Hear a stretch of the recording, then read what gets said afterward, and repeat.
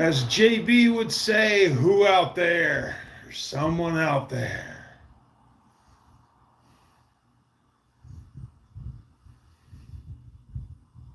Welcome, whoever you are.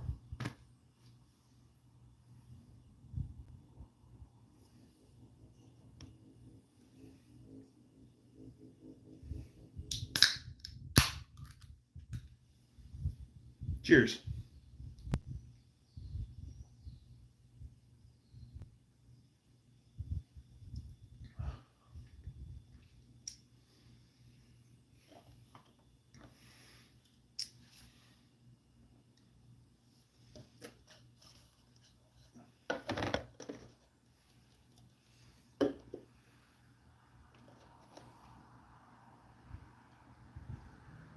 That'll work.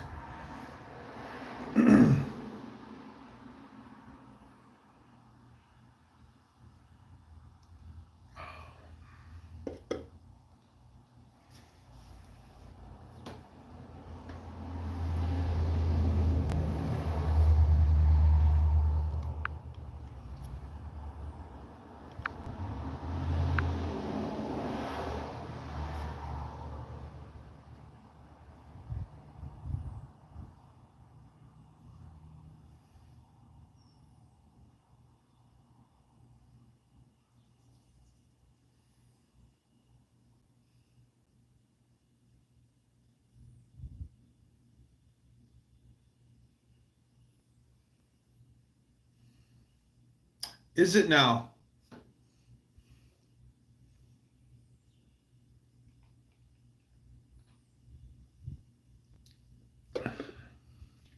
So what's happening out there? Okay, I got your tongue.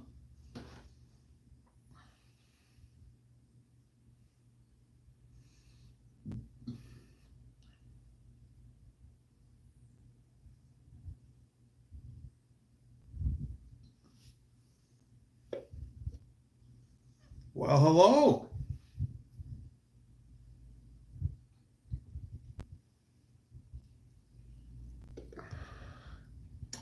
Does. What's happening, my guy? How's the Southern Batman tonight?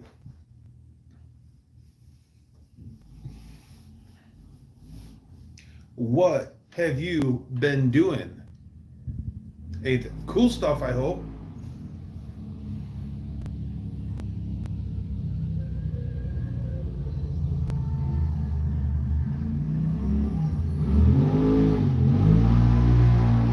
Side by side, going up the power line trail. Yeah, some of these side by sides are getting some mean stereos thrown at them. And his trusty sidekick, Bud the Spud. That's right. He's getting a little long in the tooth these days, or at least long in the eye. Tractor broke again. Hot and tired. Ugh. I know that.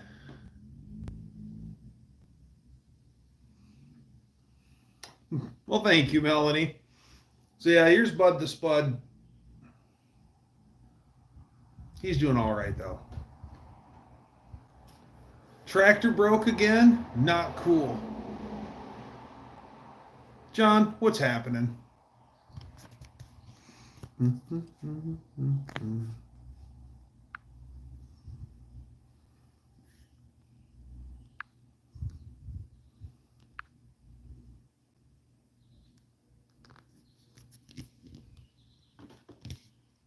Here you go, Duz. You have some tools on me, my guy. Hey, thanks. Long in the eye. Oh, Cousin Mike. Hold your tongue and say that word. Gee, I wonder what it could sound like. It could sound very similar to... And you're an adventurer, two-timed your wife, she's got 3 kids, you're talking about decency. Oh, come on, darling.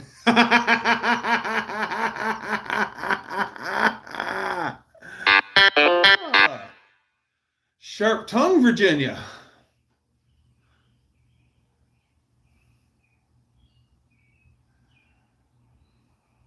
Buckle that goes from the steering pedestal to cylinder snapped. Oh, lucky you. You scared to hold your tongue and say it? Nah, I just ain't. Because that's like, yeah. Meh.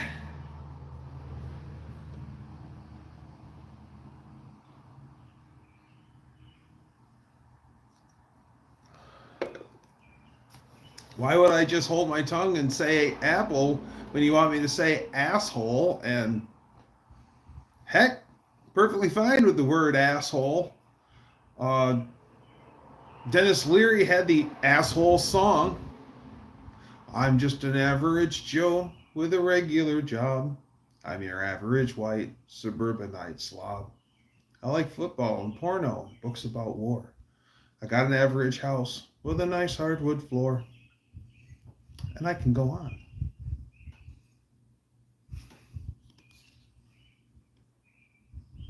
Is that root beer or like root beer? It's Diet Pepsi.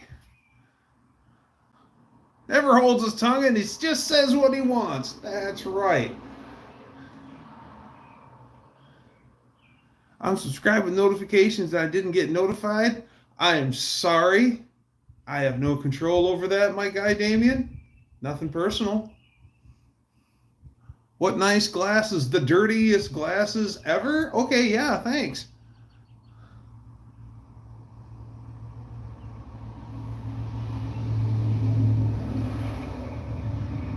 Cutting it out on drinking and running more. I'll consider it. I have cut way back on my drinking, just for the record. Okay, thank you. Danster, what's going on?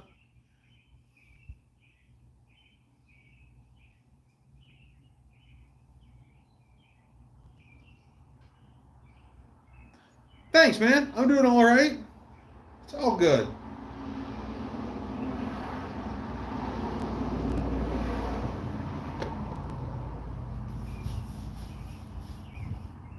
Uh-oh.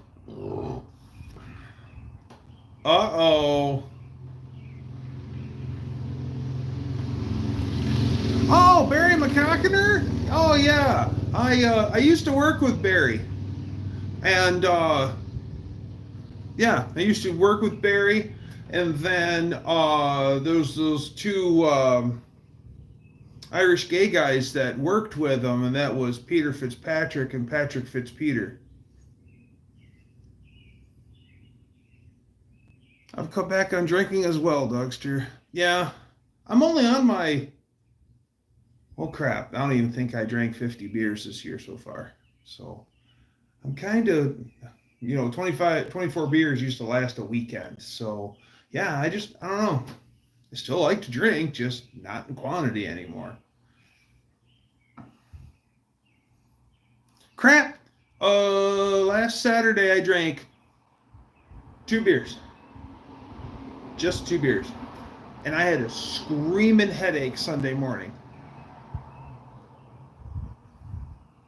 I'm a regular lush for the past 2 years. See, Dan, okay, I trimmed back and Dan picked up. So there was a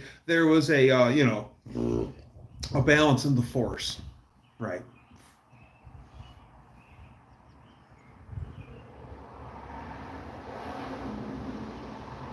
Thank you, great man.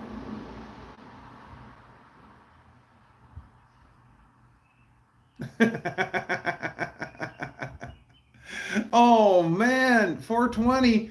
Don't you know that you can have Dickens cider hot? Yeah. Yeah, it's best on a cold winter's night. There's not a ski bunny on any slope that doesn't want a hot Dickens cider after a long day of skiing. Yeah, Dickens cider.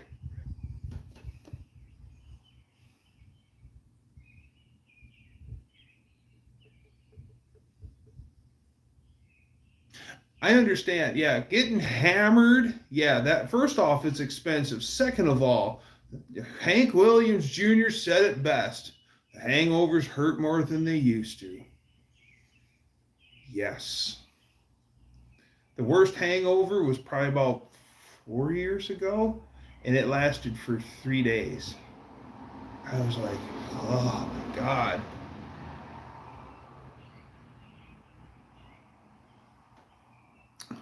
Drink to get hammered. Now I just have a few glasses of gins, and sometimes I'm over and off. I'm a drunk, not an alcoholic. Alcoholics are quitters and go to meetings. And I ain't a quitter, man. Oh, that's life. C'est la vie.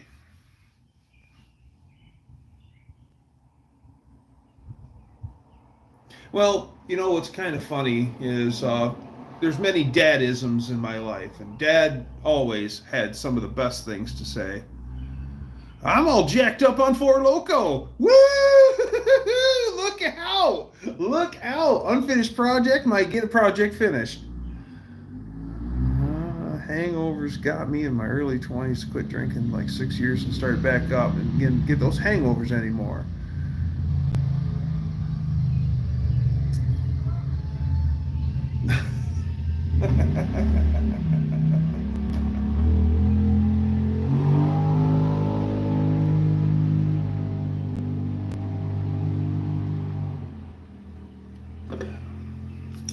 If I stick to my usual stuff, if I drink beer and I drink whiskey like I normally do, the hangovers are nominal most of the time. And it's always when I step out of the norm.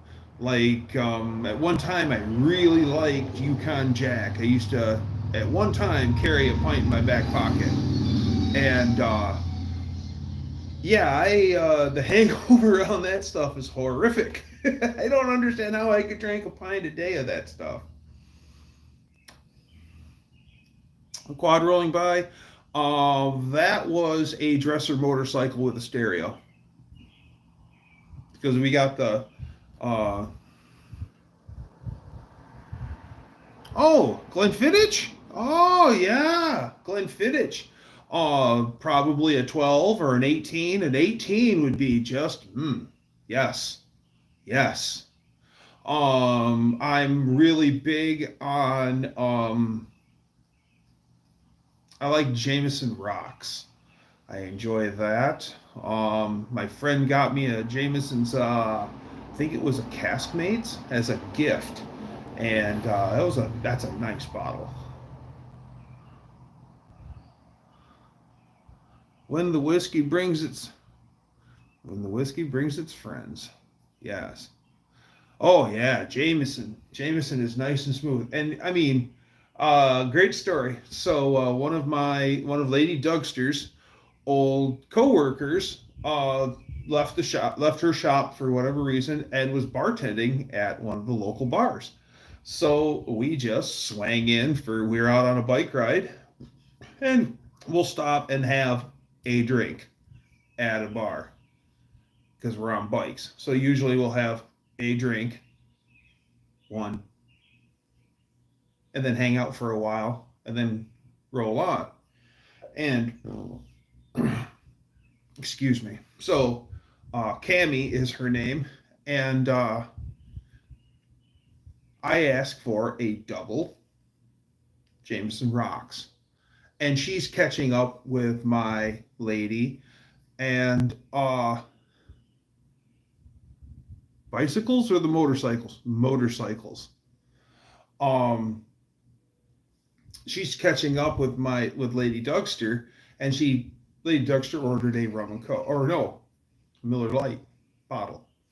Got her set up first, and then she's catching up, and she grabs a pint glass, throws ice in it, and grabs the JMO, and she poured, I am dead serious, 3/4 of a pint of JMO.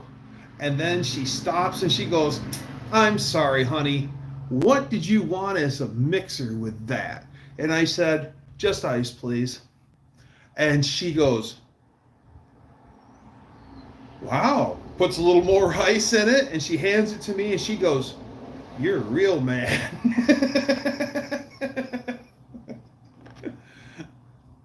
Frank, what's going on? Nice to see you. Welcome to the Wolverine Garage weekly live stream. We're just hanging out, me, some friends, and talking about whatever, telling some old stories, making up new ones as we go along. You never know here. Oh, yeah. So I turned to my lady. She doesn't know what happened. I turned to my lady. I go, "You're going to want another beer." And she goes, "No, we only have one. Why?" And I hold up 3/4 of a pint of JMO. And I'm like, "I'm going to be here a minute." Yes, always a good time here. For sure. Well put, Dan. So, had a busy week and a productive week. I got the front tire put on. My son and I stopped at sketchy lemonade stand in an unfamiliar area while chasing down marketplace item. 2 larges for $5. It was delicious. Aha! I got the front tire put on the Valkyrie. I rode it to work today. I've been taking it on test trips and tightened down all the fasteners. Grease spot, what's happening? How are things in Ohio? Good lemonade kicks ass. Yes, yes. My favorite was my friend's wife grew up in the Keys. Yeah, she grew up in the Keys. Her parents owned some touristy thing. And she would make limeade. And I'll tell you this right now, it knocks the socks off of. I've never had anything else like it. I've had limeade, not hers. That stuff was fantastic. She'd make it for you. If she had lime, she'd make it for you. Never would tell anyone how to make it, though. How do you make that? Those things.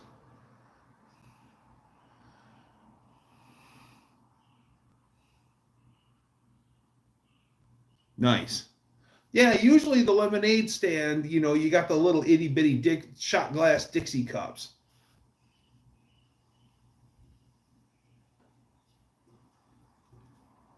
When the scouts will set up to sell their popcorn, they usually set up in our local grocery store. So you have no choice but to talk to them a second. And you know what?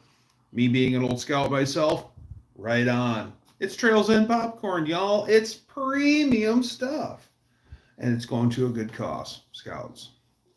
So I get to talk to the young scouts, and that's pretty cool. And I always pay with a 50. Oh, that'll be $26. Here's a 50. Oh, well, here's your check. No, here's a 50.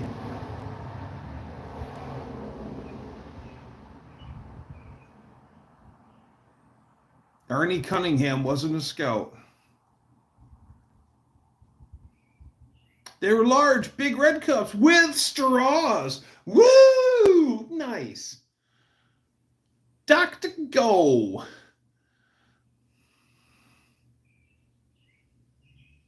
So I can drive it. Right on, Dr. G. That's what I like to see. Filling up with premium and giving it a car wash, because a clean car is a happy car. That's right. There's been nothing to subscribe to.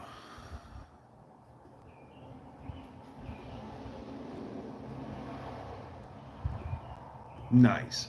I like how everyone's cool with everyone here. Saying, hey, what's going on? You know what? Yeah. Now, you get a young person, though, that doesn't hustle you.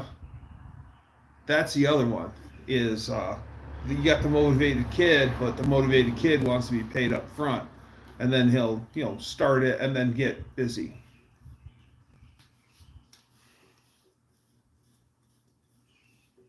or they do such a rotten job that you're like, yeah.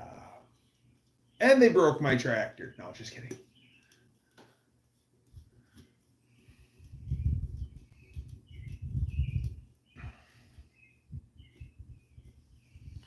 And what else do we do this week? So, the Dougster, Ruby, my red healer. Greasebot, take care, man. Thanks for stopping in and at least spending a minute with us. Have a great day. So, Lady Dougster always plays with Ruby, our dog, for a little bit, plays fetch before she leaves for work. And she's got a ball thrower flinger stick. You've seen them for a tennis ball. And Lady Dougster got switched up, and she laid the thrower on the trunk lid of the Toyota. I'm standing in the shop. I had just gotten the tire put on the front of the Valkyrie, so I'm still in process of finishing a bike assembly. She's leaving for work, and she forgot that she had the thrower on the back of the car, and it fell off. People ran it over. It's obliterated. She found it. It's obliterated. And so the next day, she texts me. She's like, I can't find Ruby's thrower anywhere. It's not in any place. She goes, do you know where it is? I go, well, the last place I seen it was on the trunk lid of the Toyota. And she goes, oh no! You could see her desperation through the text. It was so funny. I mean, we all have moments like that. Oh yeah. Me more than her. But hey, can't laugh at it. What can you laugh at, right? 423 of 5 Hondo. Wow.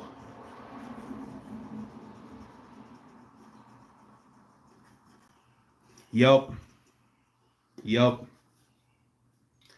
We had a was it the Torino or was it the Oldsmobile? I want to say it was the Oldsmobile. My dad went to the corner store and he bought an 8-pack of glass bottle Pepsis in the big cardboard carrier. Came out and someone come up to him and asked him something or whatever. And he had set the 8-pack, because he talked to the guy for a minute, and he set the 8-pack in the middle of the roof of I think it was our Oldsmobile. Either it was the Torino or it was the Oldsmobile. One of these two cars. Dad had a 76 Torino, and later we had an 80 Olds 98.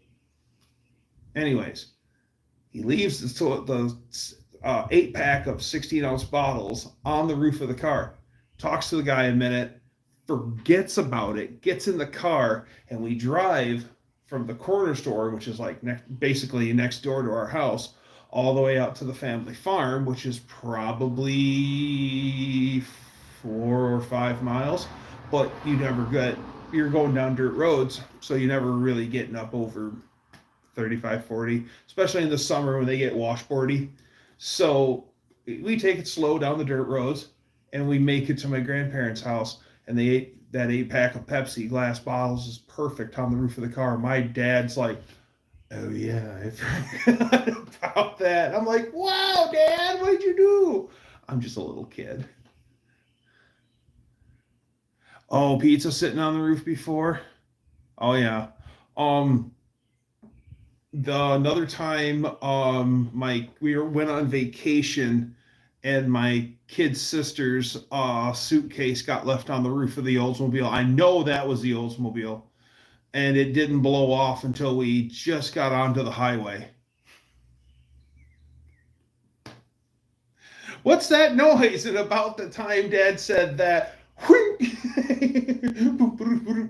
son of a blah, blah, blah, blah. What was that? Leah's suitcase.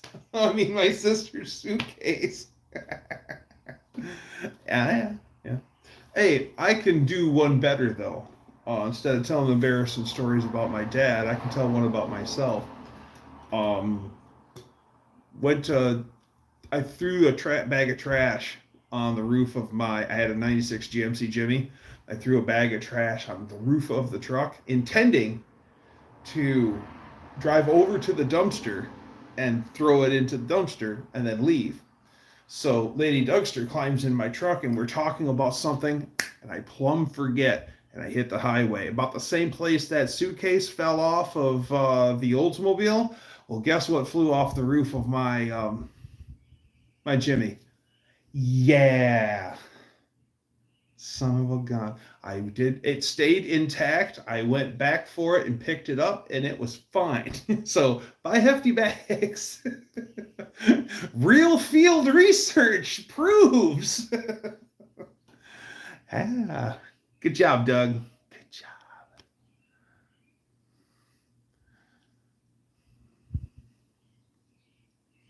Saw a brand new mattress and box spring in the median the other day. Yes, I was riding back from cutting grass, my buddy.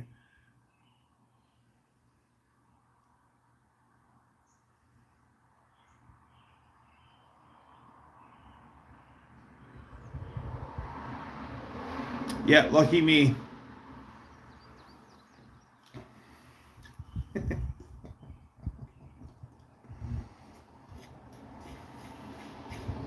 All right, I'm gonna take care of my empty, and I think I'm gonna have myself a beer.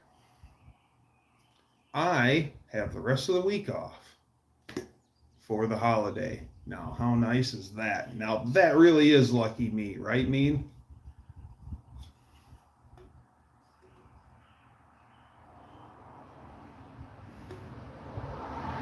Hello, what's going on, man? More Stardew. What's going on? Be right back. Let me grab myself a beer.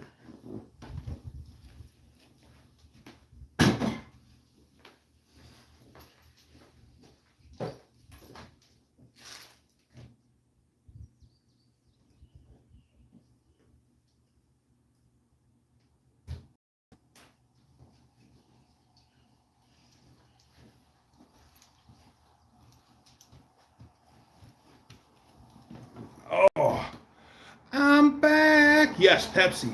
Yeah, Pepsi. Always Pepsi. Pepsi forever. Pepsi's a family affair.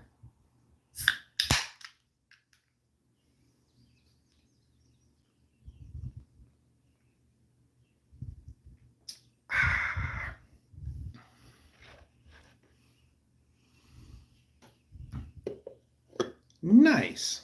See, he's part of the brotherhood, or they are part of the brotherhood. Oh yeah, it's a family affair. My grandfather retired out of a Pepsi bottler after 43 years. My uncle still works for Pepsi in a high acting role.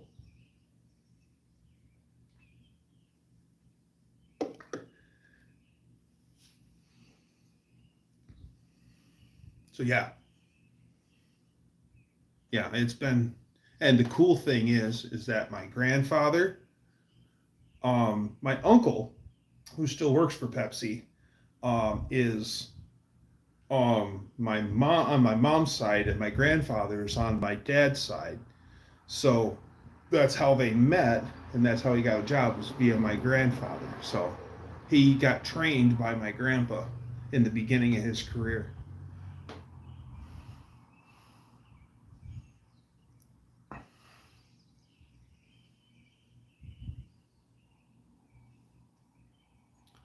Oh, Mean Street Mopar, you know that's right. You know that's right. Yes. Yeah. A lot of people go for the Mountain Dew. Mountain Dew's king. If generationally, if they're my parents' age, it's Coke. A lot of them are hardcore Coke people. And now, people my generation, it's Mountain Dew, baby, period. Man, here, we've been up on rooftops and you see trucks drive by. And there's green bottles in the back of every truck. Oh yeah. The gas station by my house, that in the little town that I grew up in, they had 3 shelves just for Mountain Dew, 20 ounces. And they had to sometimes in the morning go and top off shelves so they didn't run out of Mountain Dew 20 ounces. That's how much Mountain Dew rolled out the door a day at that little gas station.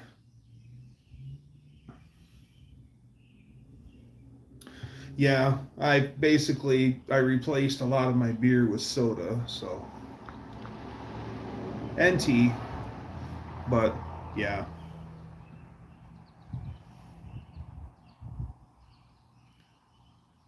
I love Pepsi for being a wee bit sweeter than Coke. Yes. Well, we'll get into, oh yeah, Dew's great. Well, I know you love the Dew, Cousin Mike. We're talking about Mountain Dew.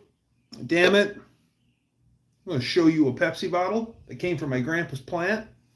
I'm going to show you a Mountain Dew bottle. Glass. Take a minute. It's worth the wait. Be right back.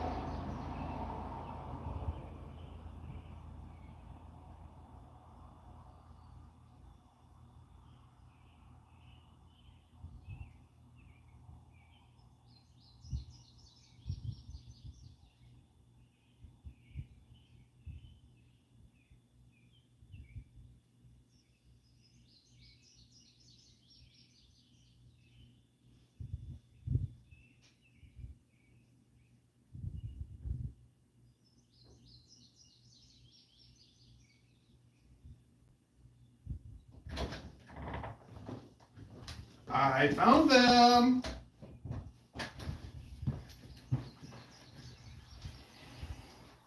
So, the first one is the most important one. And this is Pepsi glass bottle. And it's 76 Celebration, Kentucky. This is they must have had a state series for 76. This one's Kentucky, and it has a map. It's have a Kentucky Pepsi, the Commonwealth of Kentucky, and a lot of neat stuff like coal country and all neat stuff. And but the best part is here on the cap, on the side of it, it says the Pepsi Bottling Company and its address to the plant that my grandfather brought this home from work, and it sat in the curio cabinet, and my grandmother gave it to me, and it's very near and dear to me.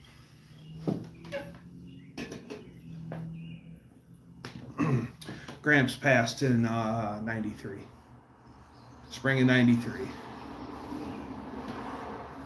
And then Mountain Dew. Yahoo! Mountain Dew. And she's full, boys. Full. This one's bottled in DeCarroll, Iowa. And you can see the ridge on it. There's a wear line. And the more pronounced and white it is, the more times it was reused. These were reused. This is the original. It's got the hillbilly and the pig and the lead propulsion device and the outhouse, but this one doesn't have the names, because it would have names somewhere on it.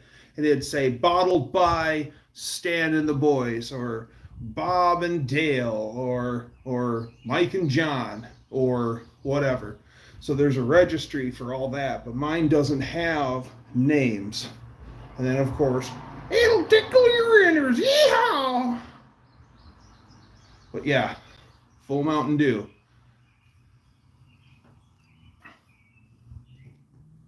Real sugar. Read the ingredients on that Mountain Dew. I can't.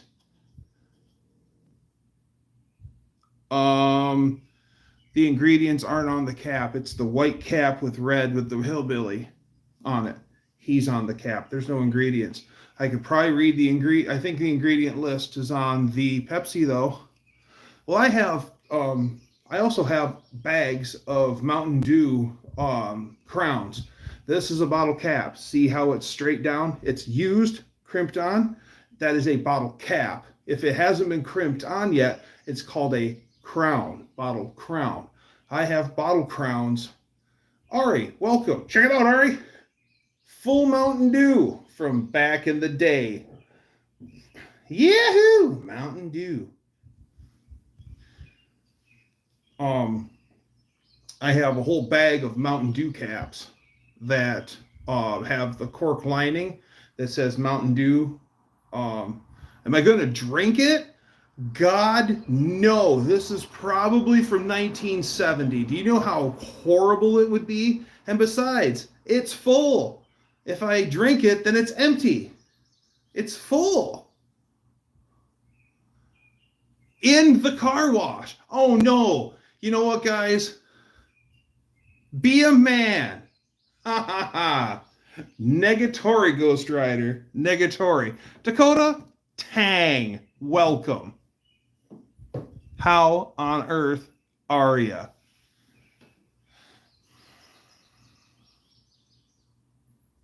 Yep, cork line bottle caps. I have a whole mess of them.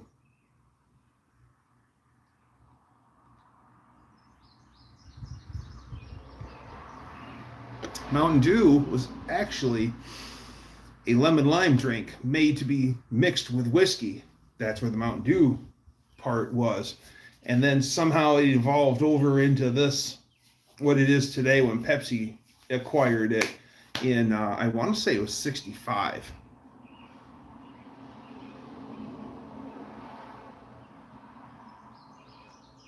No, this channel is not a Tang-free zone. We're all about the Tang here. We dream of Tang. Yes. We're all about the Tang. We are Tang masters. We even have been labeled as part of the Wu-Tang clan. Tang. Tang. When you know, you know. Tang.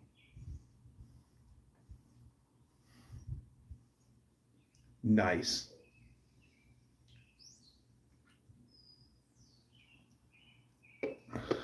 Wild West out there. That's right. You know what? Tang went to space. What did you do? Tang. Oh, Mustang.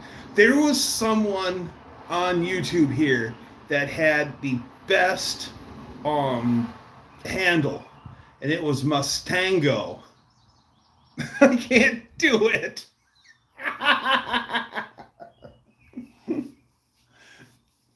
Hey, Ari, what if there was some poon in front of it? What does my shirt say? I'm not listening. Warning, not listening.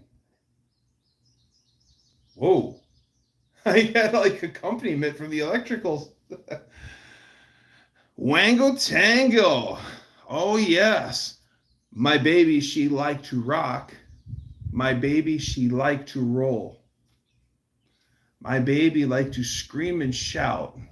My baby, she can move it out. She do the Wango Tango. Wango Tango. Haven't had Tang in a long time. Make a face like a muskrat. You know what? The cool thing about Tang is it's like, oh yeah, mix up some and have it, it's like, yeah, I'm a little kid again. It's great, especially at breakfast. Yeah, made a face like a Maserati. I'm talking a hood scoop. I'm talking a hood scoop. Yeah, man, that's fuel injected, baby. Turbocharged. I like it. I like it. I like it. I like it. I like it. I like it. Oh, man. Ted Nugent in Michigan is like, there's always, with the right generation of people, there's always a famous Michigander that someone knows. Everyone knows Bob Seeger. Everyone lives next to Bob Seeger. Everyone fishes with Bob Seeger. Everyone does everything with Bob Seeger. Everybody knows Bob. And then Ted Nugent is the same way. Everybody has a piece of property that butts up against Ted Nugent's property, and he's everywhere.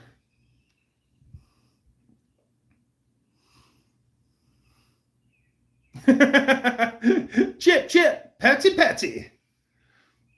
And yeah, I miss seeing Ted Nugent once in Mansalona, which is like north of Kalkaska, in northern West Michigan.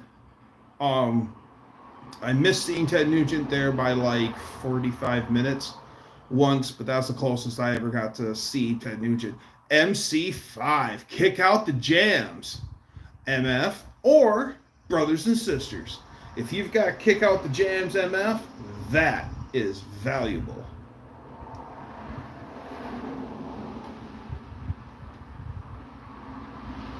MC5 were like way out there at the time. If I don't say, you'll turn into one. Just backflip. Nice. You'll turn into a cheeseburger? We can't have that. Cheeseburger. Chip. Pepsi. No Coke, Pepsi. No Coke, Pepsi. Kev, what's going on? Already did it. Cheeseburger.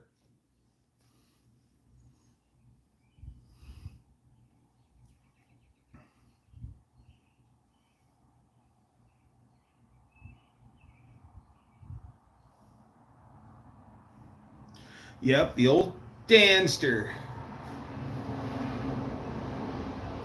How much we lack on that Dodge truck?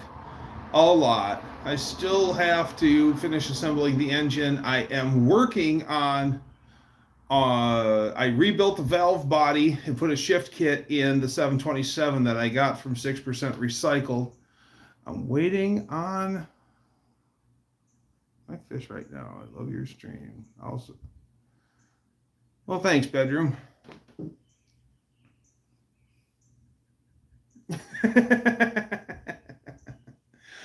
So right now I'm working on the transmission. I need to pick up a transmission mount this week for it and get that put on. And then I also have a goal to hit the pick apart yard, and I want to get a rear sway bar off of a 2000-ish Lincoln Town Car, because I'm going to throw a rear sway onto shop truck.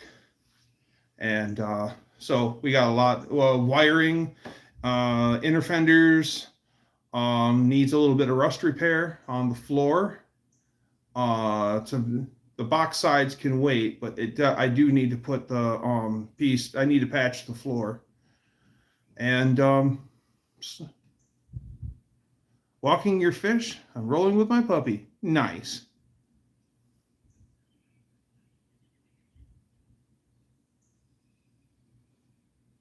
Walking my fish. That's nice. It will be great. I really, really, really want to find a got Caltrax? I'm jealous. I want Caltrax. Yeah, I definitely want Caltrax. I'll probably, now that I realize that Caltrax has gotten way more reasonable. They used to be insane. Now they're actually reasonably priced. I might end up Caltracking shop truck. because it's going to wheel hop like a son of a buck. Ed, okay, what can I do for you?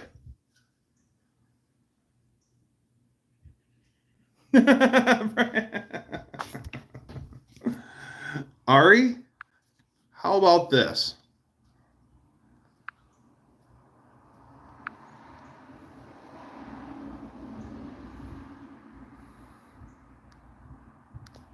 Here's some tools for you, my guy. Now remember, Ari, with great wrench comes great responsibility. But we also have Blue Wrench Brigade. Well, you did. Yes, you did. I don't know why, but you did.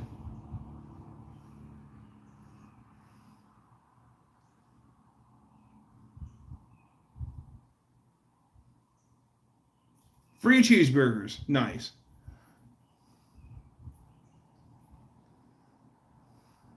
Yeah, that's right. This is a Mikuni petcock for a Triumph Thunderbird 900 motorcycle. With this, Ari, I dub thee Blue Wrenched.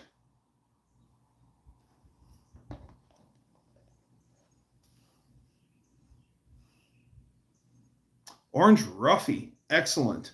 Lady Dougster brought me home as a little surprise. They were salmon fillets with crab and shrimp stuffing inside.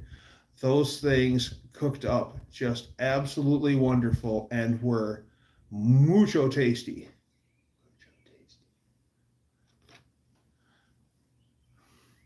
All right. Hey, get your fish out of here. Stardew, what's happening?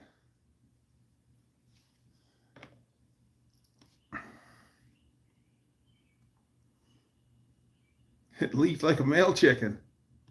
Tool talk tonight? We can talk tools, firearms, and friendship. We can talk tools. I love tools.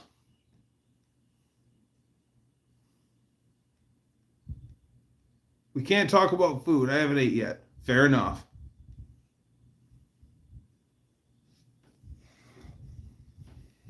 Just for that, we're going to talk about it. Ooh, how about this? No, I wouldn't do that to you. Guess who's back again? Wow, he took off and he got back that fast. Nice.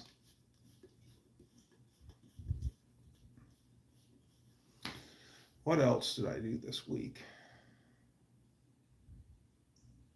I swapped out a warp brake disc on Black Betty, my daily. I also, I found my K&N filter cleaning kit and I pulled the Spectra K&N knockoff filter off of Betty from the cold air kit. I washed it up. What is your favorite Metallica song? I'll do one better. My favorite album is Injustice for All. I think it's perfect. You can listen to the whole thing from front to back. It is perfect. Very rarely do you find an album that you can listen to the whole thing and the whole thing's good. The album. So, yeah, that whole album is the equivalent to, like, my favorite song. Powdered mashed potatoes? Okay, bud. It's all right. Bud, calm down. It's all right. It's okay. He doesn't know any better. Bud, come on, bud. Stop. Just stop, man. Whoa.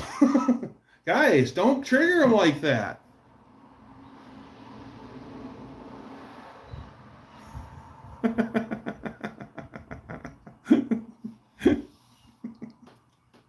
I'm going to get myself another beer. I'll be right back.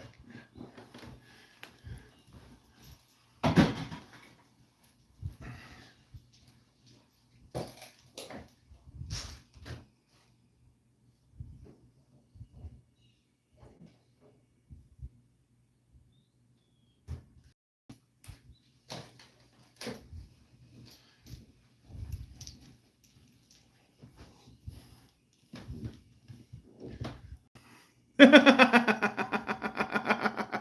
to bed, Spuddy. Oh, yeah. It's cold snack time. Cheers.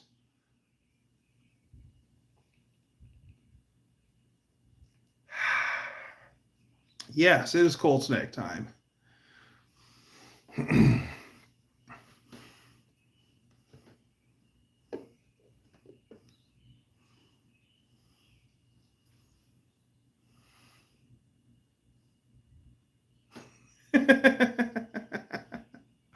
What flavor cold beverage? Oh, that is only the finest that Canada has to offer. Molson Canadian, which is my beer. It's my brand. When every so often, just to switch it up, I also drink Labatt Blue Light. But I've tried to drink the Molson Canadian Light, and no thanks. Cheers, Danster. Danster, are you familiar with the song? I'll wait for him to pour his drink. Oh, yeah, all about the Canuck beer. Oh, Kev, that Canadian beer ain't that bad.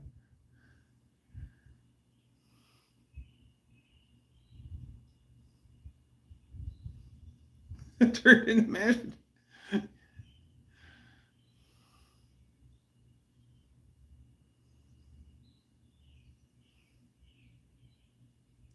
Ooh, Modelo Negra. I love Modelo Negra. I can drink that all the time. I like Modelo Negra. Regular Modelo is good.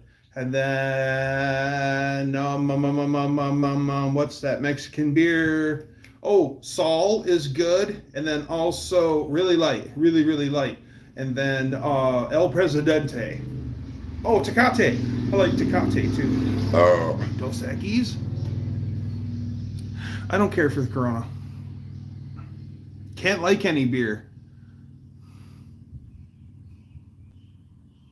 A bedroom. If you eat enough, seriously, if you eat enough garlic, mosquitoes don't bother you. Dos Equis. Yes. Pacifico.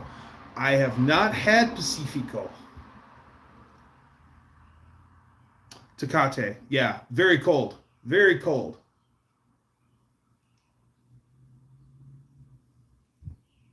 There's this great little Mexican place southwest of me, and can't eat garlic. I'm a vampire. Okay, well, I guess then, sorry. Hey, if you're a vampire, then that's cannibalism. They're eating their own. Martini Rosa. Oh, Spumante. The vino. Kev. Southwest Michigan is known for their wine production.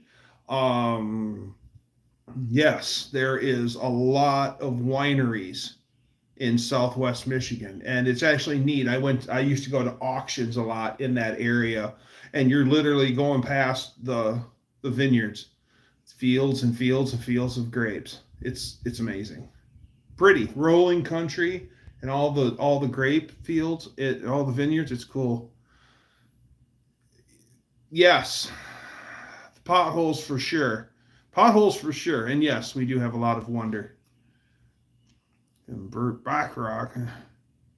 Oh, ladies and gentlemen, Mr. Burt Bacharach.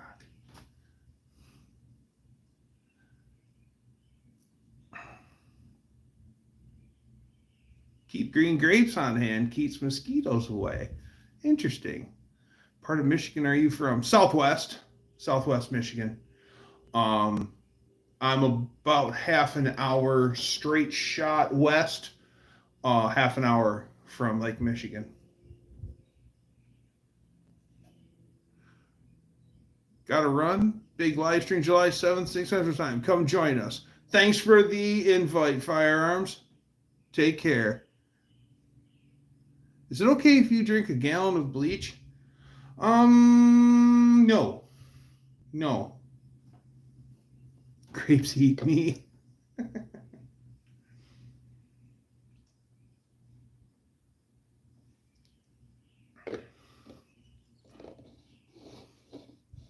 Yeah, the the wineries are really cool around here. And then Grand Rapids is known for they call it Beer City USA. I don't know if we still have that title, but we have had it for a while. And there's a lot of breweries, and a lot of them have closed up, and there's still a lot of breweries in Grand Rapids. But with a New Mexico-based theme.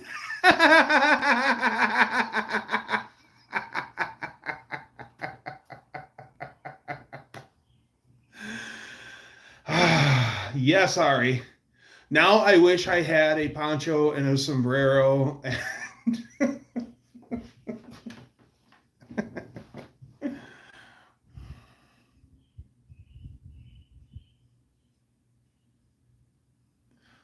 And I just saw a rare sight not 30 minutes ago. Second one in the wild I've ever seen.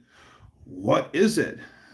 Are you a worker of Boeing 737 MAX manufacturer? No, no. I make tortilla chips for a living. I load the trucks with your tortilla chips. You're welcome. We make more tortilla chips in a week than you can eat in a year. Native blankets, yes. Black mink? Oh, a black mink. Sure, it's not a black squirrel. Wow, black mink in the wild. Boeing or Airbus? As a matter of fact, if we're going to talk about aircraft manufacturers, I like the Douglas Aircraft Company because it's my first name. Haha. Oh, I never doubted you. Call you Chipster then. Corvary. Oh, yeah.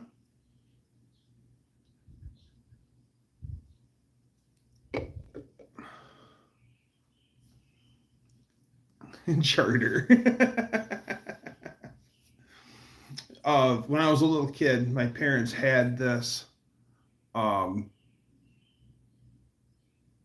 DC-3. Yep.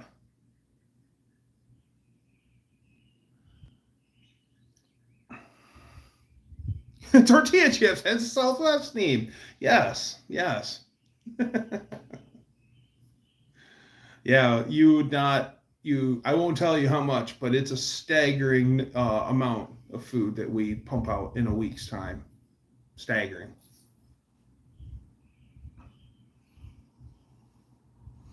And it goes in as ingredients in one side and hot chips out the other. Airbus is good because it's French. Ah, I am French. At least half. And I do like a Citroen. I think I like the DS. Yeah, I like a DS the best. The I can't think of my other models. Mexicans, French would agree. I use French words sometimes. Merci beaucoup. You're Dutch on both sides? Wow.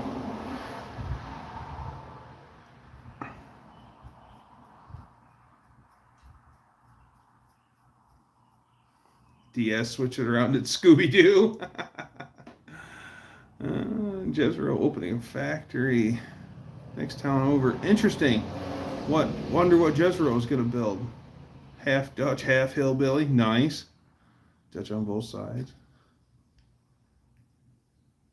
Whoa. Uh-oh. Dexter need a snack.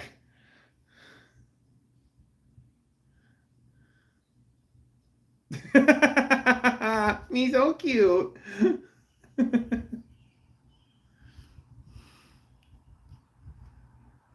Claiming gypsy. Yeah. Well, hey, I mean, Ari, your people are nomadic. And remember, everyone, Ari doesn't own automobiles. He owns steel camels.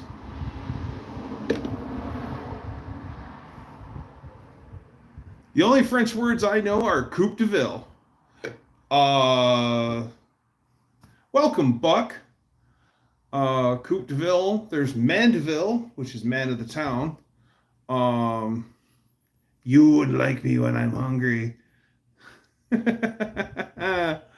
I was born in the wagon of a traveling show. Used to dance for money they'd throw. Mr. Bojangles. Welcome, Buck. It's great to see you.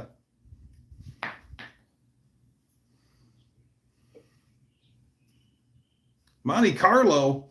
My favorite Monte Carlos are the first generation Monte Carlo, like in 1970, and then triple black, and then I always like the G-body Aero coupes. But actually, I don't want the Monte Carlo. I want the Pontiac Grand Prix 2+2 Aero coupe.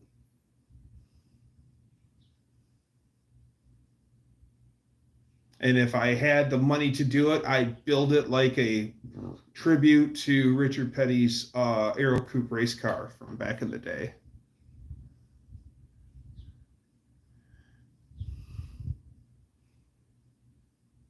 Oh, never bored speaking the français. I mean, I know all your standards, you know, ménage à trois, merci beaucoup, moi.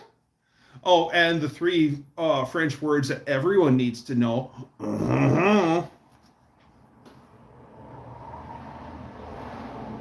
Had two 7071 Monties. What's your favorite electric car? A golf cart. An electric golf cart. Easy go? Yeah, easy go. Yep, the 2+2 G bodies, even though they came with jibby engines.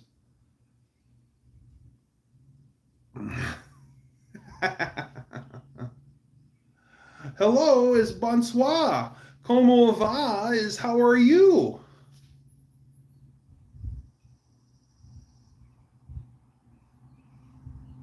Okay.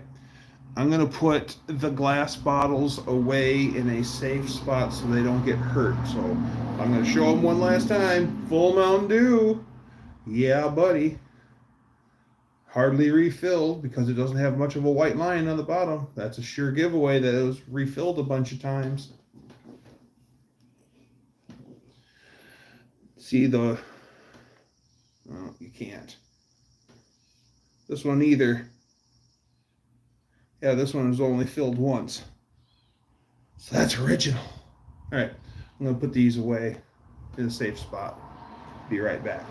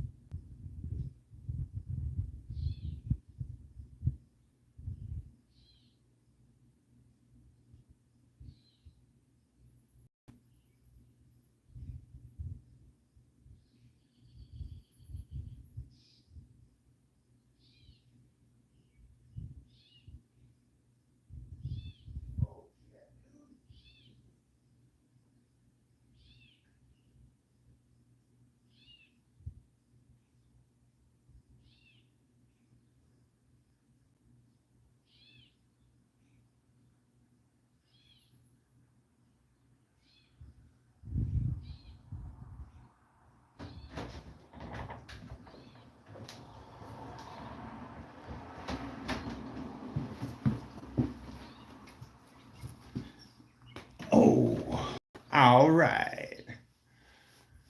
So in that same box is can coolie. Okay, yeah, it's a foam can coolie, big whoop, right? New Paris Speedway, which is in northern Indiana. And we went there for the 4th of July extravaganza in like 2000. It was 2000. I've had this can absolutely for 25 years, almost 25 years. 4th of July will be 25 years, and I still have it. So,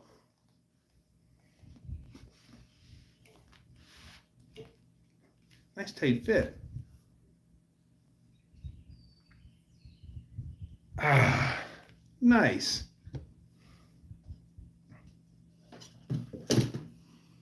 That night at the New Paris Speedway, they had spectator races, and a guy came there with a 72 front drive fire engine red Eldorado convertible, and it said they had spray painted it bad cad and baby blue paint down both sides, and it was an oval track that they were racing on, but you could see where they did the figure. They had an X in the middle of dirt in the middle of it, and all the spectators had to run the 8, and everything, it was run what you brung. So spectator races, and of course the Cadillac with a big old 500 under the hood, or at least a 472. He was just thrashing that car, but he was dominating everyone. Every round that he'd win, he'd do a Polish victory lap, and then he'd rub the whole side of the car against the wall. And that actually, before he started thrashing it, it actually still was a nice car. It was sad to watch it get trashed. It was solid.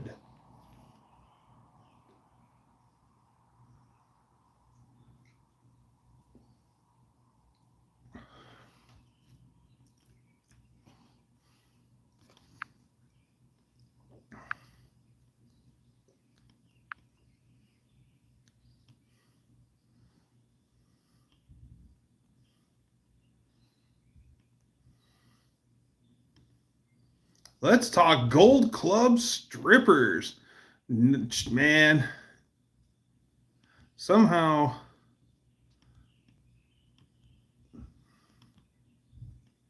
let's talk about Nirvana. I don't mind Nirvana.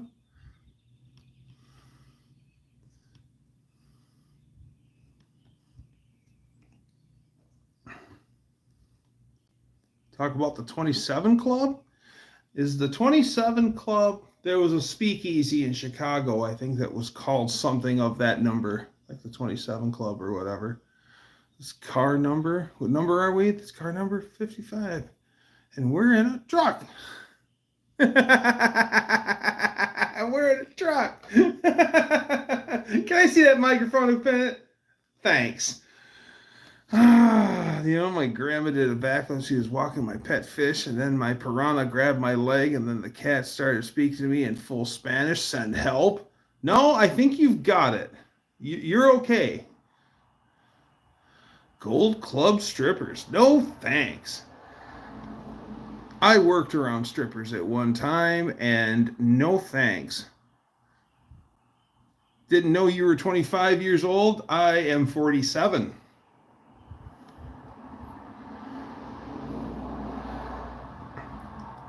Everybody spam hearts. Jimi Hendrix, Jim Morrison, Kurt Cobain, Amy Winehouse. Yes. Now I'm on the bandwagon. Didn't have a little for there.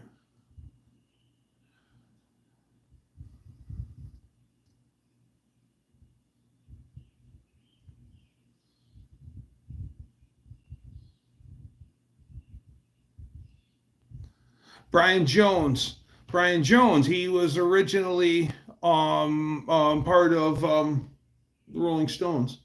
Didn't they find him drowned in the bottom of his pool or something like that? Yeah, he was in the early Stones, I believe.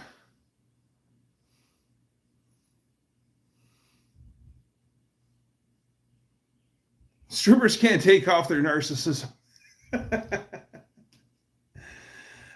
They're just for the most part, they're little girls that are pretending to be adults. That's all I want to say.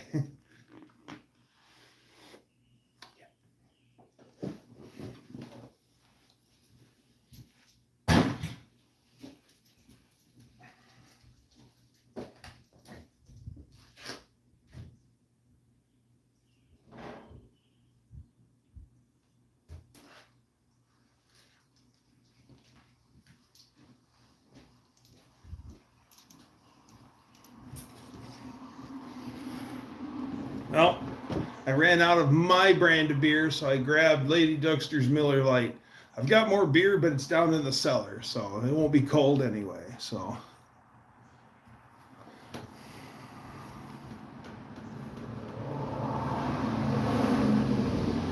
the dinosaurs were pretty chill.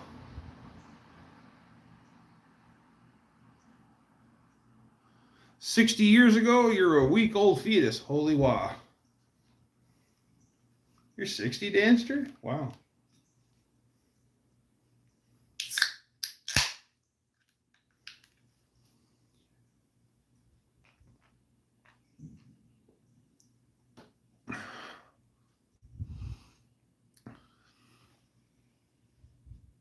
Same as my IQ.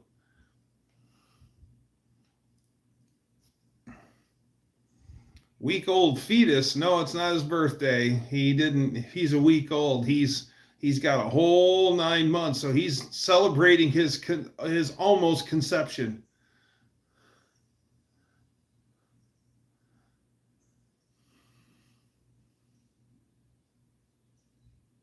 '75 plus.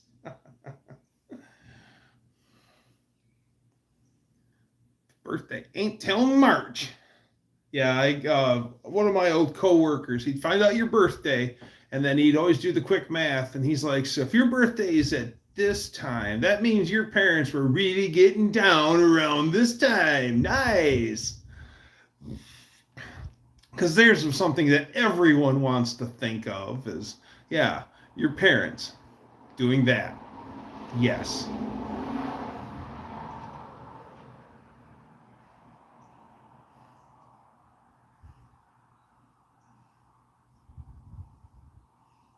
'29, '28 going on '72.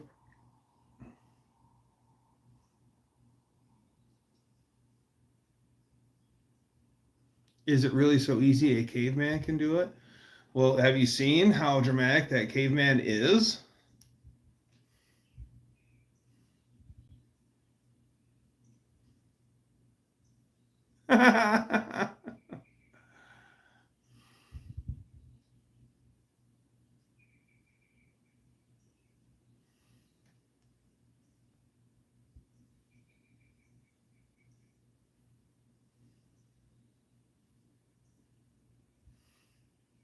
Well, I'd be the one that'd tell you that not only is it cold, it's also very deep. The drain's also very deep.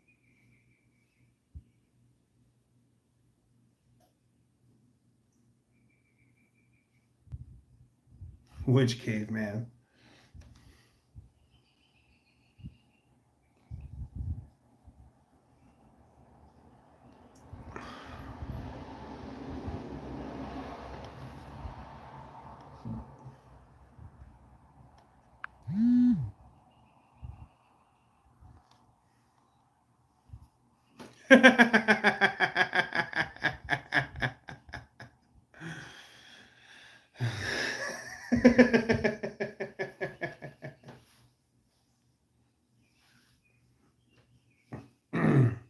So I'm thinking about doing some videos, going on some drives, and I know now where four are for sure, possibly six, of the original standard stations when they had the two brick columns in front, and then they had that Pizza Hut style roof on top. Usually they were just a little office. So you could pull up in front of the pumps outside of the canopy or pull under the canopy. I know where one of those is. I know where one that's a 2-story, weird looking one, and I know where a big one is in Grand Rapids that is still an operating garage. And that one's big. It probably had a couple pumps under the canopy.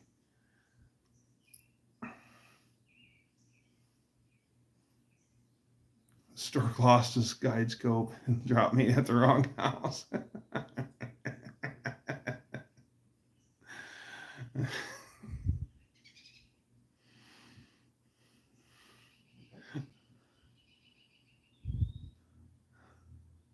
Sad, my ex-wife.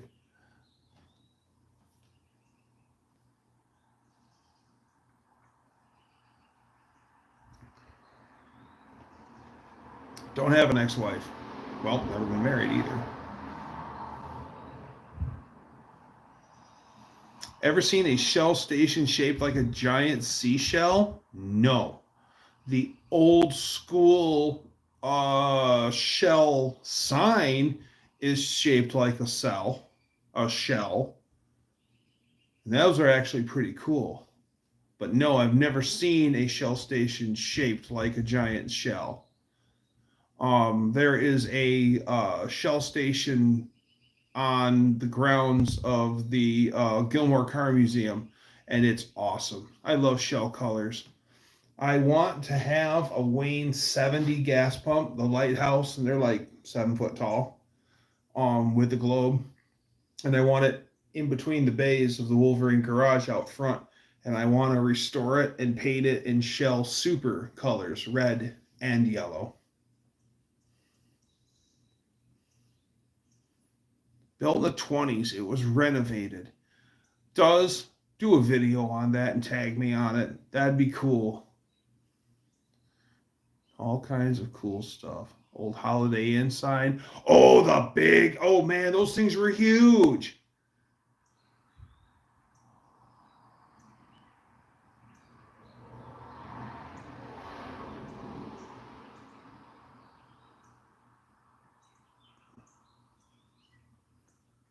How tall? 7 foot at eye level? No, I'm only about 6 foot tall. 6'1", depending on what party store I walk out of, and I go, okay, yeah. The old shell signs, I'd say that they're probably 4 feet. The old shell signs, how tall? That's shaped like a shell. I'd say they're at least 4 foot tall. I always seen one up on the pole too, though. Yeah, I'm 6'1".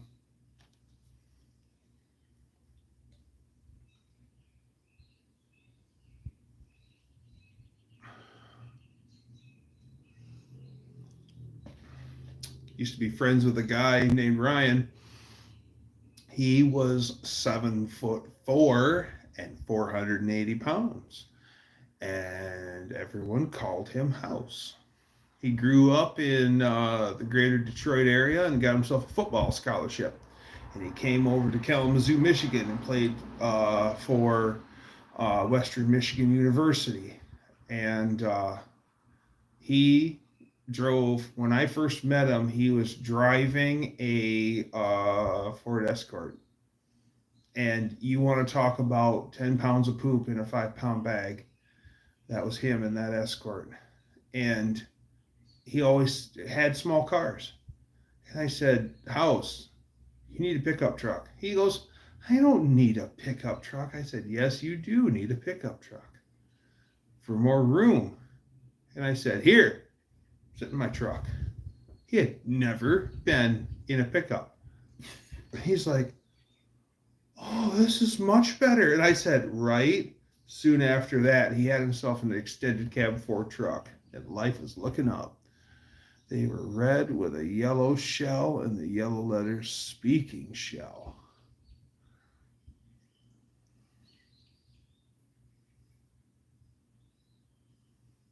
Like Hightower in the backseat at Police Academy. You guys want to see a badass gas station that never actually seen fruition, but there's a model of it in a museum, and it is a gas station that was designed by Frank Lloyd Wright, and it is beyond cool. It has this neat roof on it, and then the gas hoses everything's run through the ceiling, and then the gas hoses just are down. So you just grab the hose and put it in the car. It's so cool. He's my favorite architect. I love that stuff. Oh, yeah. Police Academy, Michael Winslow. I mean, basically, that was the whole series was Michael Winslow.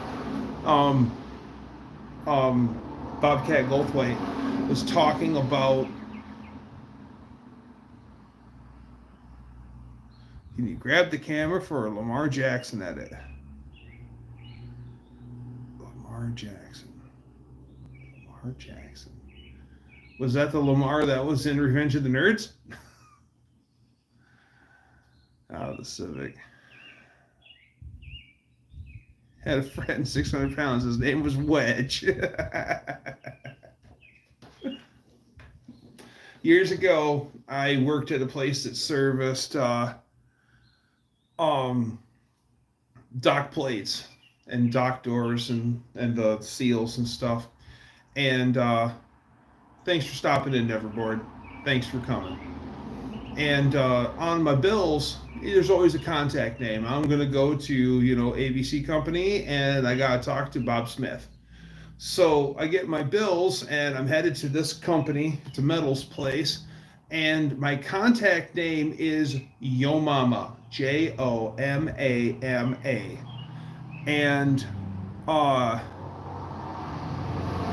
so I'm like, haha, someone got past, one past the ladies in the office. How funny.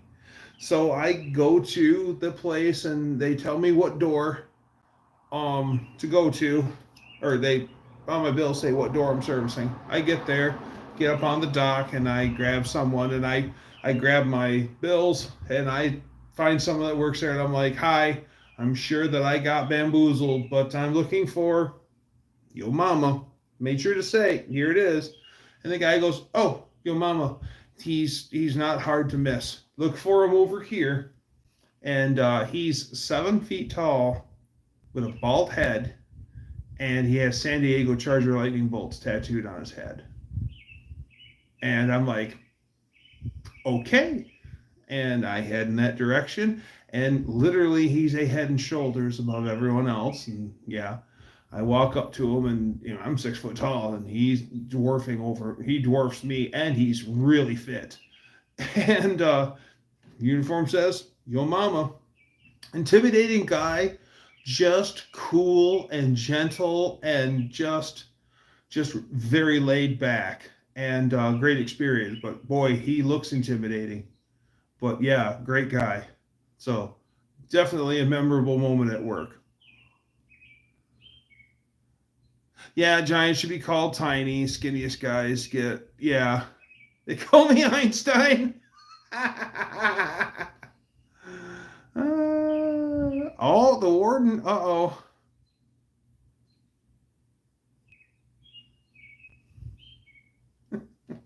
Cutie pie. Well, hi there.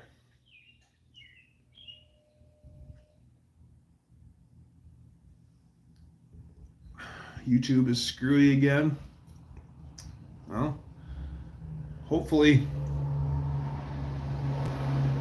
I'm not like having signal problems and all that fun jazz.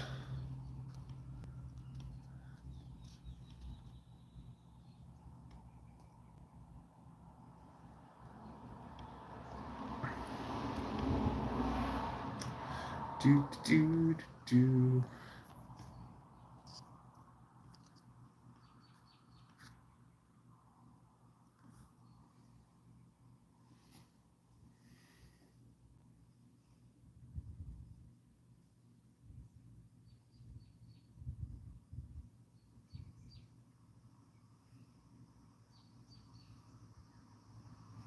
What's going on, Miguel? Welcome.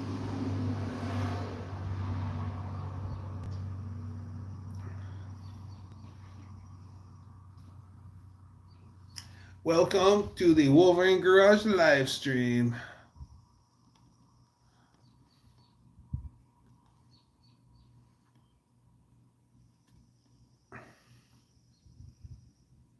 Do I like Wendy's? Yeah, but not very often. I've cut way back on. I see the look in your eye, Hulk Hogan. Oh, yeah. For you see, Hulk Hogan, I am the cream, and the cream rises to the top. Welcome, Hulk Hogan. Do you want to wrestle? You bet I do, brother. Don't eat fast food. Geraldo's offspring? Brother! And here starts the Weird Hour! Yeah! Randy Savage, Macho Man. Yeah, I don't eat as much fast food as I used to. But yes, I do love Wendy's. Wendy's hamburger, man, they're the hottest right out of the gate. What time is it for me? It's probably 9:30-ish on a Monday night. You smell a rat? You should. You smell two. I got them. They're in the house. One's name is Trapper John, and the other one's name is Hawkeye. And they're my pets. Wendy chili isn't great chili, but it's damn good. It sure is.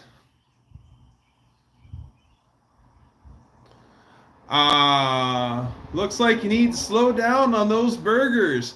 Why, is that a fat joke? Whoa, that's very sneaky of you.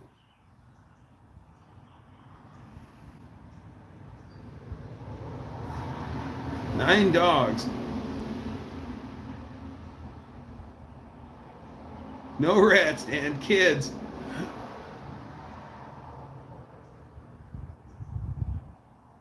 Yeah. Oh yeah, definitely had a kick-ass salad bar. I remember the kick-ass salad bar. Yeah. Yeah, it was, yeah, for sure.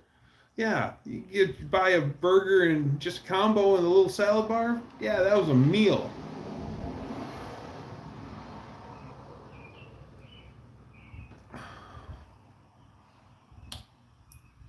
Yeah, I make my own chili too. Dougster chili is requested. My friend, brother Carl, he's like, will you make your chili? He's making his chili. It's like, really? It's just chili, man. Yellow wrapper Wendy's? Yes.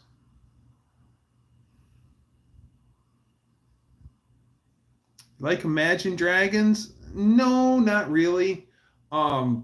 They had a couple of really great songs, but other than that, no, not really.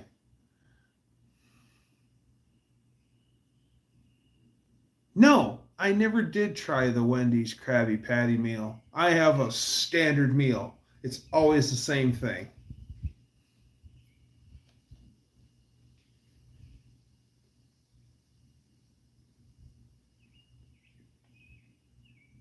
Two channels started yesterday. Other channels with only video game videos. Kids. Yep. Well, it's what you're interested in.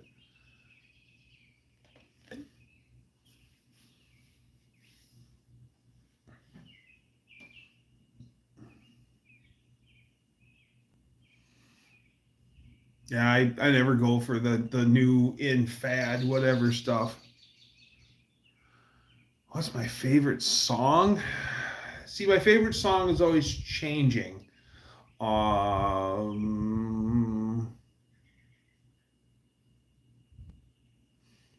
have favorite bands. I really like AC/DC. I really like Commander Cody and his Lost Planet Airmen.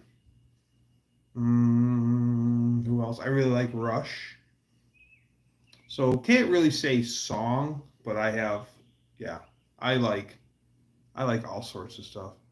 3 pounds ground beef, 4 chili packets, 5 cans of beans, and 4 or 5 cans of various tomato product. 4 calling birds, 3 French hens, 2 turtle. Oh, mine's Green Day, Lonely Road. Yeah, that is a good song. What is that new Green Day song? Don't want to be a dead man walking. I kind of like that. Cannot listen to AC/DC anymore.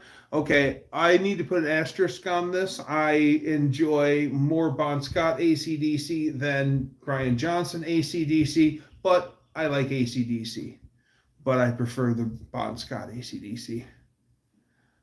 Jerry Riggs, what's going on? Hi, Frank.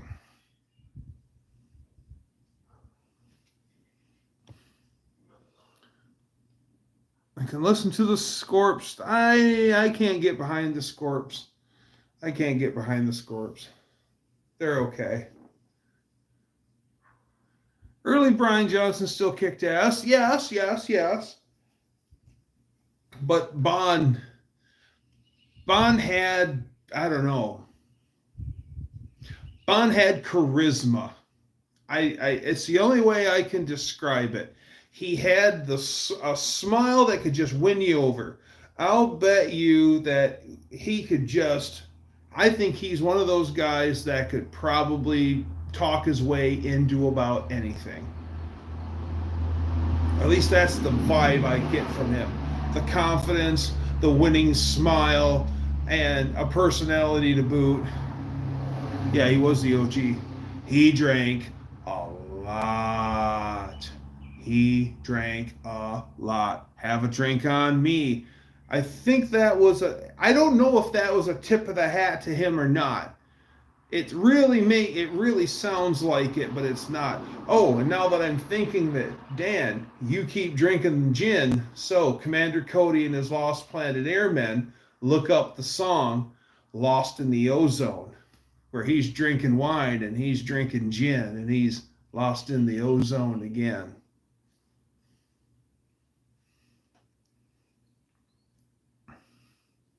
My musical taste covers most genres. Yes, I listen to everything from crying in your beer country music, the good stuff, to 70s country, to 90s country, to rock, metal. I'm an old heavy metal guy, so Shady's back. Yeah, I listen to everything. I listen to so much stuff. And I like Traffic. I like, just all over the place.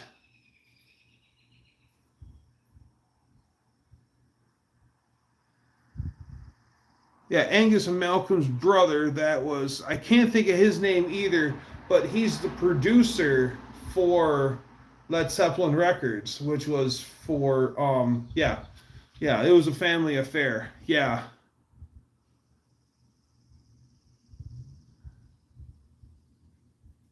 Yeah. Green tambourine. Oh, I play my green tambourine. Yeah. Too many zoos. Oh, with that Leo guy. Is that what you're talking about? Too many zoos. With that saxophone playing Leo guy, who's an absolute animal on that saxophone. Yeah, he's pretty cool. He's pretty cool. The older brother was in a band that had a one-hit wonder.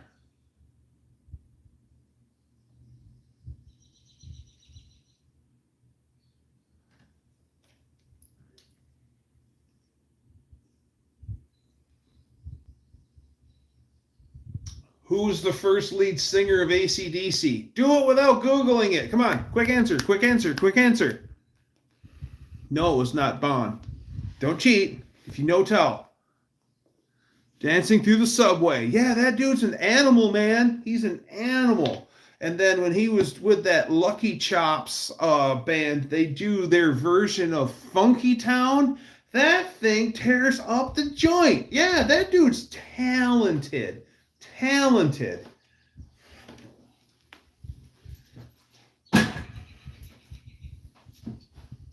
Get myself another drink. Be right back.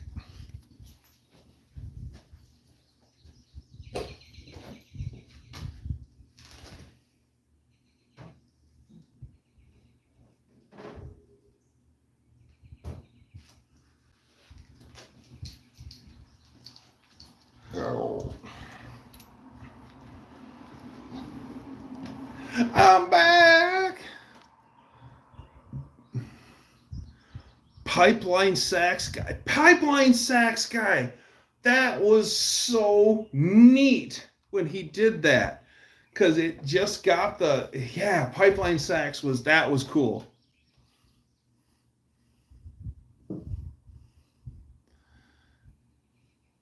Does, thanks for hanging out with us. Take care, bud. Always a pleasure, man. Wow, 19 likes. Not too bad. Not shabby. Not that it matters, but it matters to me.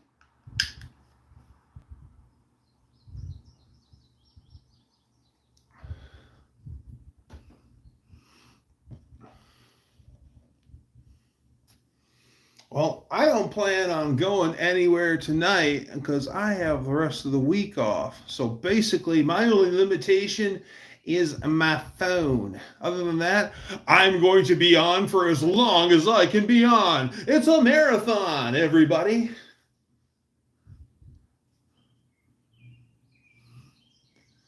In the city, na na na na na na na na na.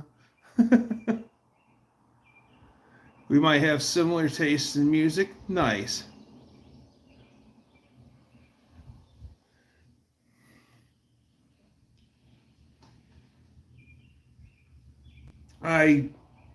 If I could bring you in the house and show you my record collection, you'd see.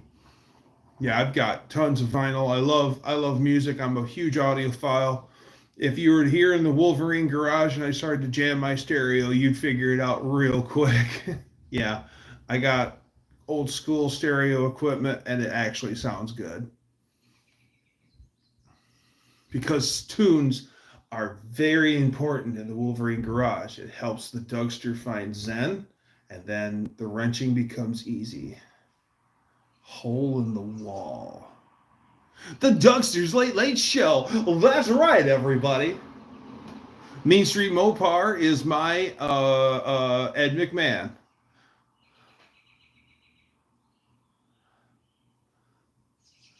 Monday, I've got Friday on my mind.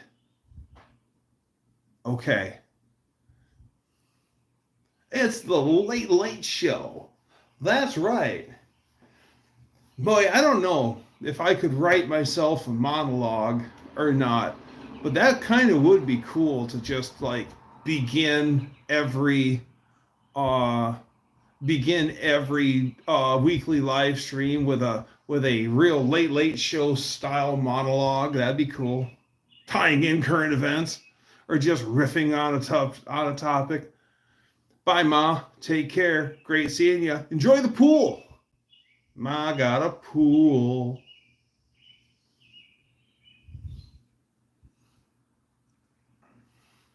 When we were kids, we got a nice tax return and Telephone Road. Telephone Road.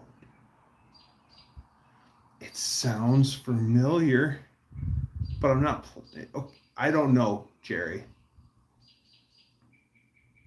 So we had a sizable tax return, and Mom and Dad were at odds. Mom wanted a pool. Dad wanted Dad wanted a family vacation to Cedar Point. And finally, Mom and Dad are hashing it out between them and talking about it.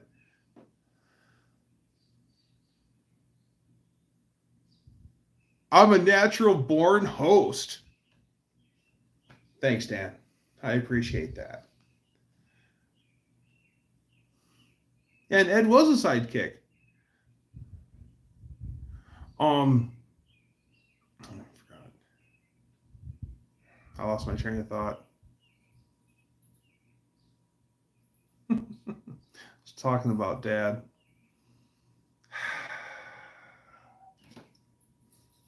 Good job, Doug. The King Biscuit Flour Hour. That's right. If you want the best biscuits in town, get King Biscuit Flour. For the best biscuits there are, you can baptize them in butter. Baptize them in butter. And oh, they cook up so good every time. King Biscuit, ask for it by name. Tell them the Dougster sent you.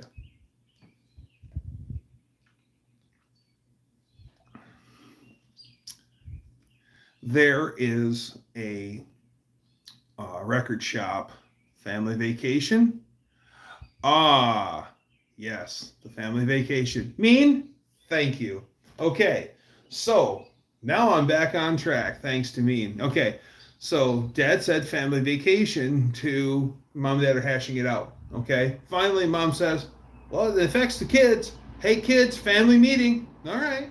We all come to the table in the dining room, and Mom has her presentation. It was really well done. My mom, being the very prepared lady that she is, she actually gets herself together and she makes a presentation, and sells it well, and has pictures and everything. And so here's Mom, and she's like, well, I'm for the pool, and here is this oval pool. It's brand new. It's coming from this. It's going to have a deep end and a diving board and all this other great stuff. Or your dad has. And my dad walks up and he just says, Family Vacation, Cedar Point. He stands back and Mom goes, really? He goes, what else? I'm not going to sell it. It sells itself. Family Vacation, Cedar Point. Us kids decided Cedar Point. And my mom's like, are you sure you don't want a pool? Because a pool would last a lot longer than a trip to Cedar Point will. Nope, Cedar Point. We want to go to Cedar Point.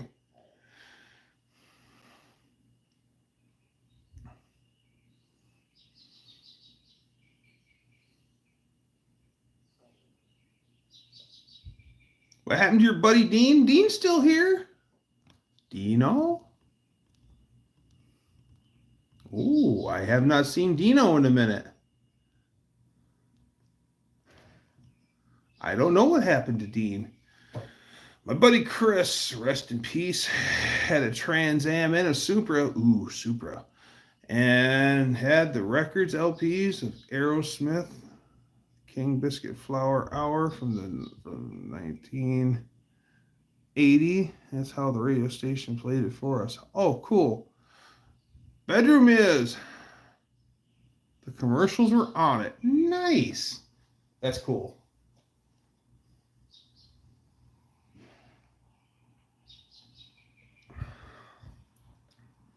I have a reel-to-reel tape machine in the house that my uncle gave me, and oh yeah, well, Kawasaki ran the Let the Good Times Roll ad campaign for a very long time, and I got the reel-to-reel from my uncle, and then in a trade I was given an enormous box, a shoebox full of old reel-to-reels and everything. And there's one, and it's got to be 12 hours of, it just says radio on it. The guy retorted the radio for like 12 hours. And it's, what I like about it is when I fired it up and listened to it is all those commercials for stuff that you've never heard of. I don't even know what town I don't remember what town they're in. But yeah, you're hearing about Alice and Bob's Appliance. Come over to Alice and Bob's. Bob's crazy this month. That's right, I'm crazy. Ask Chado, I'm a truck.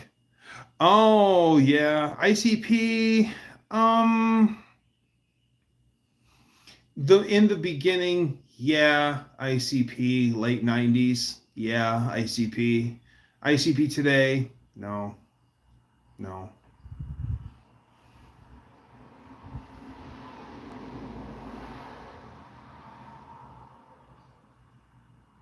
Is in car 55, which is in the truck. Well, my company is part owned by the U.S. Postal Service, and I'm part owned by the New Zealand government. So I cannot do that, Dave. Space Odyssey 2001 reference. I'm afraid I can't do that, Dave.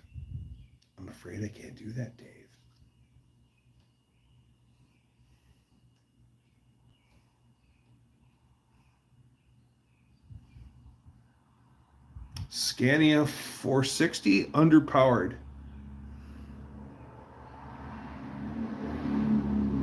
No Jakey Bakey.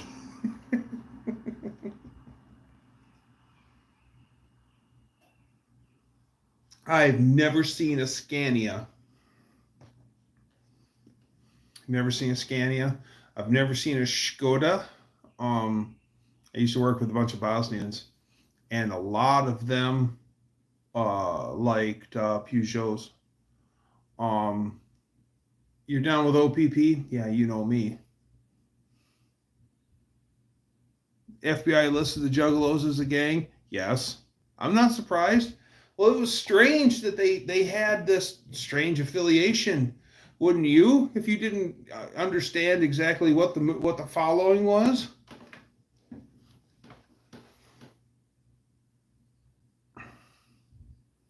But I can open the cargo door.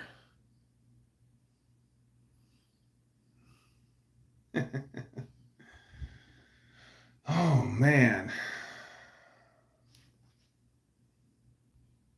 Don't cut the seal. It was funny. Oh yeah. My friend Dusty, who owns Wolverine Satellite Garage, his friend found some records at a construction site, and he gave them to him. And one of them is a beautiful copy of Smokey and the Bandit soundtrack. And he's like, "Check this out!" And I pick it up and I point to old Buford T. Justice, and I said, "I'm gonna barbecue your ass in molasses. Put it in the car. It's evidence." But Daddy, there ain't no way you come from my door. When I get home, I'm gonna kick your mama in the butt.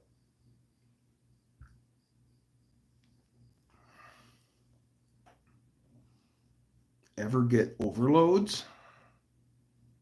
Like overload springs?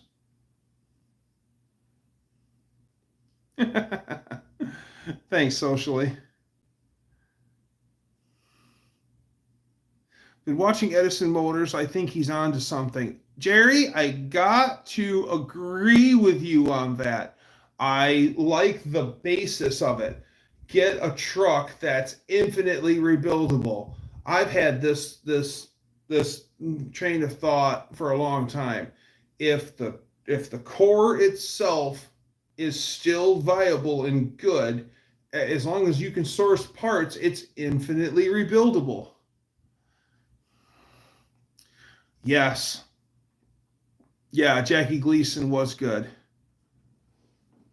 I was so fugly they smacked my mom when I was born. Get him, Danster. Blue Race Brigade!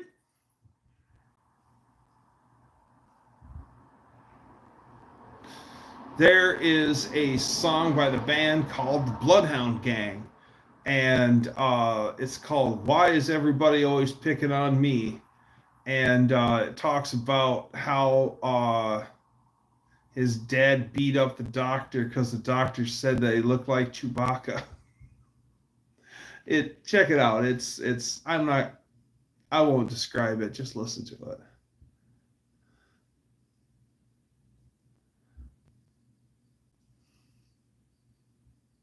Don't Take You Hunting? It's built to use a smaller engine. Cool.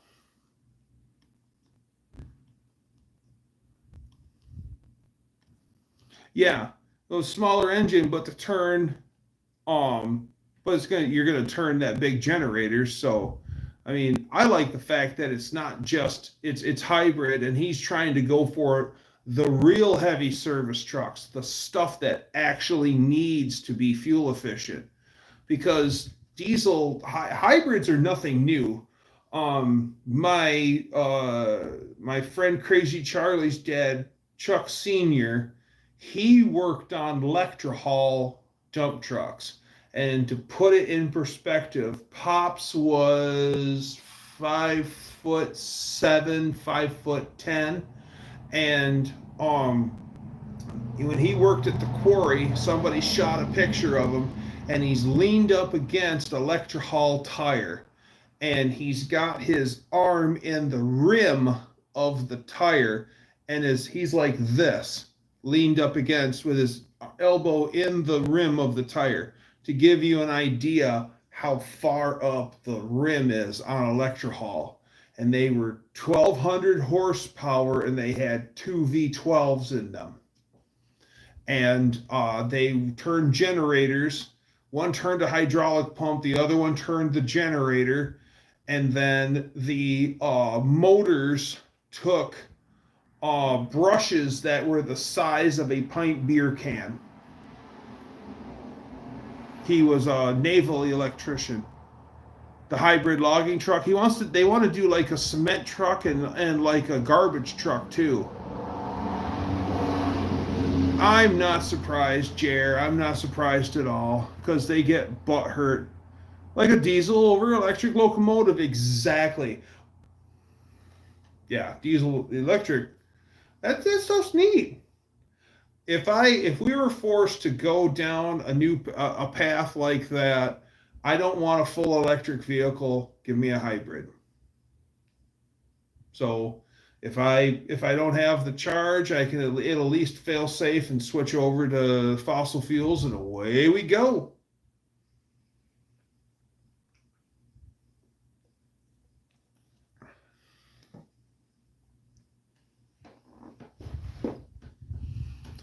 Truck drivers should not wear rings. Dad did till he got it stuck and the door handle was hanging by his hand.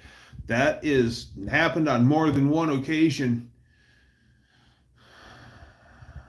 He got several contracts, actually. Oh yeah. There's a guy at our local mill. He got up on the dock. They brought a pickup truck and got up on the dock, and he bought some whatever, and he was throwing it in the bed of the truck, and he was talking to the mill manager about something, and then he stepped back and he lost his balance, and there was a post next to him, and he was falling back, and he reached out and he latched a hold of that post and slipped away. And when he fell back, his wedding finger turned sideways and tore his finger off. True story.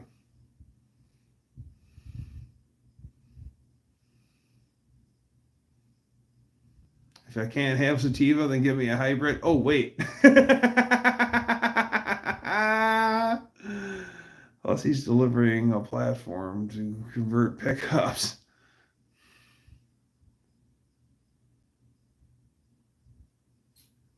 Could never earn or probably keep a CDL.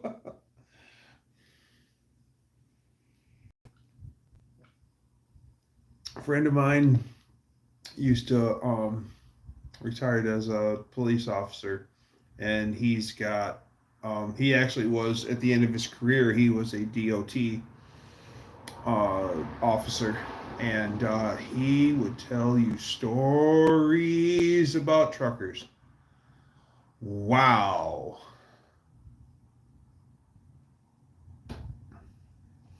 So those lecture hall dump trucks that I was just talking about, Chuck Sr. would tell the story about the guys who died in a Ford pickup at the mine where they were servicing those trucks.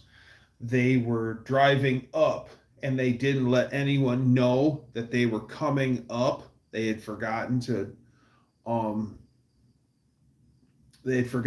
radio ahead. So one of the trucks was either coming or was coming down in, and it's a one-lane road, and they were coming up, and the lecture hall. This is a humongous dump truck, guys. Like, you could park like 4 or 5 like 77 LTDs in the bed of this thing. This is a big vehicle, and they're coming down, and the Ford pickup. It was a F300 or F350, one of the two. It was a 1-ton pickup, and when before the dump truck driver never seen him coming until it was too late, and the truck looked like a giant stopped on it. The guys didn't make it. That was a sad day. Officer, he shows up to Tony's, the other. He's a Mopar guy. That's great. Yeah, LTDs. Like big cars, real cars. Like 77 LTDs, the big land yachts. You can put those in the dump truck. This is a big vehicle. And one was like 900, I want to say like one was 950, had twin engines and 950 horsepower, and the other one was twin engined and like 1300 horsepower. And I forget what turned them. The Electra-Hall. I remember him telling me what engines powered them. I want to say they were Detroit's, but I don't know. F100, F250, F23, 100, 150, 250, land yacht. Exactly. So that's giving you an idea how big the bed is on that dump truck. It was huge. The guy, from what I understand, that dump truck just easily steamrolled that poor thing.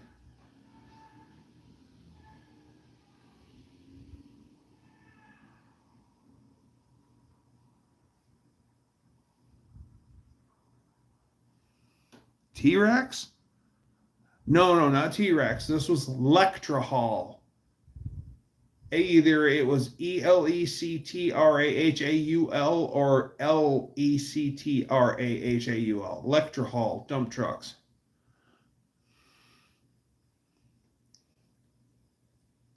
Terex. I know Terex are around. I've heard Terex brand. I used to load the Cat 700 series truck into ships. They ship in pieces, and the bed is shipped in 4 pieces over 40-foot rise.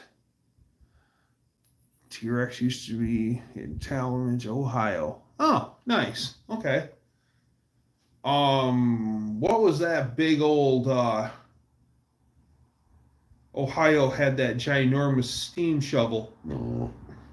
Big Muskie? Big Muskie? Yeah, Big Muskie. And I forget what town that has the bucket, and the bucket is just huge. It'll scoop up tons of dirt in one swat.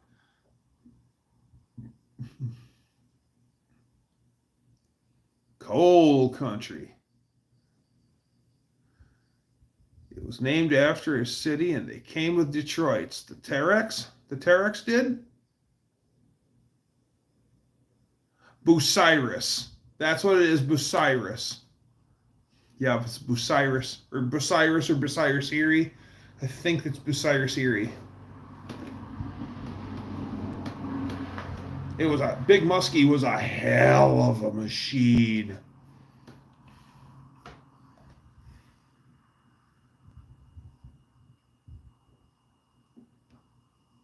Bucyrus, Ohio. Yes.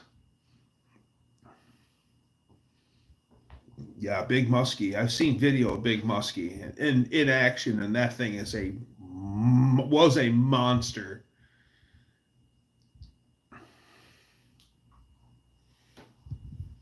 I had an old friend of mine that instead of saying memorize, he'd say rememberize. And I still to this day don't know if he just said it as a funny or if that's just how he said it. But he was always being silly, so I think it was just, I'm going to rememberize that.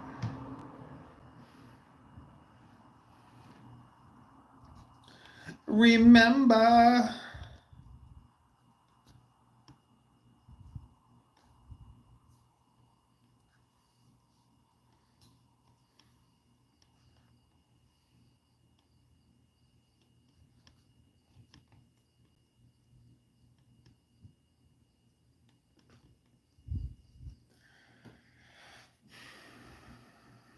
not far from our cabin in Zanesville. I see the video where some fools blew up 671 and beside. Yeah, I don't understand the need for senseless destruction.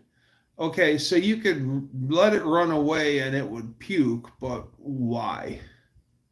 I mean, if it naturally if it ran away and barfed and you're working on it, okay, I could see that. But to willingly, knowingly do that, it doesn't make any sense. Why would you do that? If I was to win the lotto, I would build a truck stop with a 700 series cat as a restaurant. The kitchen food prep would be separate building connected by a dedicated elevator. Jerry, that sounds mucho cool. That sounds mucho cool. Actually, in Ellisdam, Drayton, Zanesville used to have a dog and suds. My family stopped there once at my insistence as a hungry ass kid. There is still up north in Neverboard S10 Addicts neighborhood. There is still a dog and suds drive-in in operation, and I just remembered that, and I want to go there. Good excuse to ride my bike up north, right? Brighton Ice Cream Shop, Brighton, Michigan? I've been to Brighton, Michigan. There is a song, metal song from the early days from a band called Anti-Nowhere League, and it's called So Fucking What? And it's talking about English. It's an English band. He talks about he's been to Hastings and he's been to Brighton. And I've been to Hastings and I've been to Brighton, Michigan, not England.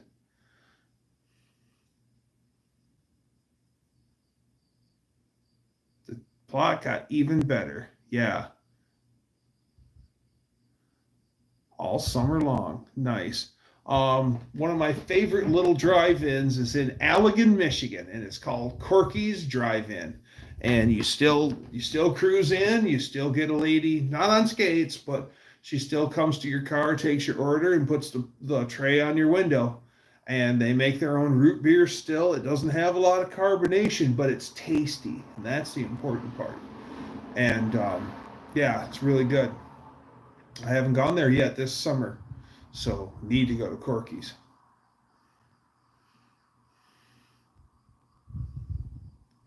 Glass is Zanesville's biatch. Well, the industry, the state actually subsidized their gas usage. Basically, they said, if you will come here and bring glass work to Ohio, we'll pay for the gas. So basically, free fuel to make glass, and that's why they still do it. Jerry, take care. It was really great talking with you. Come on back again another day. Long Bear Basket used to be Longaberger. Is that the basket company that actually made their offices look like one of their baskets? I think that is. I know somebody who is a hardcore collector of those baskets. Wolf Creek Pass, hooking down the Great Divide, trucking on down the other side.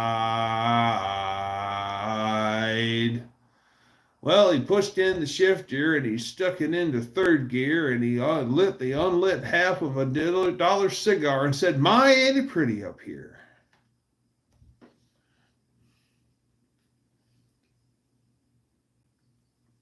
He grabbed the chromium-plated, fully illuminated accessory shift knob, and it come off in his hand. And I said, "You might want to thread that back on, Earl."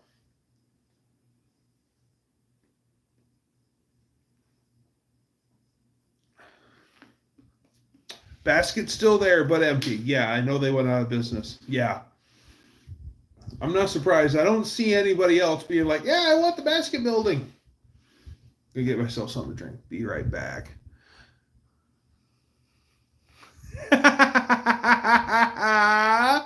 Dino checked out the song that I had referenced earlier. Good for you. Good for you, Dino. Because nobody likes you, monkey boy. Because your high school chum was the lunch lady.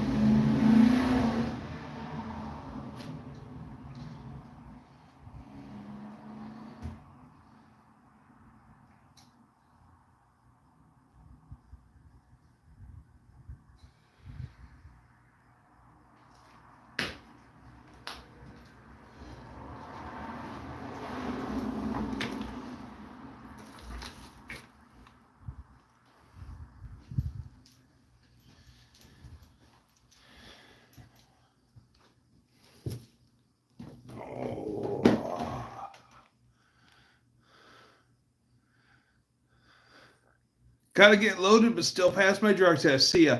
Bye, Dino. Why do you always call me Lucy? Don't melt the cup, D. Holy shit! It's not supposed to have a green hue to it.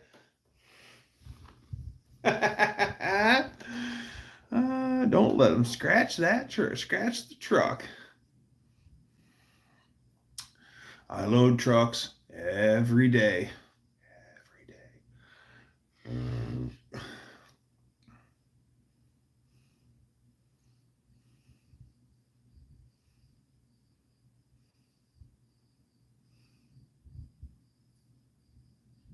Awesome, Dean. Nice. See, I didn't know if the Bloodhound made it all the way to Kiwi Land. I'm glad they did. Yeah, Bloodhound Gang's great. Always has been. I love One Fierce Beer Coaster. Hooray for Boobies, which is their second album that I know of. Maybe it could be their third or fourth, but I knew One Fierce Beer Coaster, love One Fierce Beer Coaster, and then Hooray for Boobies was the next album after that. And then Boobies Rock?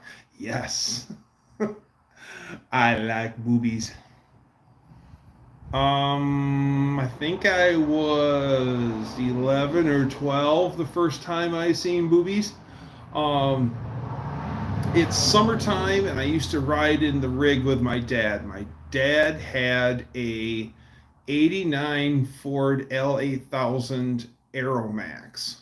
It was Battleship Gray with two-tone blue pinstriping on it.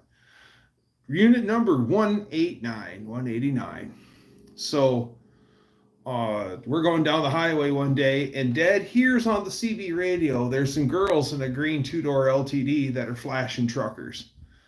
And Dad says at least the guys on the radio weren't being absolute dogs, like, oh my God, look at those. You could tell they were all older guys. Still appreciated what they seen, but they weren't being vulgar about it. They were being complimentary without being dogs. But Dad's realizing that the conversation on the CB isn't right for a kid. So he turns the CB off. And Dad, he turns on the radio. We're just trucking. And we're on the east side of the state, over in the Thumb.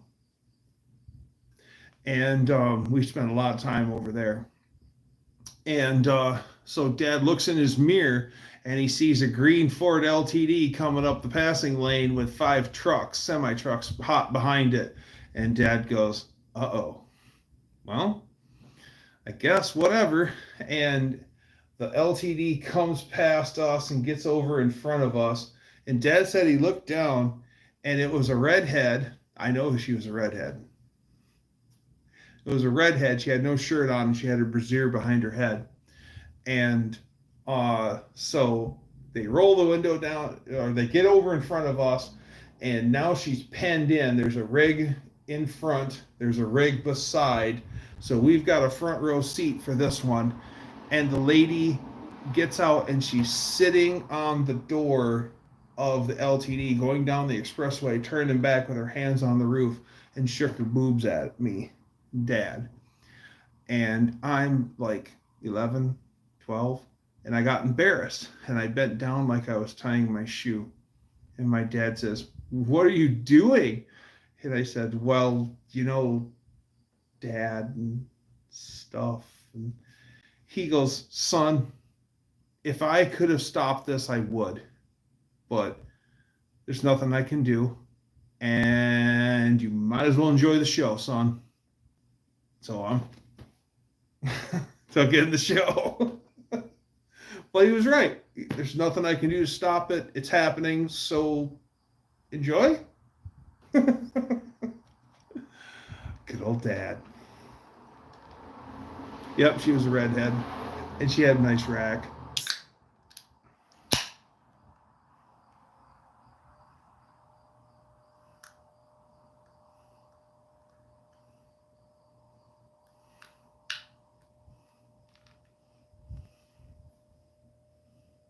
Yeah, Jimmy Pop, y'all. Jimmy Pop, y'all.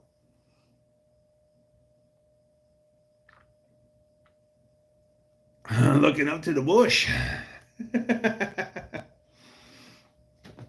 Yeah, that was a big old coupe, big old tuna boat coupe LTD too, and it was in like a brighter green, more like a Kelly green. Yeah. One time, Dad and I wrecked a semi truck together. That was fun. Dad's main truck was broken, so he was left with one of the spare trucks, which was an old.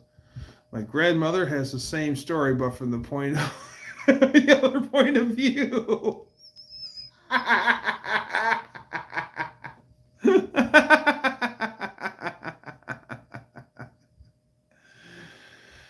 Oh.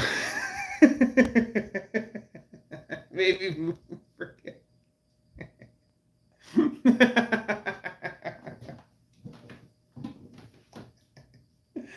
Oh, well done, Lars.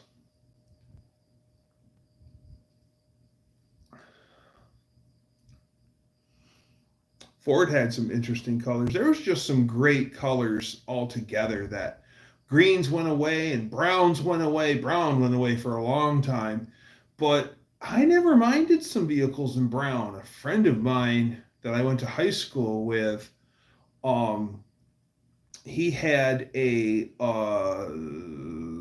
want to say it was like an 80 Scottsdale that they painted chocolate and peanut butter. It was metallic brown. That both the boys had cars, had hot rods in high school, and they were twins. One brother had a 80 long box Silverado that was chocolate brown and tan, and had SS stripes over the top of it.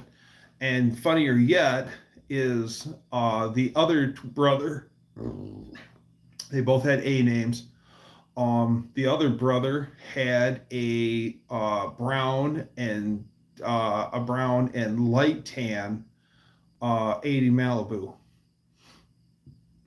which is funny that the brothers both had brown and tan cars, except like one brother's was chocolate and peanut butter, and the other one was like brown, like tan and vanilla ice cream white. But still, it was like a brown and tan. They both had brown and tan vehicles.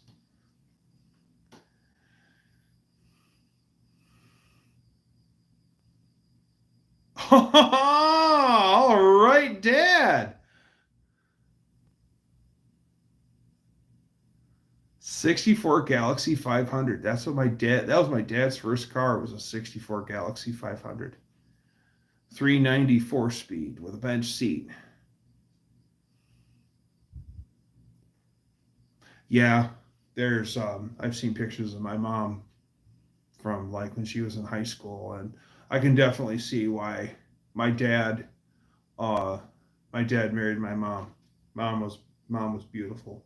My mom still is a beautiful woman, but oh man, Scott, what's going on? Scott sends me Dodge pickups all the time. He knows what tugs at my heartstrings.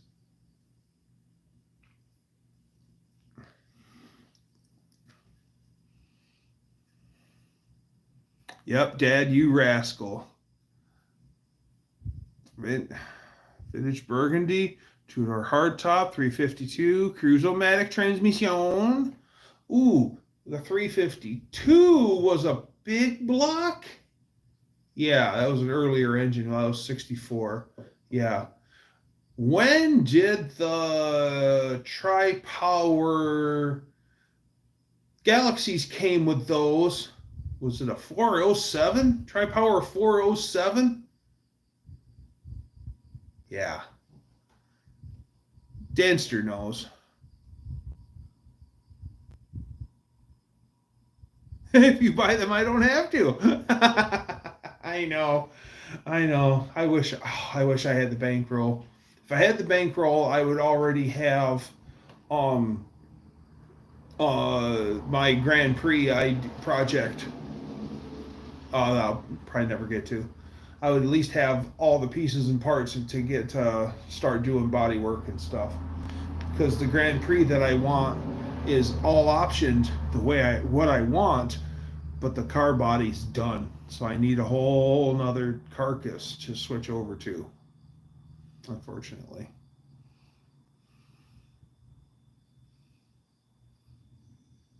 Afraid they would fall up. 352 was the smallest big block at the time, although the first FE big block was a 332. So when was the 40 something 407 tri-power engine? Was that 65 or 66? Because that was like a NASCAR bred. 408, 406, 406. Yes. I have a whole bunch of 60s. Yeah, it was early 60s. Okay. Because I need to dig them out and do a short on them. I have a bunch of mid 60s Popular Mechanics magazines, and one of them is showing an underhood shot of that 406 tricarb setup. And it is, yeah, you're looking at that going, well, tricarburation just looks cool anyway. Six packs get people's attention. Dual quads, yeah, oh cool, dual quads, but for some reason it's like, wow, 6-pack. Which you think you'd be like, oh cool, 6-pack, wow, dual quad. 390 was always my favorite.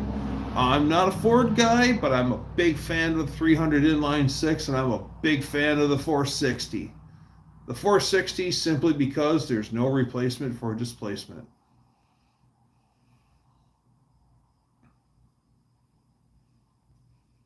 427 came in and everyone stupidly forgot the 406. Yeah, that makes sense because the 427 was a bastard.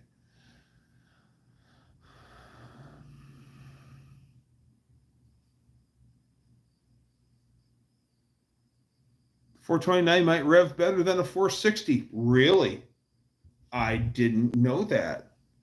I know hanging with, see, I never really hung around Ford guys. I knew Ford guys, but I didn't run with them hard. Well, the group that I run with now, a lot of them are Ford guys, which is fine. But I'm learning more Ford than I ever have. And one day I'm helping Dusty move some stuff in his shop, and he has me move some 460 heads. Holy Moses, now that is a chunk of iron, ladies and gentlemen. I mean, I'm like, yeah, these are just big block heads, you know, Mopar. I handle Mopar big block heads, iron heads all the time. No problem. It's like, look at these skookum things. 460 should out torque a 429, though. I can see that. And really, in street driving, torque is what you want anyway. Torque is where it's at. Not really horsepower. Because, yeah, if you got an engine that you spin to 8,000 and it makes 1,000 horsepower, but how often are you swatting 8 grand with it? Not very often. Ford guys and Mopar guys have one important thing in common. We're not shimmy guys. That's right. We're not shitty guys. Well, I know it takes more coin to play with your off-brand stuff. Fun fact though, I don't know what is the king of the V8s, but first and second place are big block Chevy, big block Mopar, or big block small block Chevy, big block Chevy. But third place, so this comes straight from David Freiberger's mouth. Third place is big block Mopar. I did not realize. So that's worth talking about.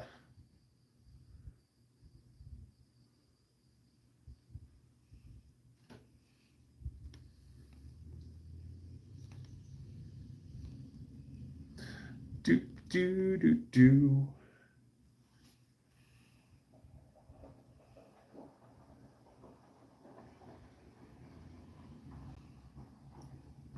He waited half an hour for that one.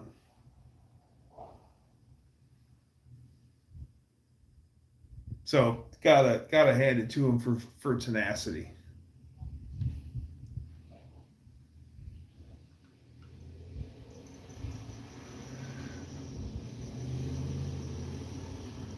Neighbor's got a bad universal. The one in the back by the axle. You can hear it chirping.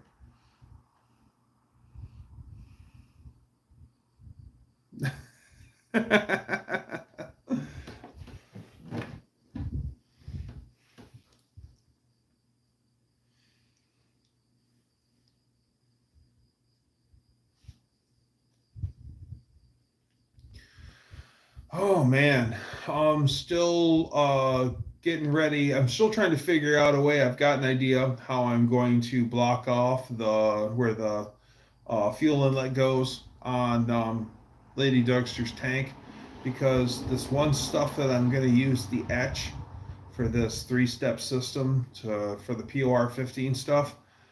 And I do not want to slop that on the paint, because the paint on that tank is gorgeous. For one, the paint scheme is wonderful and it's in really nice shape. So I need to figure out a way I can guarantee it not to leak, so I don't damage anything, because I wouldn't forgive myself if I hurt. Yeah, POR 15 in the tank. It's actually made for, this is a system made for doing this though, Dan. This isn't just grab that paint and do this. So here we go, Dan. We've got, first we got the metal prep, or sorry, no. First cleaner degreaser, then metal prep, POR 15 brand. So POR 15 cleaner degreaser, then POR 15 metal prep, which is going to etch the tank.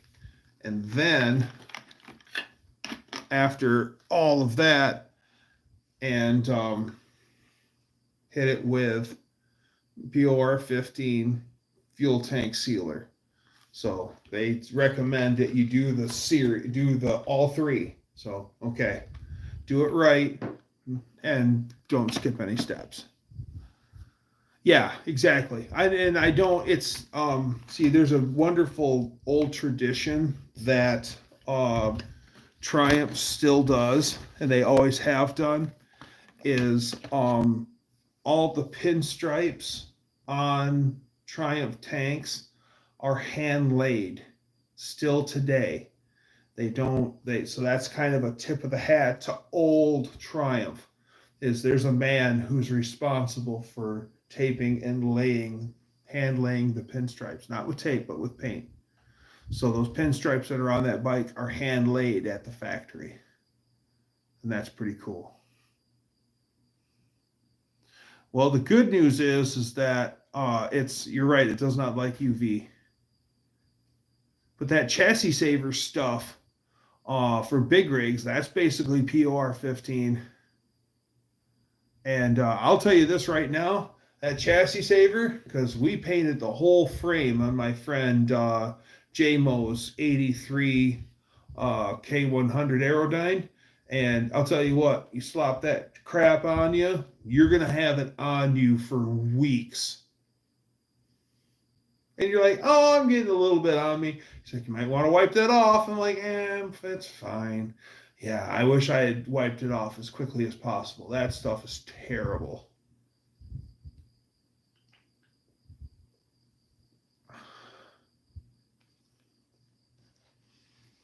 So yeah, we're gonna give that a go because Lady Dougster wants to ride her bike, and I want Lady Dougster to ride her bike. I want to see that thing out and doing battle. It's one of those bikes that's never failed to disappoint, and I think it's simply because of just the tank problems and the fact that it never got used. I think if we can get the fuel system figured out, it's going to be great. Not easy getting the can open after getting paint on it. Well, hello. Dirty hands are a badge of honor, which most lame asses they will never enjoy. I don't know. I don't know. I can't read it, but I'm sure it is, yeah. Glue shut forever. Yeah. Yeah, I've had a friend of mine, Cold War Motors, what he'll do is every so often, he will just paint a car with what he calls shit mix. And what it is whatever he finds on the shelf of his array of paint cans, and he just mixes up a color, and it's pretty close to what I want. Great. Well, what is it like? It's like this. Perfect. What is the point of this live? You want to know what? The point? What's the live about? Nothing and everything. We talk about cars. We talk about whatever. There's no point. We're just here to shoot the breeze, and we talk about whatever, and we actually have fun doing it, but we're boldly going nowhere.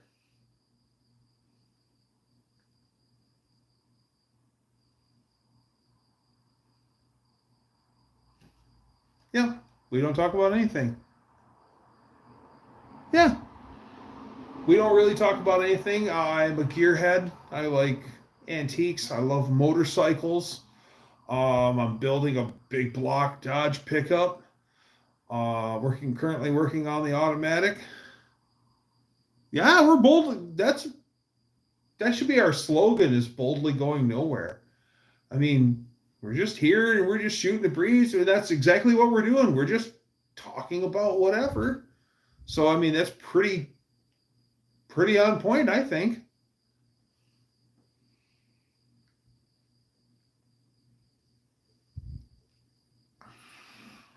Preston, hello.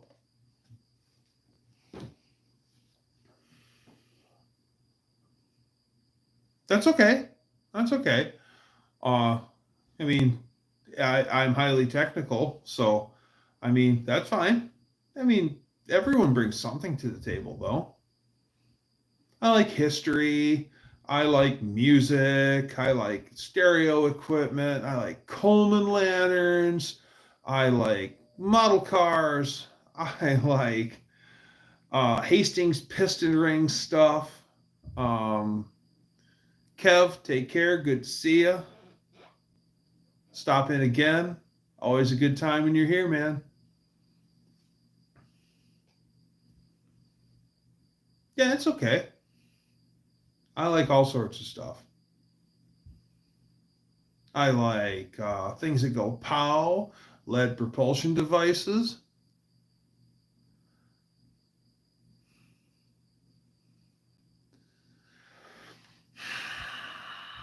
Electrical dealing with cars. I know enough electrical to get myself into trouble.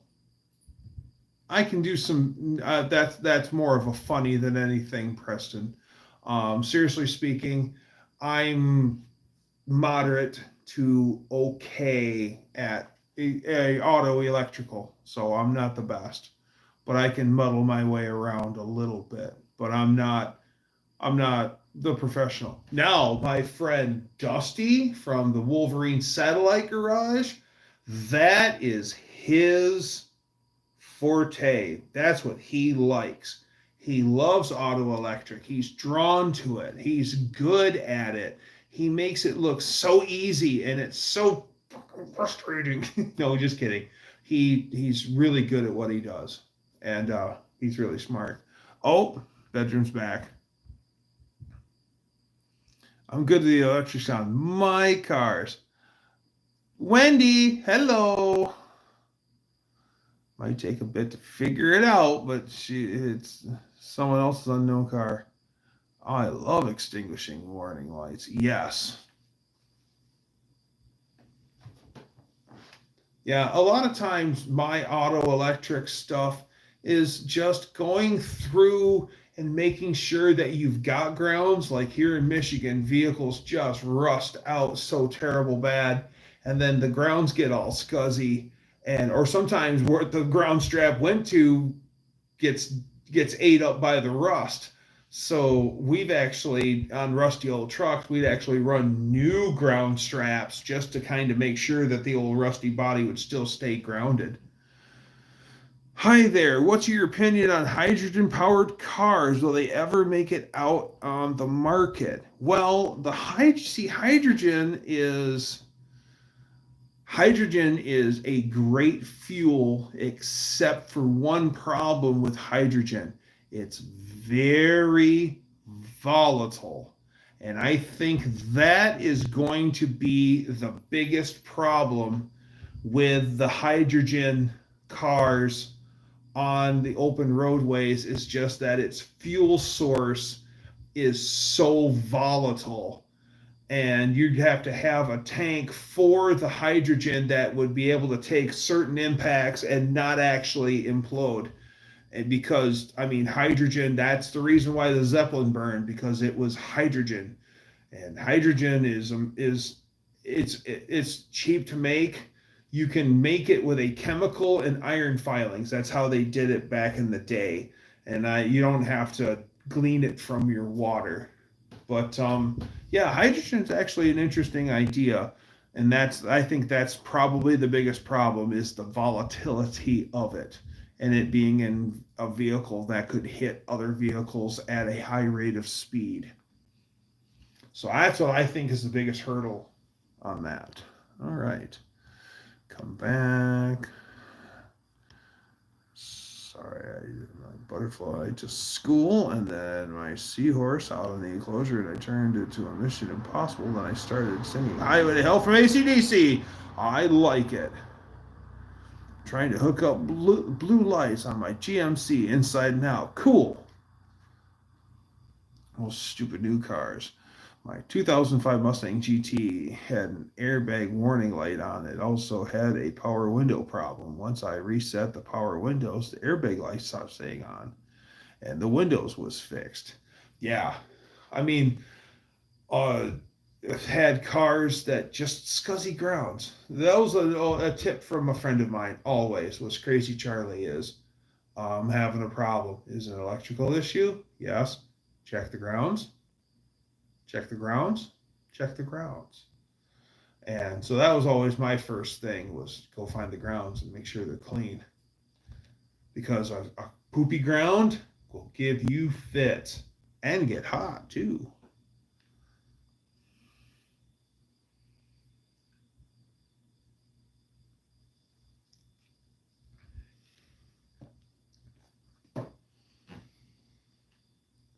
I had a 1990 S10 pickup, short box, two-wheel drive, regular cab, 4.3 V6 with a 5-speed and a 308 gear. I could, if I speed shifted it, I could bark it in 4 tires, or bark it in 4 tires. Yeah, I could bark it in 4 gears. That truck was a lot of fun. And loud cars and trucks. Okay. My thoughts on loud cars and trucks are this. Does it actually sound good, or is it noise pollution? Okay, so you can have a vehicle that's just loud and it doesn't sound good. That's noise pollution. When it's just oh my god, it sounds bad. But then you get other loud vehicles that got that right sound to it, and you're like, it's loud and you feel it in your chest, but you're like, this is better. It sounds right, it feels right. So I like them loud, but it's got to sound right to be loud.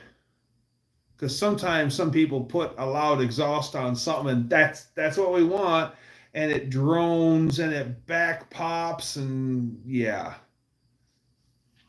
My truck was missing its engine block to cab ground when I bought it. The result was that the starter would sometimes run away. You'd have to yank the battery cable to stop it.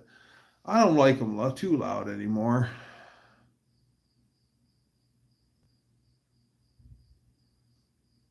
3-inch pipes on a stock engine sounds like shit. I'm going to be running the exhaust system that I got for shop truck. Is I've got absolute 100% Chinesium stainless long tube headers, for truck headers, which are hard to find, even more in stainless.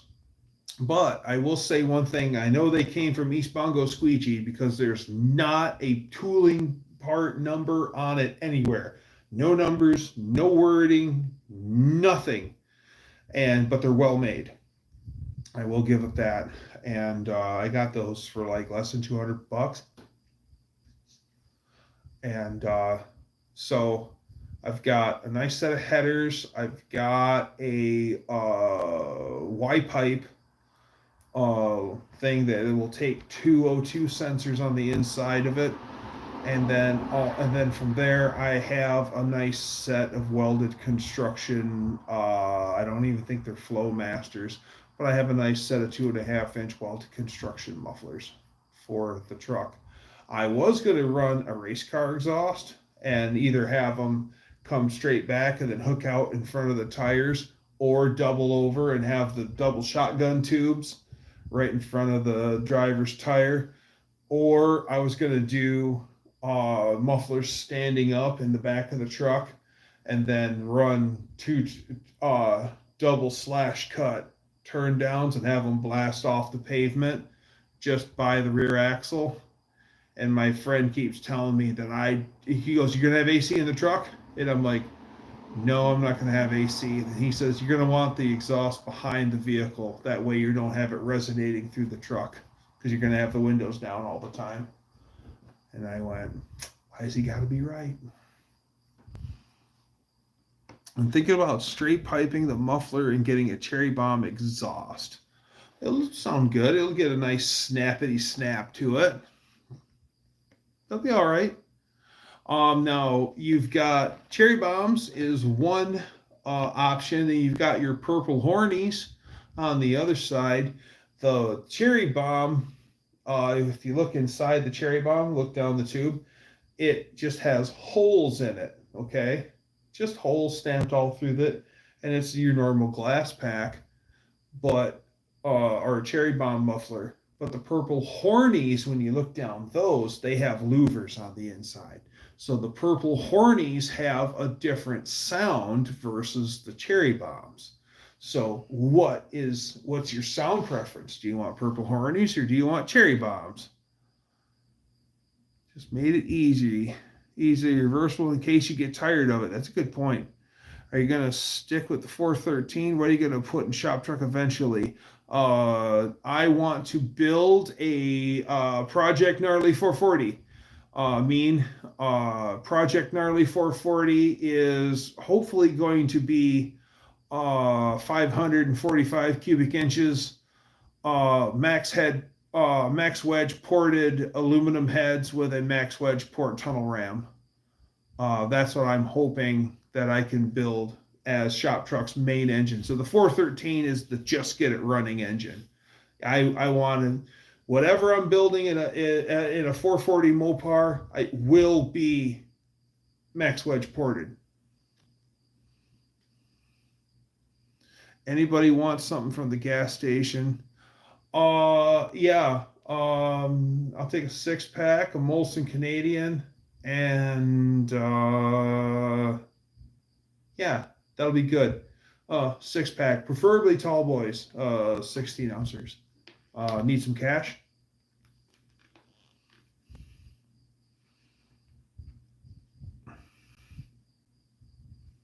The broad behind the counter, beef jerky. Thanks, bedroom.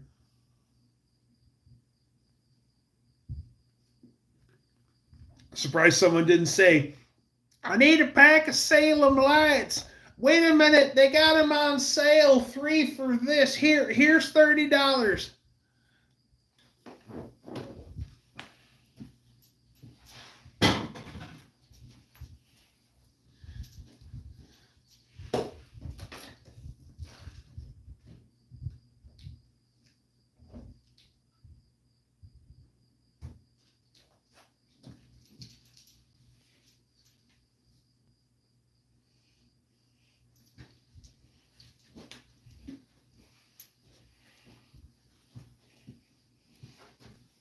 Oh, I'm not out of beer. I'm out of cold beer. So we're back to Pepsi. Sorry, I had to tell my wife my baby is due in about a month.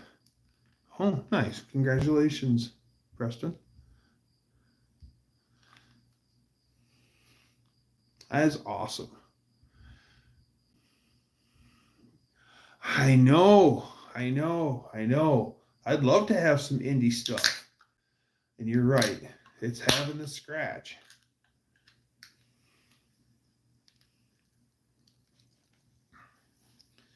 Yeah.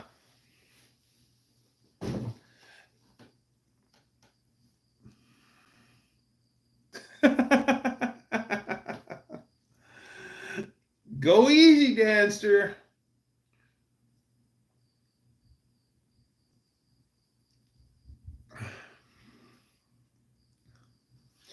Yeah. A 4th glass. Sip it, Dan. Sip it. Sip it. And sip it good.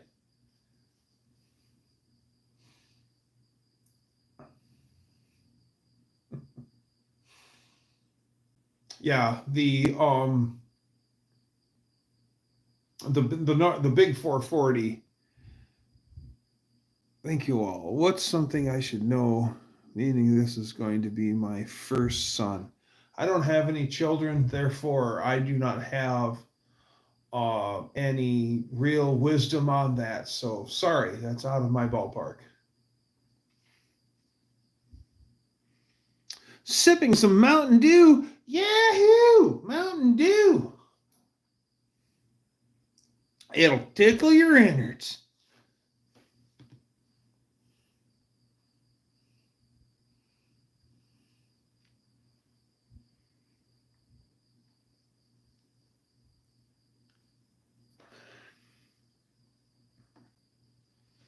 Mountain Dew's all right. I like Mountain Dew.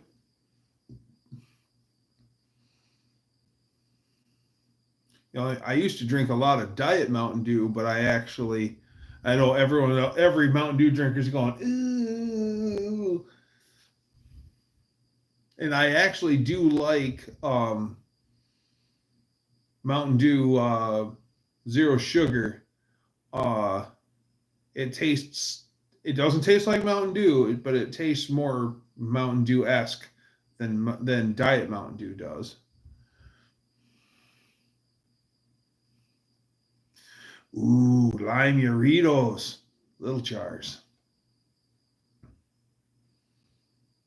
We used to have a lot of Mexican soda brands at the last job that I had in the vending machine. They had a sangria one, which was like grape pop, and yeah, all sorts of stuff.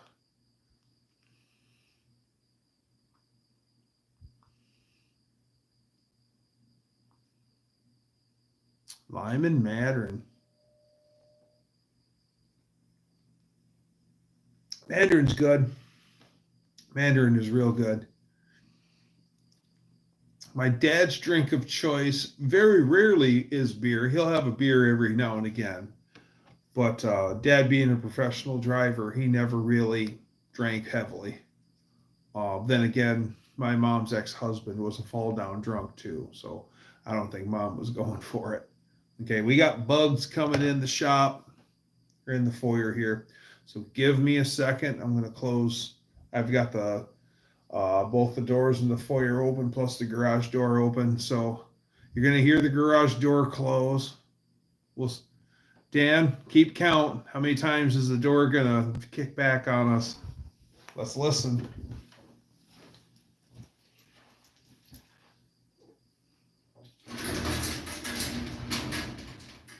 One, two,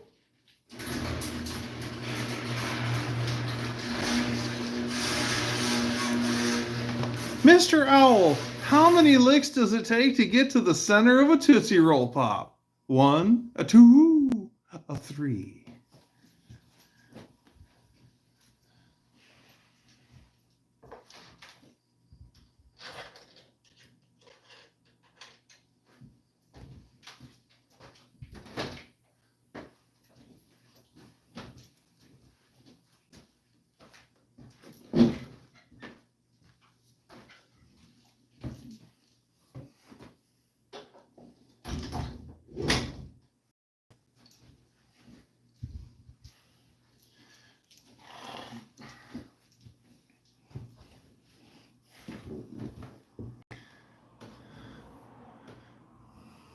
Jarritos.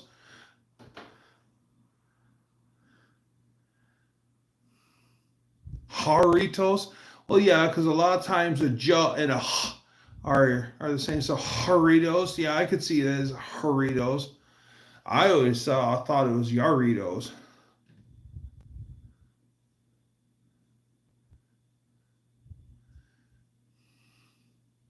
Was gin and vodka. Why is it that vodka guys drink so much quantity? That's the one thing I've noticed is gin guys. How much did I miss? All of it, unfortunately.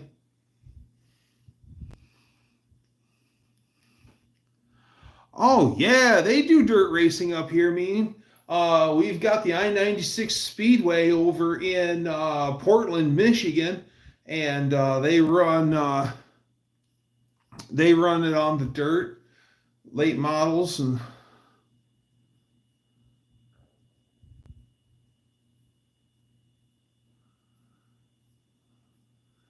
yeah. And there's other dirt tracks around here. I think there's one over by Flat Rock, maybe. But there's a lot more asphalt tracks. Yeah, vodka. Yeah, vodka guys always put it down. I knew a guy that drank, no BS.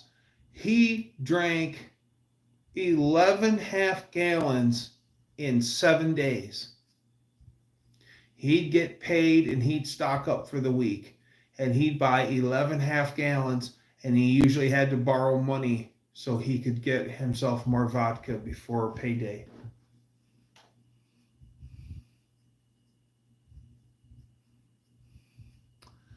Yeah, alcohol is alcohol, but for some strange reason, the vodka guys drink more quantity, and I do mean more quantity. You don't hear about whiskey guys sucking down, half gallon, that amount of whiskey, but it's always the vodka guys. Like I've seen Russian guys that drank just an absolute metric ton of vodka.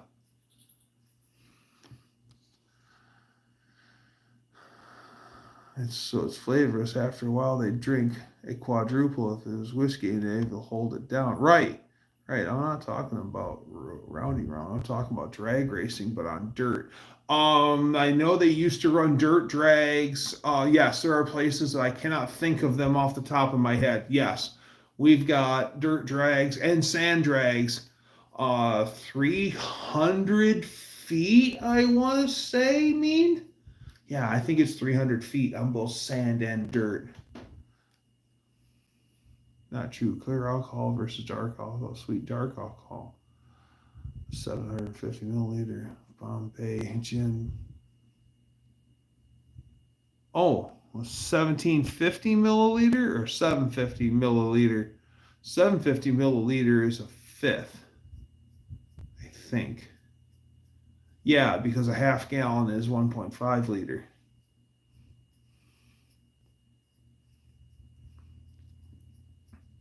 For sure, I can't drink as much Hennessy as I could vodka. Exactly. He's made the difference between light and dark liqueurs. Well, yeah, there's people that don't drink stuff that they drink nothing but clear liquor. So they'll drink like clearly Canadian, they'll drink vodka, they'll drink like Bacardi rum, but it's always clear liquor. They don't want brown liquor, they want clear liquor. So there's actually people that prefer that buzz and seek that out. Rum can be dark or clear, but it's a different kind of rum too. How processed it is. Wow. Right. So you've just got clear liquor on both sides of things. Brown in the winter and clear in the summer.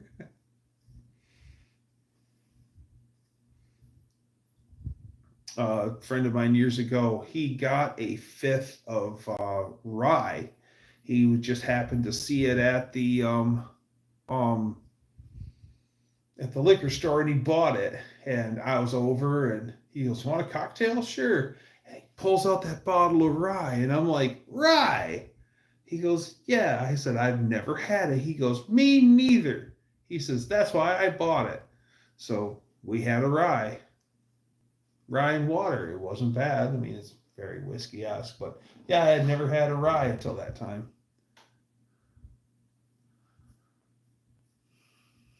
Buchanan's whiskey. I have to try. Oh, Buchanan's. Is Buchanan's the one that has the little horsey guys, the little jockey tops, and then you collect all the Buchanan's jockeys, and each has a letter on them to spell Buchanan's? Because one of my coworkers, I think that's the brand that he likes too. One of my old coworkers. Yeah, rye isn't for bread anymore. It hasn't been for a long time, Danster. I like bourbon every once in a while. I like a good bourbon. I like a good Canadian whiskey. I like whiskey. I really like whiskey. But it's far and few between. I have a half gallon of Crown that I put back in 2008 that is untouched. Yeah, I like a bourbon. I like good bourbon. I really like what is that one stuff? 40 Creek. I really like 40 Creek. And then Maker's Mark. That's good stuff. My parents have a little bottle, and it's probably that big. It's bigger than an airline bottle, but it's not a fifth. Maybe it's a pint. And they went to Maker's Mark, and my aunt got to dip and pour her own bottle of Maker's Mark, and they sent it off and wax sealed it for her and everything.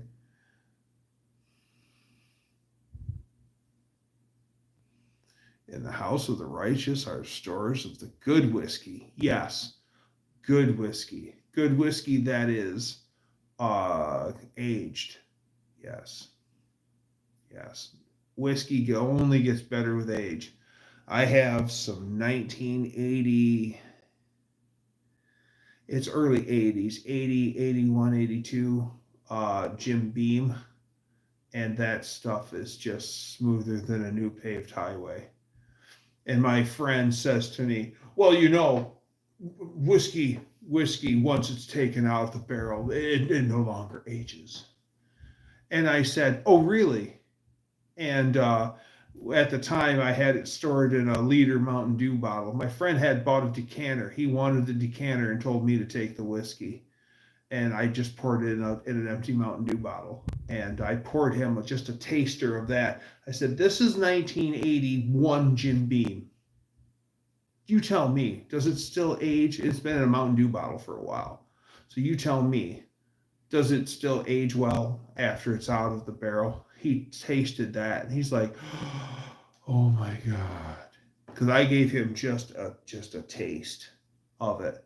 And I said, "Now tell me how it doesn't age outside of the barrel."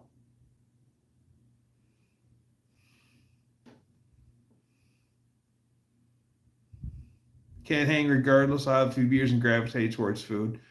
Ages for whiskey. Not for my dumb old ass.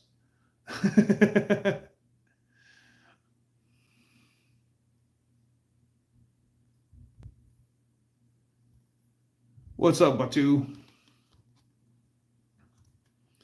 Yeah, I really enjoy good aged whiskey. I was at a friend of mine's place, and he had a fifth of Crown Royal that was at that time was 25 years old, and that stuff was just nectar, just nectar.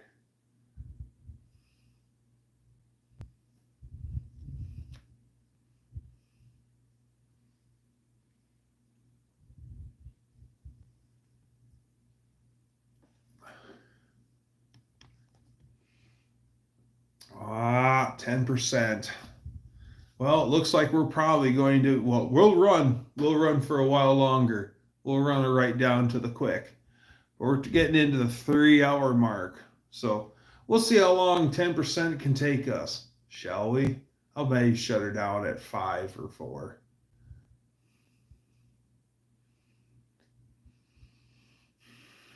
I ran the old hoopty. It wasn't old at the time. It was.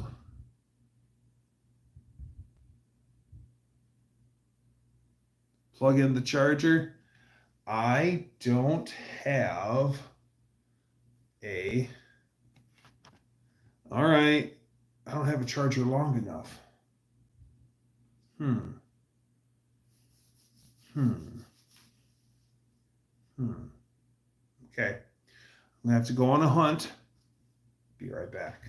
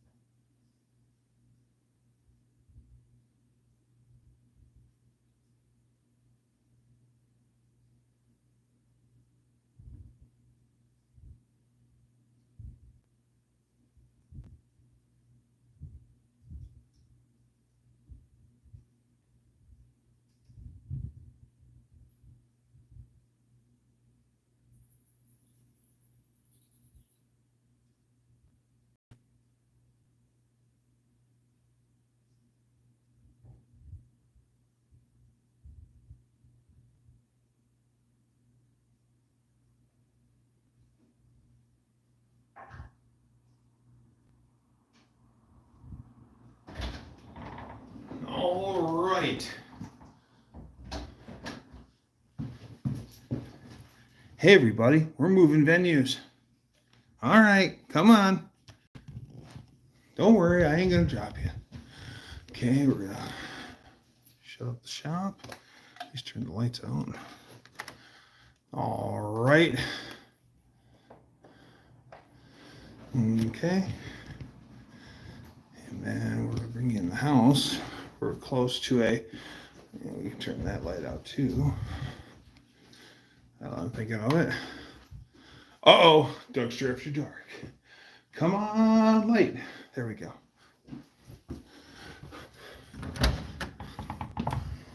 And we're in the house.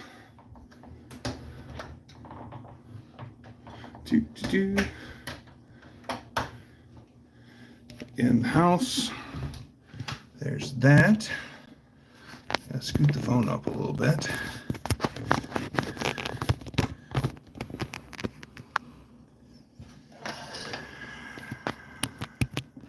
Plug in there.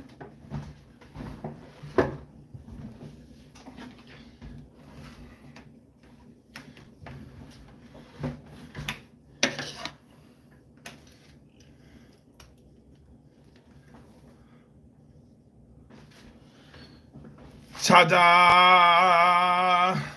We now have energy. All right, so now that I've done that, I have to use the bathroom. I'll be right back. A pause for a quick commercial break from our sponsors.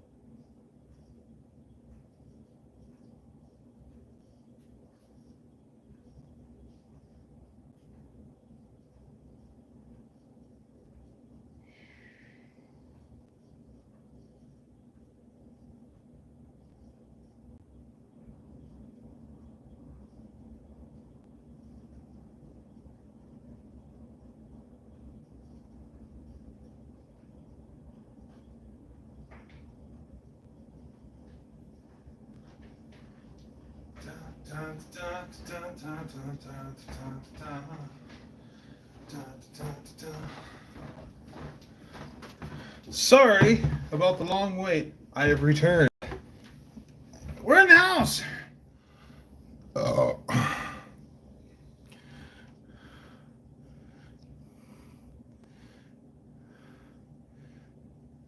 Oh, Andy, something the other.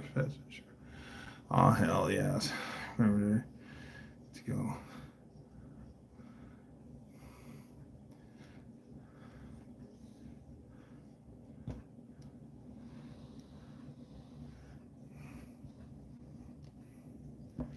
There we go. So yeah, we're 3 hours in, and I want to say it was like 3:30 or 3:40 is the most that we've done. So what the hell? Let's go for 4 at least. We're all plugged in. We're charging. Yeah, buddy. Almost as much as Mrs. Ecstasy when passengering the 81 LHD Stang left-hand drive. While driving on the left side of the road, New Zealand. Rogue State. Wow.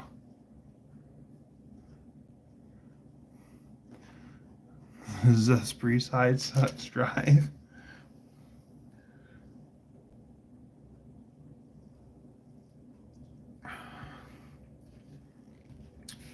Can't believe I still have that can coolie. I can't believe it's still in great shape. I've used it a lot. And deliver the mail in an ergonomic manner.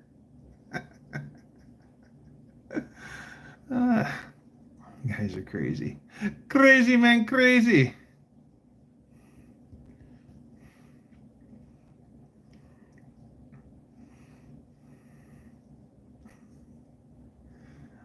Zespri. Oh, Zespri.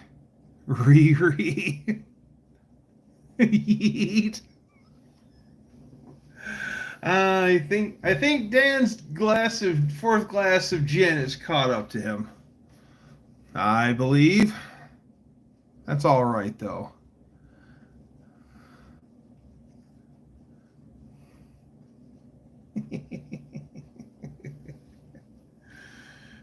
Dan, you crazy man.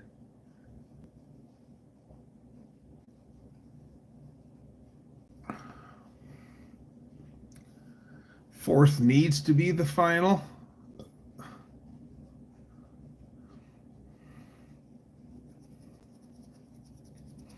So we need to figure out something to talk about for at least an hour.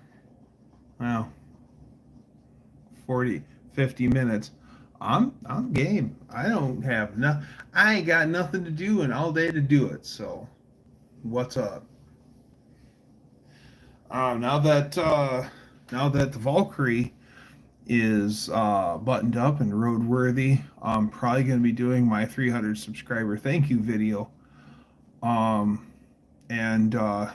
doing my 3-stop run from South Haven to north to a favorite little beach of mine. It's only 66 feet of Lake Michigan Beach, and then I'm going to take you up to South Haven, which is Coast Guard City, USA. They have a festival every year, and it's really cool. And I'm going to take you up to South Haven. So, and maybe I'll take you a beer. What did you miss? You missed everything, Casey. You missed everything. You missed everything, and you missed nothing because, yeah, summer here in Michigan is nice.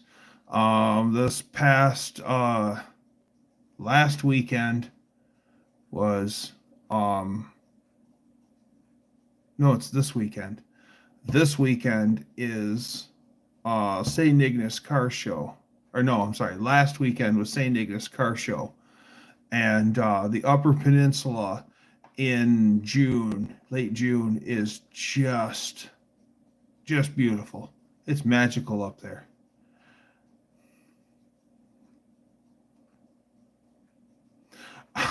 Sorry, Casey. I thought you knew.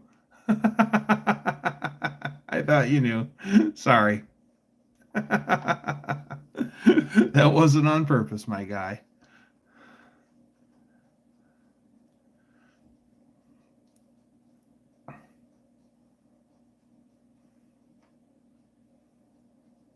The further north you go, the better. St. Ignace. Yep. St. Iggy, as I like to call it. Yeah, the Upper Peninsula is awesome. Here's a fun fact, y'all. Thumper, the sweaty fat guy, and me, I can totally drive at least 10 hours, 10 or 12 hours, and never leave the state of Michigan and drive to Thumper's place. It's that far away. He lives in the western Upper Peninsula. So I have to basically, yeah, it's a long.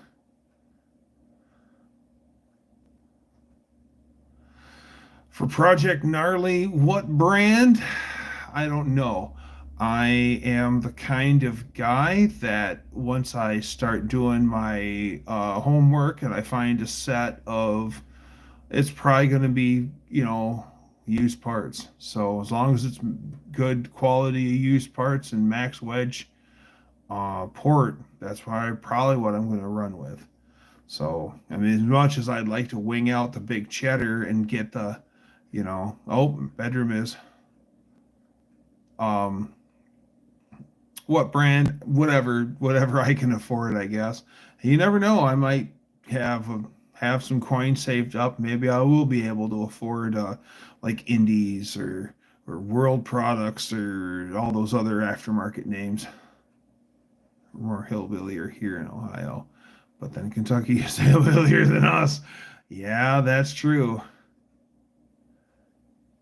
Yeah, AFRs.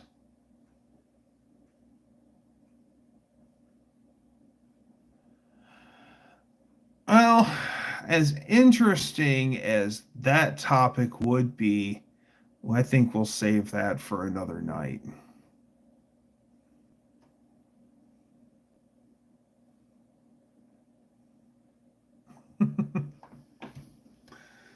Definitely for another night.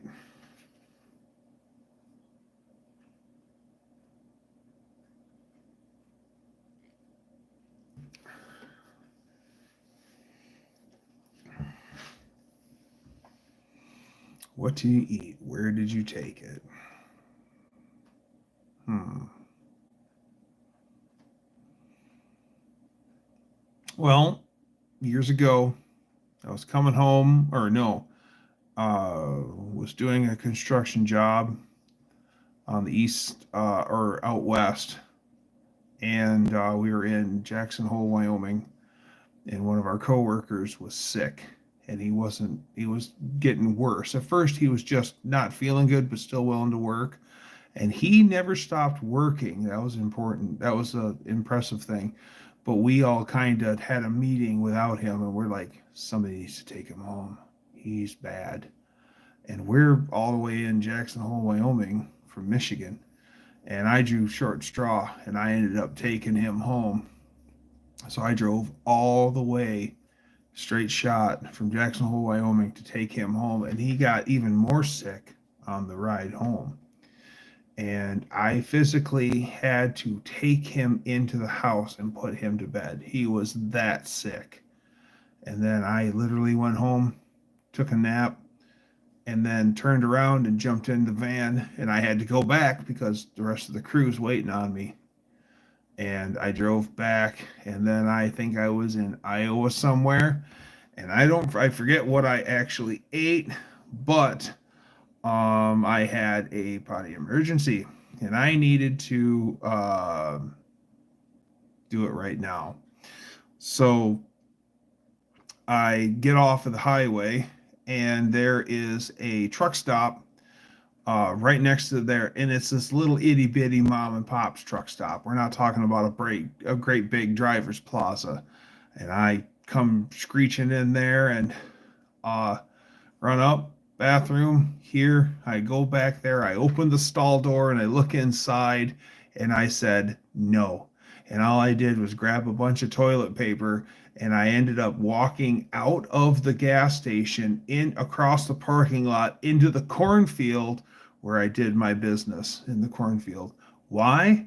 Because the stall looked like a crap tornado went off inside of it. It was all over the walls, and it was bad.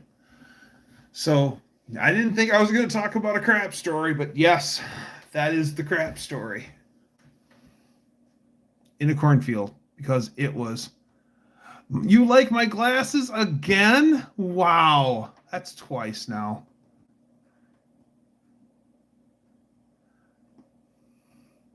I am the crap story. Ha ha, ha ta. It might as well been a crime scene.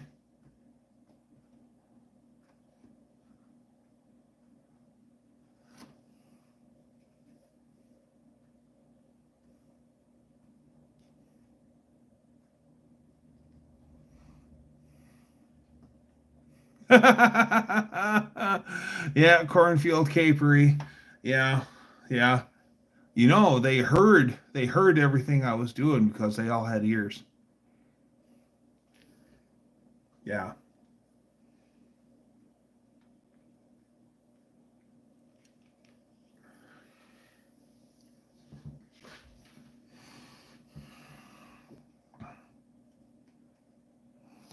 Hmm.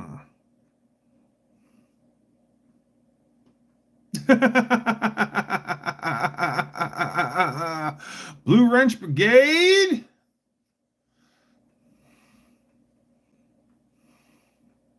Hey, I mean, when sometimes you have no choice. When, hey, it's time to go, it's time to go.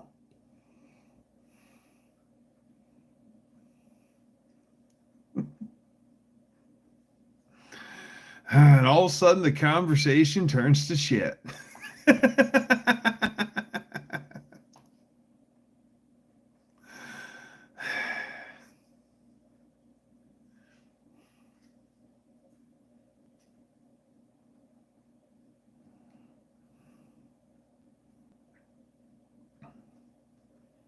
I think Ari's taking the position of the axe.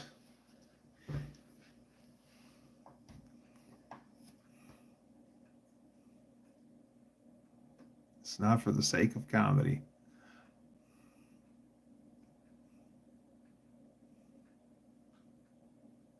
Fair enough. It should be conversation. We do. We all do. Yeah, sometimes it just proves that we're all human. And I swear to God, sometimes those things can happen at the most inopportune times.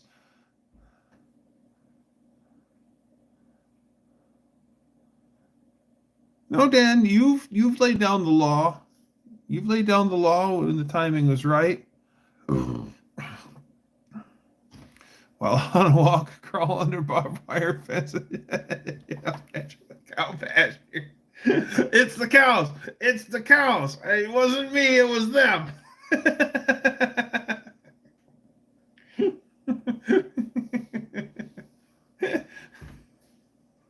It wasn't me. It was them.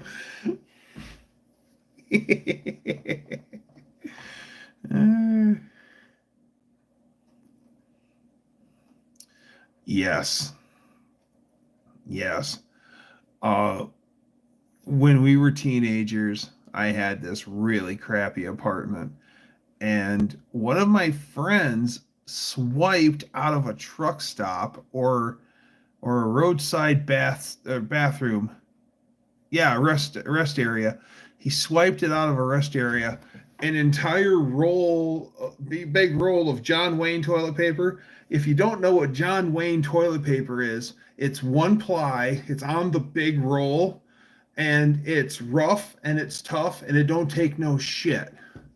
That's John Wayne toilet paper. Anyways, he thought it was funny and he swiped an entire roll of John Wayne toilet paper and he left it in my car. And so finally I'm like, well, it's TP, so I'm going to use it.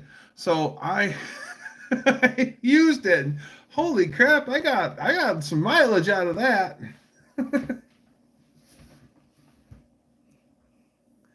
Have you visited India? I have never left the United States. I want to go to Canada. I'm not against visiting India. I'd love to see the Royal Enfield factories now, and maybe where Mahindras are made. I've seen great things on Mahindras, and I'm hearing great things about the newer Royal Enfields. I wouldn't mind going to India. I'm sure the food would be amazing.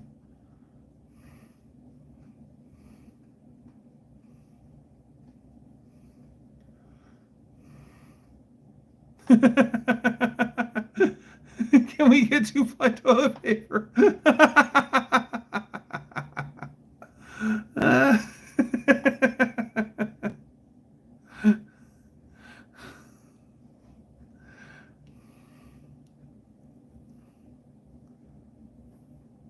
Nice. Yeah, a friend of mine actually had, hey, very rare sight. That is Miles, my cat. Congratulations, you are the lucky few that have seen my elusive cat. Pussy peck.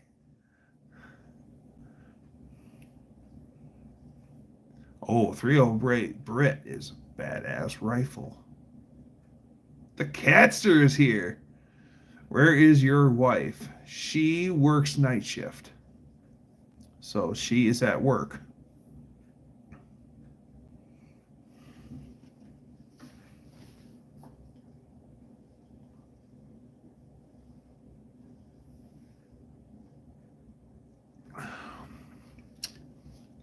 I would make a cute wife, and I do. Blue Wrench Brigade?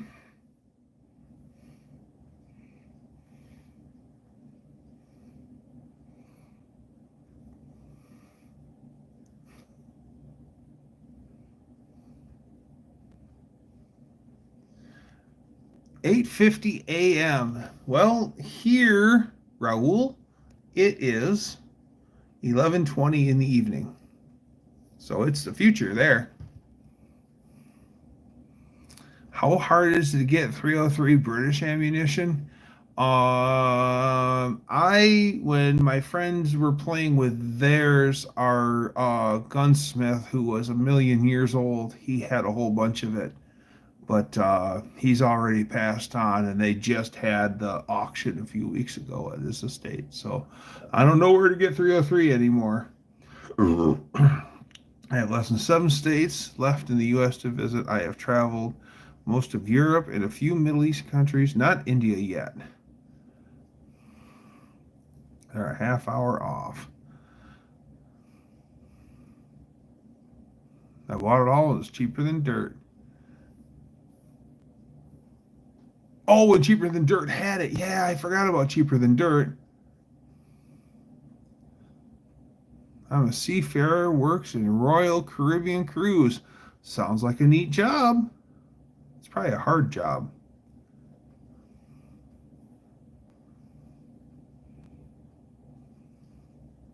Good for you, KC. At one time, in my dream armory of lead propulsion devices, there's an M1 Garand, and then there is a 7mm Mauser, and then an 8mm Mauser. I was born in Saginaw, Michigan. Saginaw, Michigan. I was born on the Saginaw Bay. Right there. That's the Saginaw Bay in the crook of the thumb.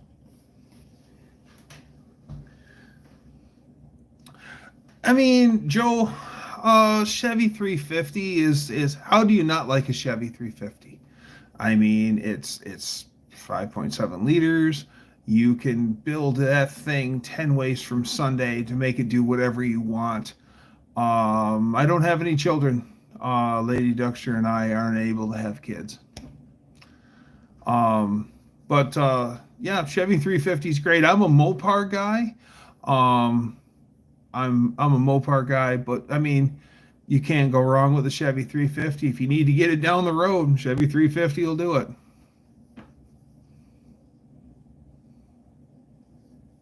So the versatility of a small block Chevy, yeah, yeah. LT1 is good.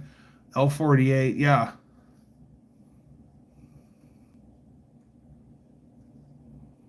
Much love from Barbados. Hi, Josh. Barbados, that sounds cool.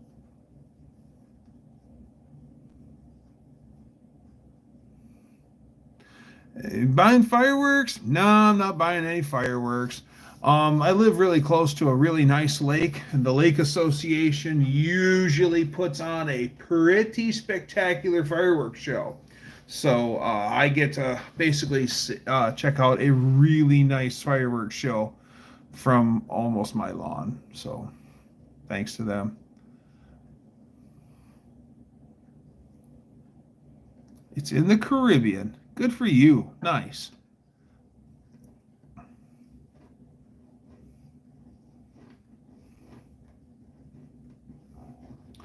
I know one guy who's really, really intelligent. He's highly intelligent, but he has a problem. He likes really heavy drugs.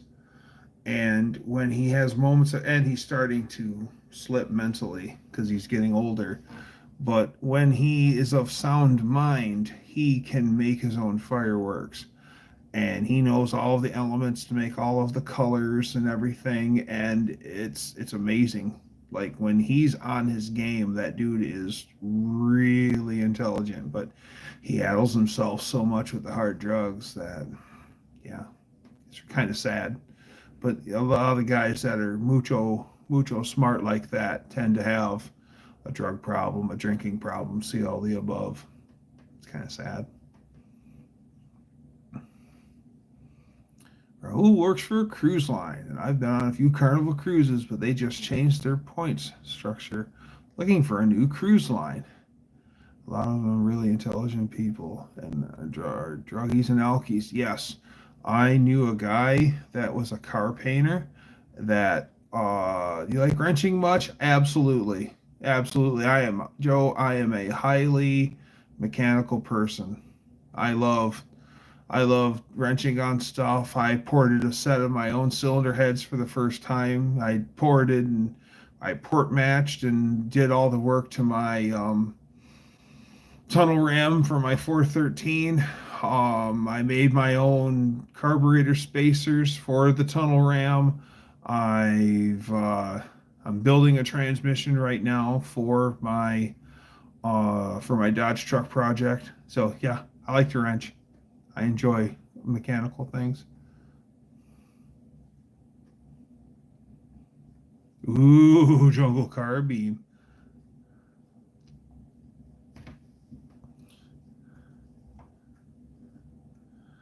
The Embark Caribbean, the icon of the seas, world's biggest cruise and best. That's something worth talking about right there.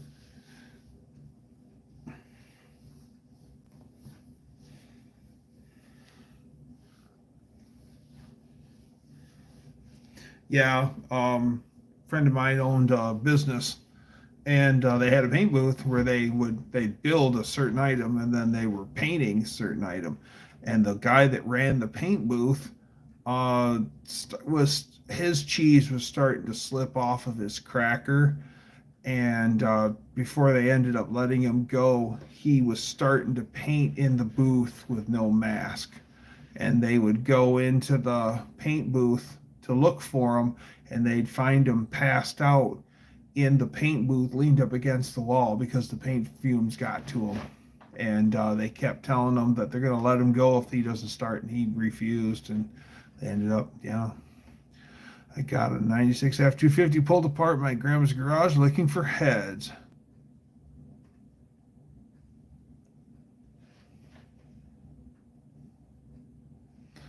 I know most imitation jungle carbines were built with flash hiders and the original worn out. With flash hiders from the original worn out jungle carbines. Huh.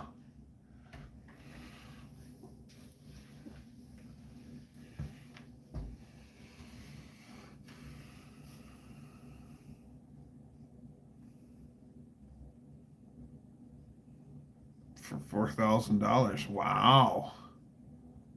Wow. A friend of mine ended up getting on some online auction or whatever, and there was some prince or small country somewhere in the Middle East or whatever, and they have armories that they stocked up, and they'd have like these bricked off like caverns, and they'd fill them full of weapons, and then they would just seal them up, and then in case of needing them they would access them. Well, every so often they would update their armory. Well, they're finally realizing all this outdated stuff is no good to them. They're starting to sell it. So this country actually had a whole cache of Brown Bess rifles. That was what the British carried here when they fought the Americans. And so my friend ended up winning one, and they shipped it here, and it had sat in that cave or storage area for so long. It was a dirt floor area, and his lead propulsion device came to him with no stock on it because it had rotted away. But he didn't care because he had all the hard parts. Like everything else was fine. It was still a little rusty, but they were able to save it, and it now works. Amazing. Is it booth and no in a booth with no mask? Yes. Can you say Death Wish? Exactly. And he was doing it all the time. And the guys, he had worked for the company for a really long time. So I mean, this wasn't just like just your average guy that you're going to show the door. Like they were invested with the guy. They liked him. They knew him. He worked there for years. But his cheese is starting to slip off of his cracker. I sold 10 of them. Wow. Enfield flintlocks. I love flintlocks. What auto lead? I don't really care for the auto lead propulsion devices. I think the more moving parts on a lead propulsion device makes the lead propulsion device less reliable. So I like them. I like them a little more pedestrian, I guess.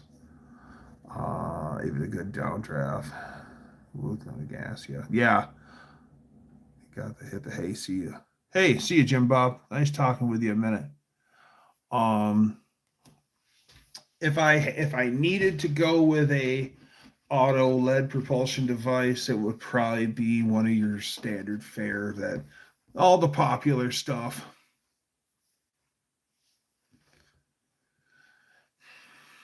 Maybe auto, yeah, probably the average stuff. What's your next time live? Just wondering. Next Monday at 8 o'clock Michigan time. So yeah, I do it once a week starting at 8 p.m. Michigan time. So subscribe. That way you'll get a notification. Hopefully. Some guys say that they're already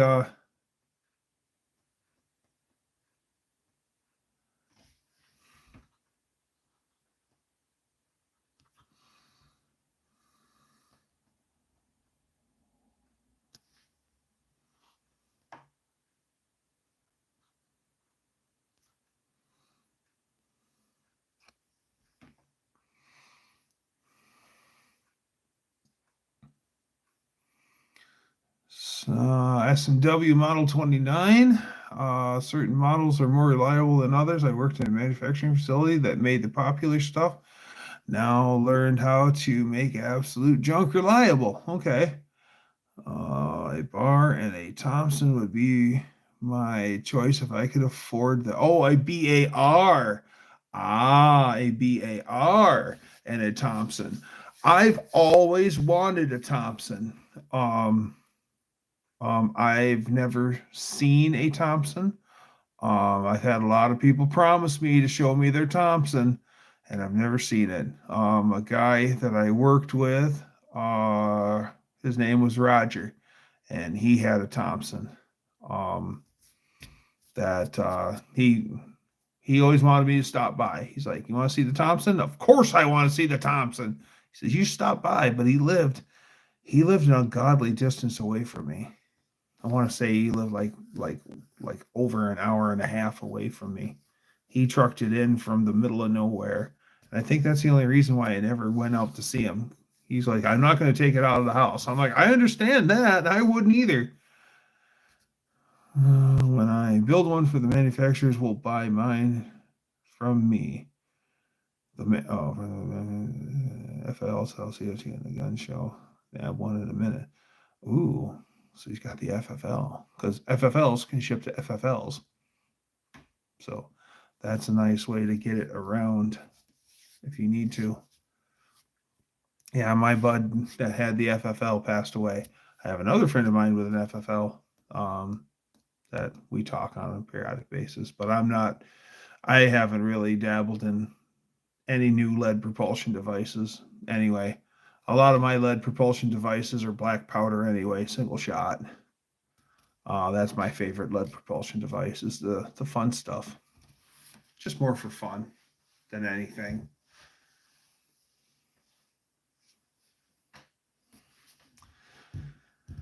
The Stake 44 is Grandpa bought back from WW2. Brother sold him without knowing it. Oh man, that stuff just like that happens every day of the week. Roger's one of the coolest names. One of my friends called me Roger for years until they told my name was Dan. He's like, why you correct me? I said, Roger's a cool name. Hey, bring back. Ouch. That's all right, Buff. The matter is that you're here. Ah, Aldius. Aldius. How wonderful it is to see you. What's good? Just another day here in the Wolverine Garage. Ah, good to see you too, Aldius. It's been too long.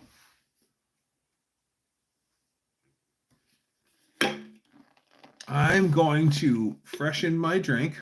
Give me a second. I shall return.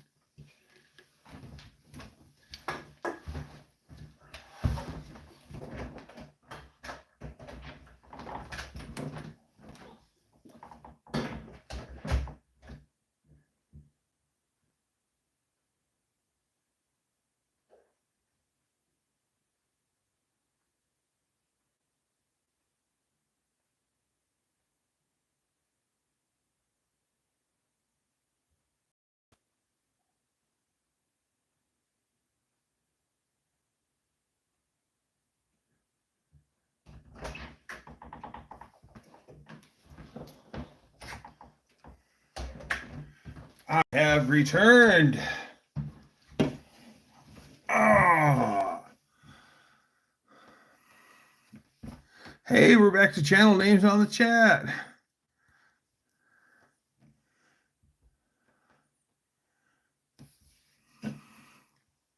Dinky Poo. Ah, Drinky Poo. Yes.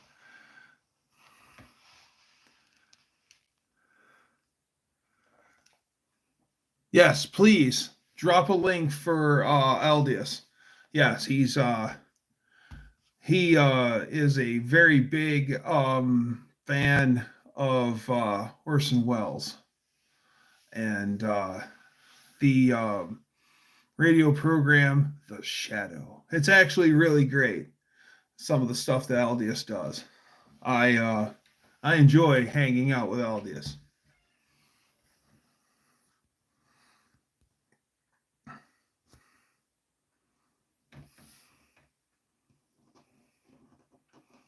Yeah, and I don't understand why.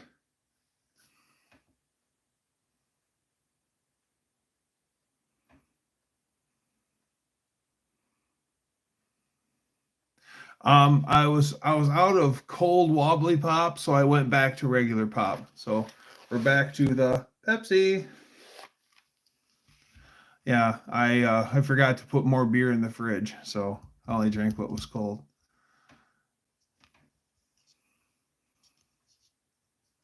It's still cool stuff, Aldius. And besides, how else would I know about Bridgestone Silvertone tires? I don't know how I got here. Well, that makes two of us, Kip. Ready to have a good time? Well, all right. You might have come to the right place. We talk about everything and nothing all at the same time. As we realized earlier, we're boldly going nowhere. I've read the book and listened to the audiobook more recently, 1984. Let's make 1984 fiction again, shall we? Don't need nothing but a good time. They say they spend my money on women and wine, but I couldn't tell you where I spent last night. I'm real sorry about the shape I'm in. Name 3 hobbies of yours, and I'll name 3 of mine. I collect Coleman lanterns. I am a motorcycle enthusiast, and I like vintage audio equipment. That's three. I have way more hobbies than that, but those are three heavy hitters right there, Kip. Metal casting, fishing, and 3D printing. Now that's cool. Metal casting, that's cool. Yes, let's make 1984. Oh, you collect gas burning Coleman stoves? I have a GI pocket stove that works awesome. The GI pocket stove is about the size of an old thermos, and it's got a big soup pot and like a coffee cup, and the stove sits down inside, and the whole thing comes together and locks in. I'll have to pull that out one day. It's in the back room. I'll have to pull that out one day for another live stream. But the GI pocket stove, Coleman pocket stove, is cool. Yeah, I have a few of the stoves, but I'm more into the lanterns. I used to be friends with Ernie Hyatt, like the hotel chain. And Ernie, at one time, had the world's largest Coleman collection. And he was a wonderful guy. I bought parts from him, and he was so old school. We met somewhere, and he sold me parts. Like I drove out to him, and he drove out to me, and we kind of met in halfway. And he's like, "Here's all the things you need." I had a Coleman lamp. I have a Coleman lamp, and he brought me all the parts that I needed to get it up and going. And he looks it all over, hands me all the parts. He goes, "Here you go." And he says right there, he goes, "Oh, this. And he says, "It's $125. And I said, "Okay." And I pull out $125. And he goes, "Nope, I'm not going to take your money right now." He goes, "I'm going to go home and I'm going to mail you a bill and you send me a check." And I said, "Okay." He goes, "I want to make sure my prices are right so I don't overcharge or undercharge." I go, "That's fair." I go, "Well, you can send me a bill if the 125 isn't enough." I try to hand him the money again. "If the 125 isn't enough, send me a bill." He goes, "Nah, I'm fine. Enjoy your parts, play with get your lantern, get your lamp up and going and enjoy." And he's like, "I'll send you a bill. You send me a check." And that's how it always was. I get the parts up front and then a bill. Okay. The guy was neat. He had a prototype Coleman lantern that was made of copper. The whole thing was made of copper. And it was a prototype that never took off.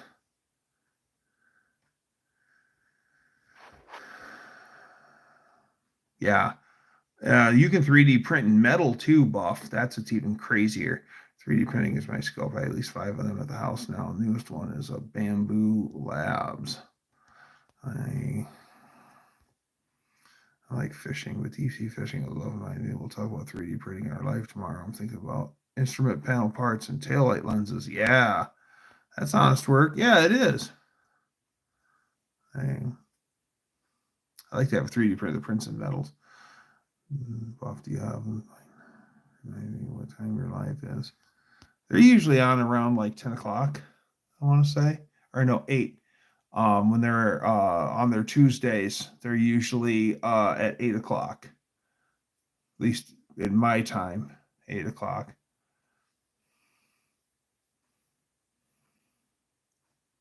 7 Central, which would be 8 o'clock up by me. Well, I have a set of I'm shocked. Corner small town hardware stores haven't gone heavy into 3D printing for the spot design solutions. For on the spot design solutions. That is actually a really great idea, Aldius. But that's, yeah. See, Aldius thinks so far outside of the box that he's taken the box and he's made something really cool out of the box. That's how far he thinks outside the box.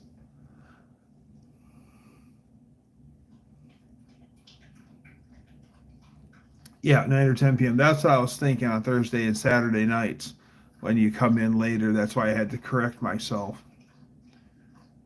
Boy, that is a good idea.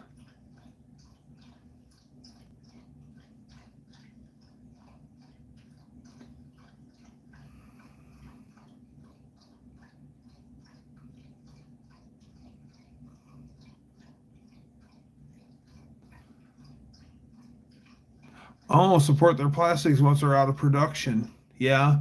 Instead of dealing with all that big tooling and making sure that's still up. There's the dog. There's Ruby. So yeah, that makes sense. Just print the panel or print the um wow. That's actually a really good idea because that tool there's a lot of work in just making all that tooling. The shop working on stuff Tuesday in the studio with viewers' cars. That's right. A lot of stuff from our friend Mexican Spec. He finds all sorts of neato stuff south of the border. And yes, Mexican Spec can help you get something from Mexico and you can purchase it and it will come up through Arizona, I believe. And then you pick it up at the border or rearrange shipping or arrange shipping. But yeah.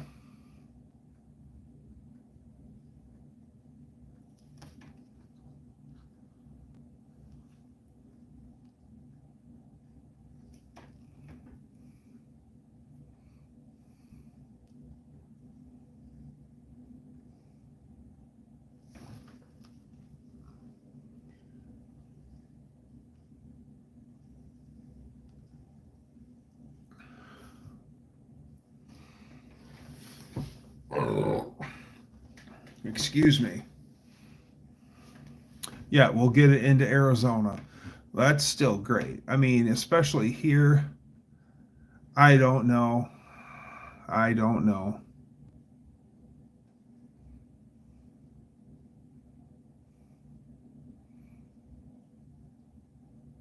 That's not a bad idea. I mean, it's a rust-free car. Now, granted, uh,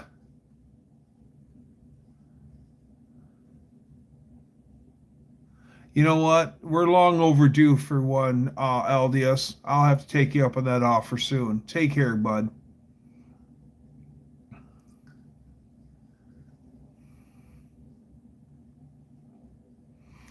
just got the newest project of the garage today. I'm traveling tomorrow. Working A, still be here. No safety glass? I mean, it's possible. Yeah, there was a yeah. That's very possible because yeah, with mandation,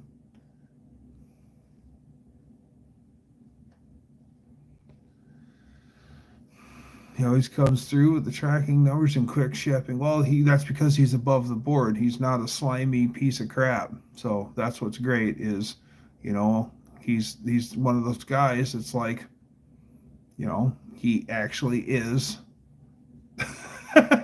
Shouldn't have to. All right, Dan.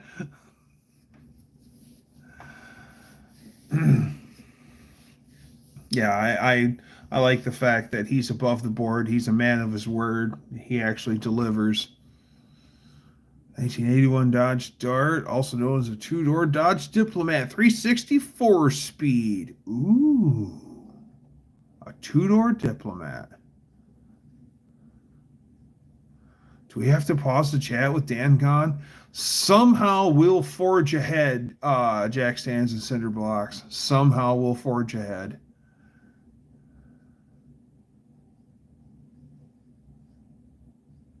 Sometimes it's laminated instead of hardened glass. Okay, good point. I don't know, but I could see like all sorts of stuff that's U.S. spec because of the mandations and the 5 mile an hour bumpers and the 10 mile an hour bumpers, and I don't understand why that was had to happen.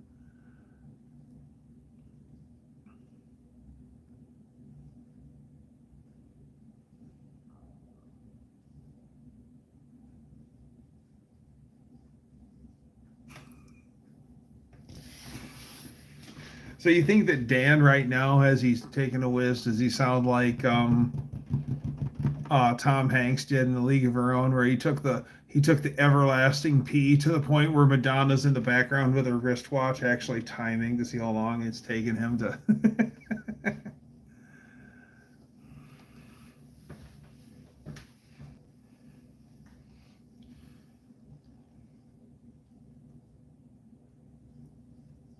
Here in Michigan, you can't smoke in the bars anymore. I haven't for years. I'm more impressed with the way the doors and windows open on the new C10 someone finally named the truck the other day. The truck with no name now has the name. Oh, um, so back when you could smoke in the bars, you go to some old bar that has a little itty bitty men's room, and they just have the white porcelain trough as the urinal, and then guys would just throw their cigs in the urinal, and then yeah, there was legend of cigarette butt hockey, and also just like Ghostbusters, no crossing streams.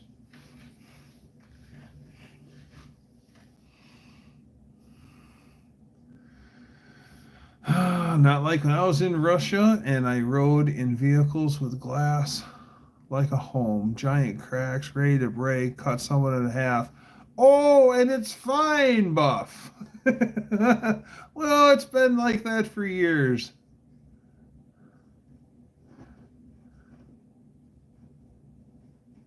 Urinals are just artificial trees. Uh,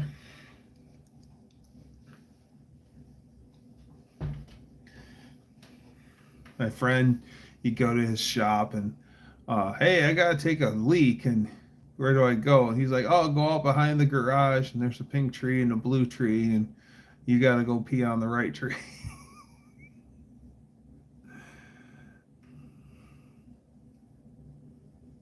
Yeah, if you guys want to check out something a little on the different side that's pretty neat, check out Aldius on the farm just off of Orwell Lane. I know it's a lot, but all that old Orson Welles stuff that he has posted up is actually pretty neat.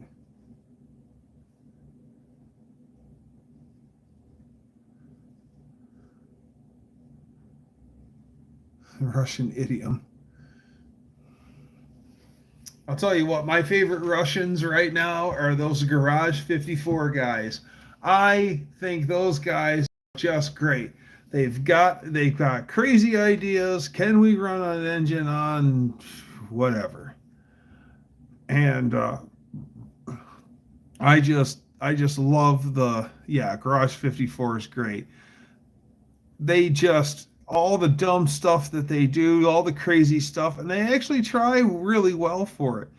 They made one of those Lada engines like they made it like 22 to one compression, and then they had a shim gasket in it that made it 18, and it was just roaching the engine at just buckling the pistons at 18 to the point where they wiped a cylinder out. So they turned that Lada, they blocked everything off, and they made it run on 3 cylinders, and they took the shim out, so it was at 22 to 1, and it just annihilated that thing. Wood piston, iron piston, pistons without rings, plastic pistons. They did the plastic pistons too. Got in trouble in second grade. Recess, the teacher wouldn't let me go. And so I think the only tree in the playground. Warned the kids around me that my intentions were they all were ran screaming because they didn't think you were going to do it. And old Jack Sanders and Cinderblock said, "Excuse me while I whip this out," and everyone goes, "Ah."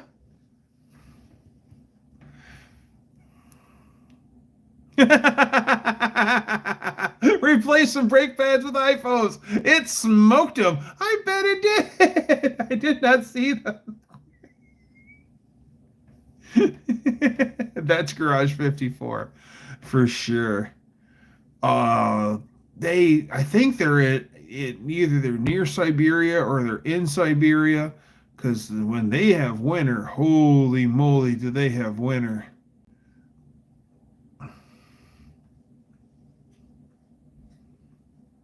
I know one guy, you can't light a fire under his butt for nothing unless there's a woman involved. If they're in Siberia, I thought so. That guy you can't motivate in any way, shape, or form unless there's a woman. If there's a woman, then all of a sudden he will go to the ends of the earth, get motivated, and do it all. But yeah, deadlines mean nothing to him. At least the sober ones. Though some of the drunk ones have been in tune to their craft for so long they can operate.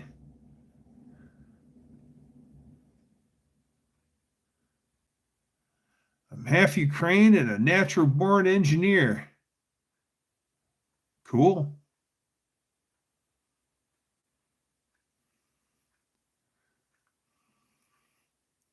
Or the ones drinking vodka.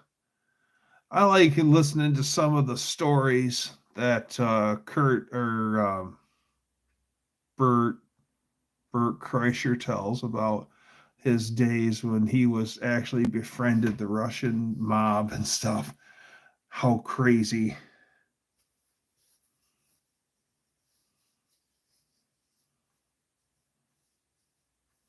Oh, it's a running.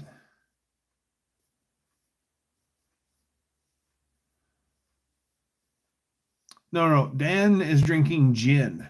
So he likes it tasting like Royal Pine freshener trees for cars. A lot of good aircraft parts came from the Ukraine. I bet it did. Hey, what was it? East Germany and West Germany. Whatever happened to there was an unbreakable glass that was being made. I think I might have an unbreakable. I have a lantern globe and the glass companies from West Germany. And I heard about the West Germans having a type of glass that was unbreakable. They made a real simple looking cup, and you could take it at like eye level and let go, and it would just bounce off the floor. It wouldn't break. They had some special glass that no one knows. It when the wall went down, like all that dried up, and no one knows how to do it. It's like lost technology now. Even drinking gin on a really hot day. Yeah, I did too. So I think we're thinking of the same thing, Jack. Jack Sands and Cinder Blocks.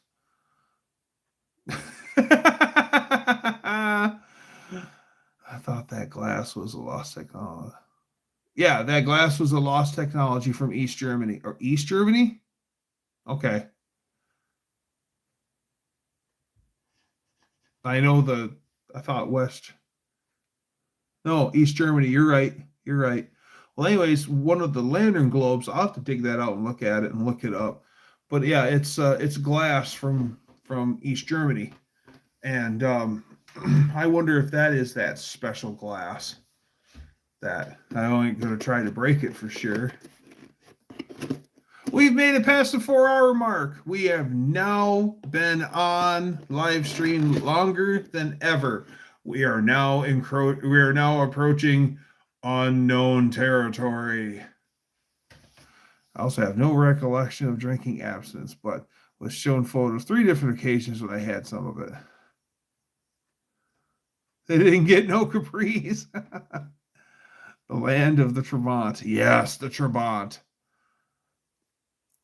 Absinthe is definitely interesting, and you don't drink it neat. You got to drink it with the sugar cubes and stuff. They advise you not to drink it neat.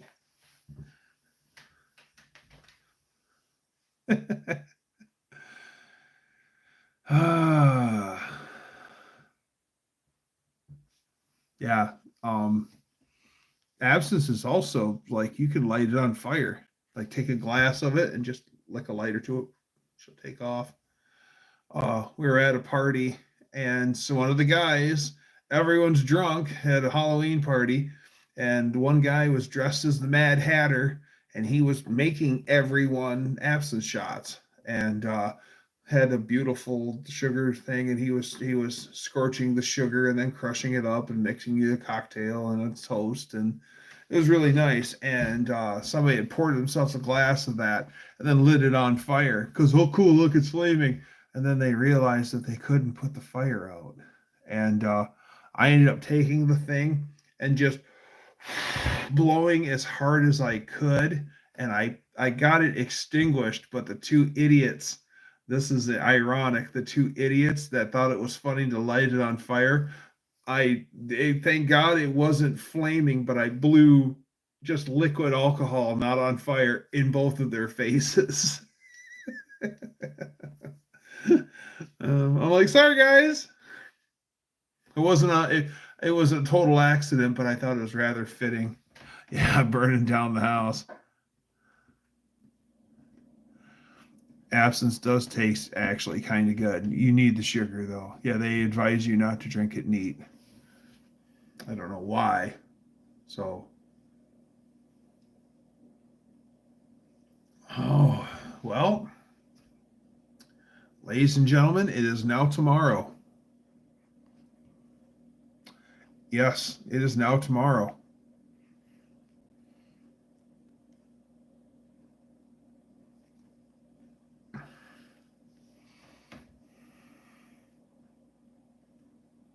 There's drunk and then there's army drunk. Wow. I guess I don't know what army drunk is. Absinthe is really good. Miss today's my body can tolerate alcohol. Welcome Tuesday.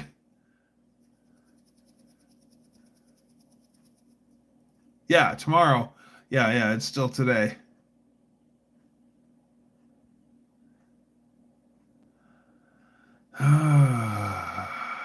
We need more power. Well, yeah, power is the answer. Do do do do do do do do do. Bow.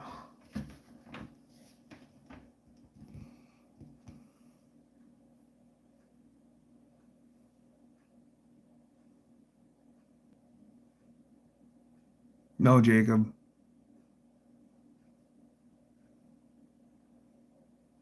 We don't talk about politics unless it's in humor.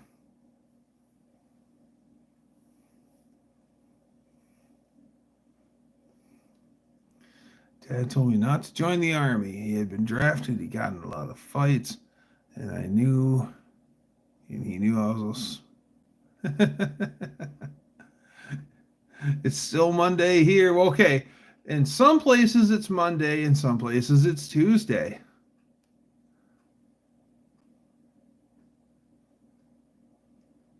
Oh yeah, yeah. Well, they were running cars on booze back in the 20s during Prohibition to use up the alcohol. So that's nothing. That's not anything new.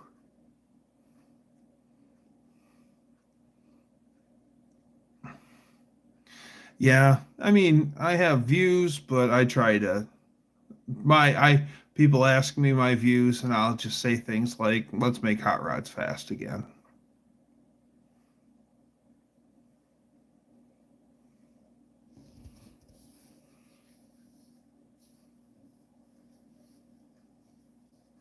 Those guys are, those Garage 54 guys are great.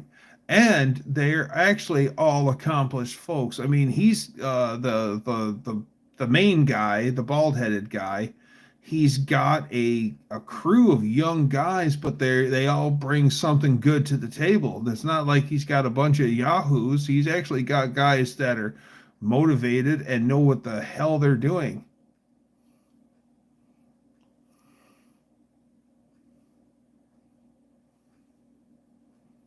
It's your money. I was a party animal. I'm against California emissions, as am I. I mean, crap, where else in America could it be known to the state of cancer to cause California?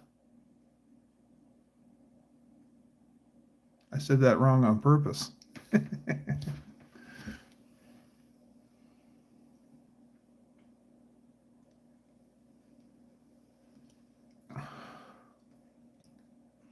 Let's make hot rods fast again.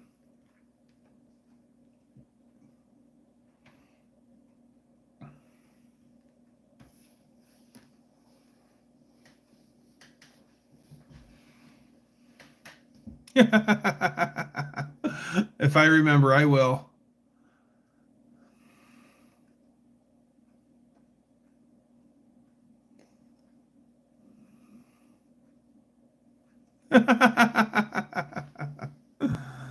uh,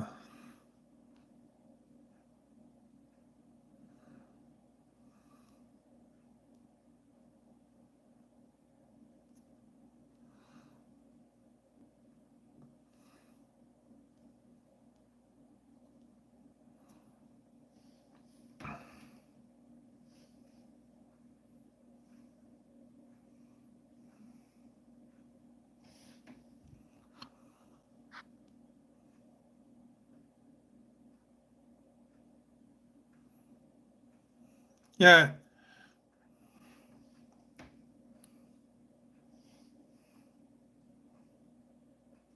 It's making a console for PC games. I'm not surprised. Trying to get their share of the market. It's a successful market. I mean, why wouldn't you?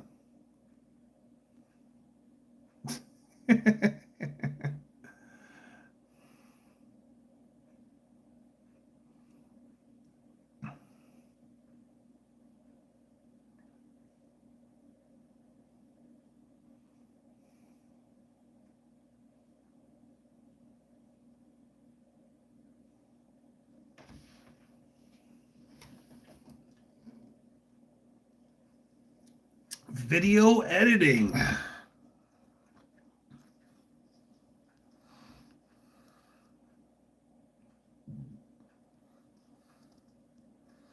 Do. Big surprise that Danster. Dare we go 24 hours with this live? No. I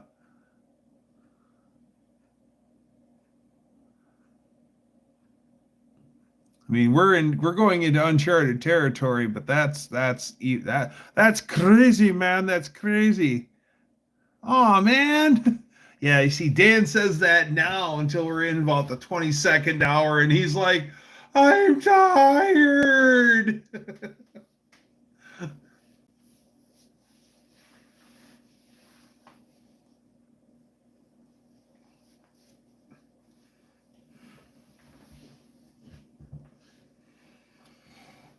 A friend of mine had a place in Florida and he had a place in Michigan, and sometimes he'd have to drive to his place in Florida, and he would make the turn in one shot, like 17 or 18 hours, just jump in the car and go.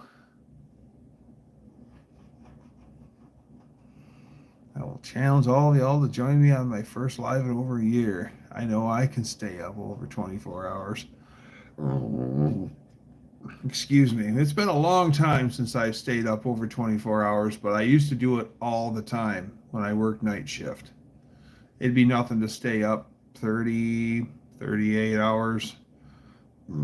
But usually by that time, I'm ready for bed.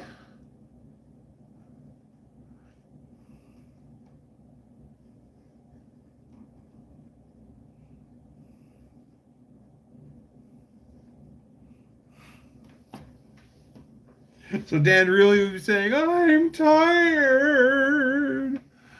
Our longest live was 7.5 hours when we put the head on the engine and got it started. We finished at 4:30 in the morning and slept well into the day. Like champions, Bufferino. It'll be nice to y'all be on a weekend, and I'll definitely be drinking by hour 2.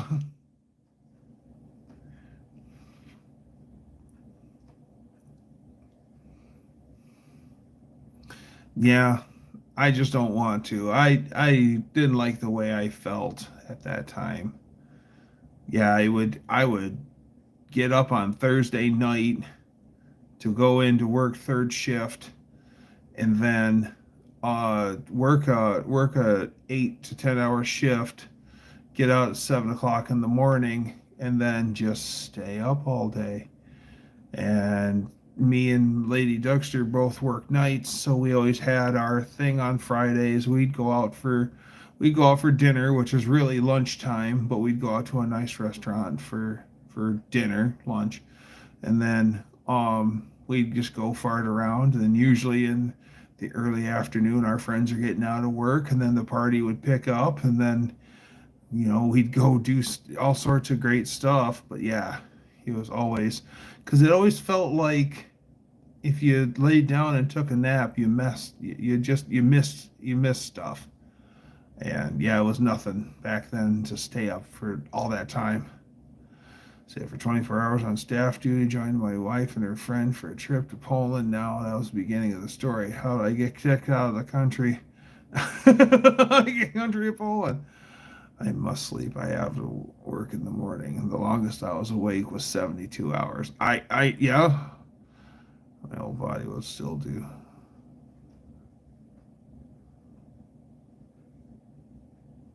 As long as I'm comfortable. Well,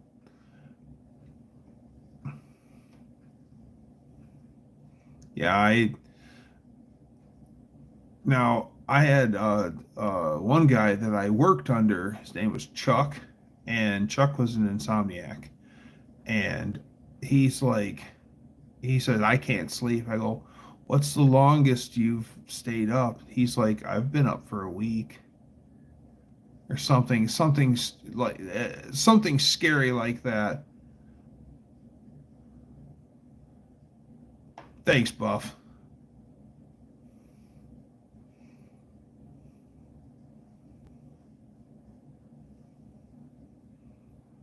Yeah, I hated how I felt sometimes staying up all those hours, because I would get to this, you'd get to this point where you'd be and really tired, and you hit a wind and be good for a while, then you get tired again, you hit another wind and be good, and then eventually you just get mean. Thanks for coming. Great hanging out with you. Come check us out again next week. Till then, take care.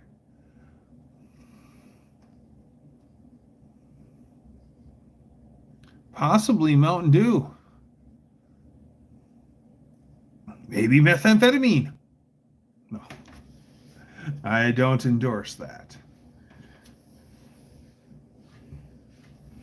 Yahoo! Mountain Dew.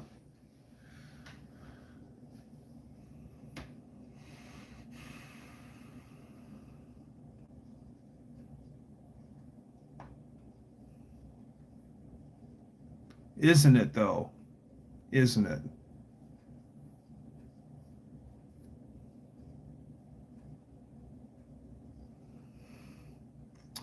Hi, Rubinek.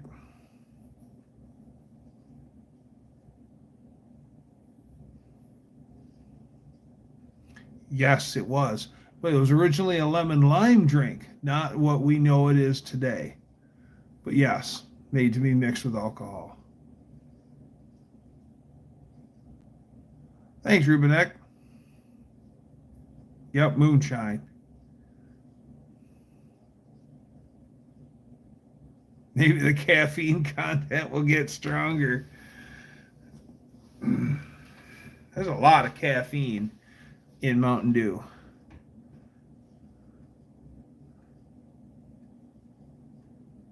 Some mixers are damn good without the booze. That's true. Yeah.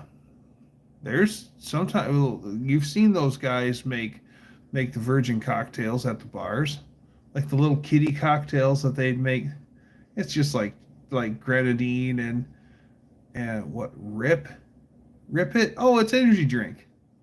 Yeah, Rip It.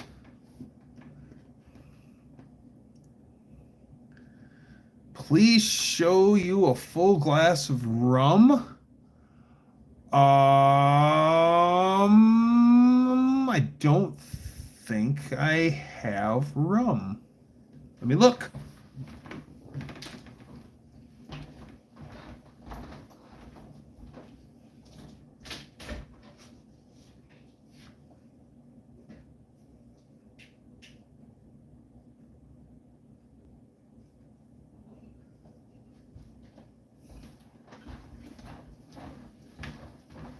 Malibu pineapple rum. Sorry about the flashlight. That's Lady Dougster's.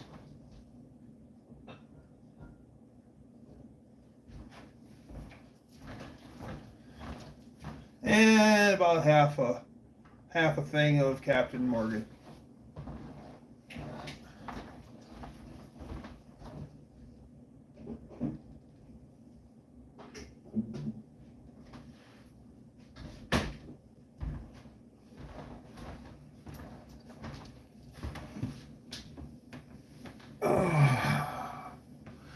Yeah, Malibu rum.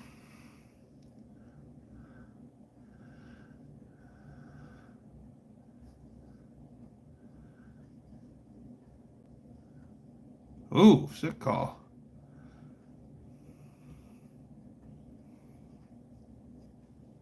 Yeah, I really liked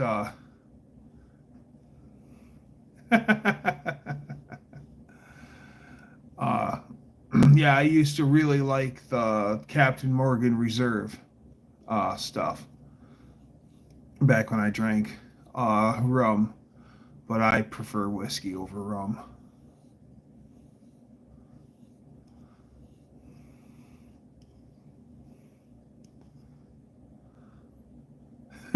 Smoke.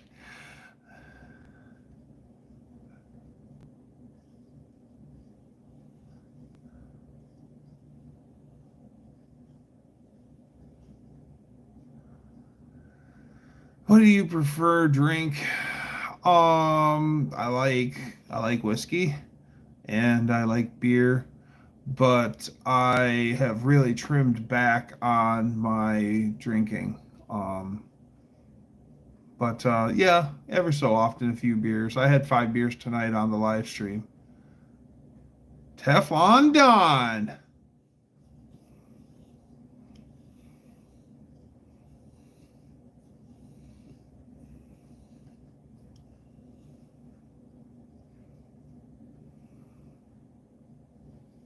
What alcohol gives you the worst hangover? Usually the alcohol that gives me the worst hangover is the stuff that I'm not used to normally drinking. If I stick to my normal stuff, like whiskey and beer, and I'm fine. I can drink a lot of it, and most of the time I don't have a hangover. But if I start drinking anything that isn't normally what I drink, I could have a horrendous hangover. Yep, as long as just like Jack Stands and Cinderblocks just said, as long as I don't, as long as I stay in my group of usual suspects, yes, USA. I'm in Michigan, Southwest Michigan. I'm about an hour away from the Indiana state line, an hour north. Yes, the cheapest whiskeys would give you a terrible headache. Yes, the better stuff doesn't do that. Exactly.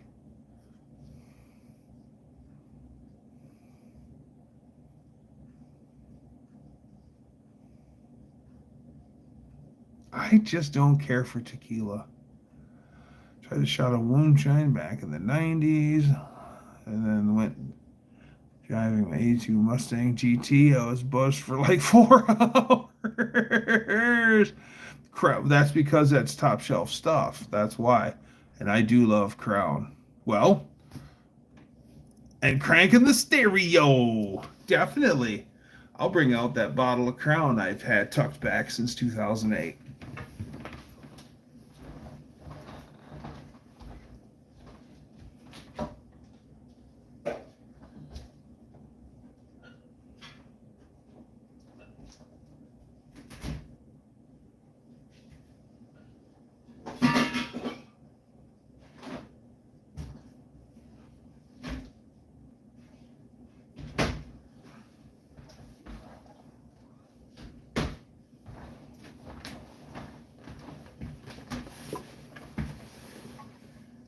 Can you read it?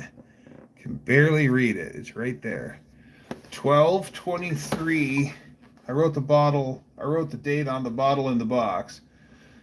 December 23rd, 2008.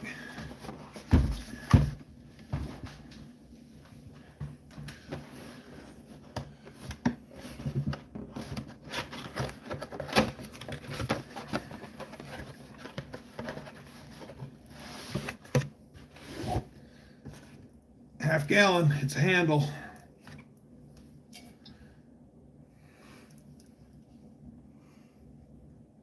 $11.23.08. Been saving it for a nice occasion. 1.75 liter bottle. Yeah, that's what Dan was talking about earlier. At a time. What I was saving it for? I don't know. Just saving it. It's going to be smoother than a new paved highway. I have a fifth of Crown Royal Reserve from 09 that, yeah, saving it for what? I don't know, but it's going to be whatever it is, it's going to be commemorated with something special.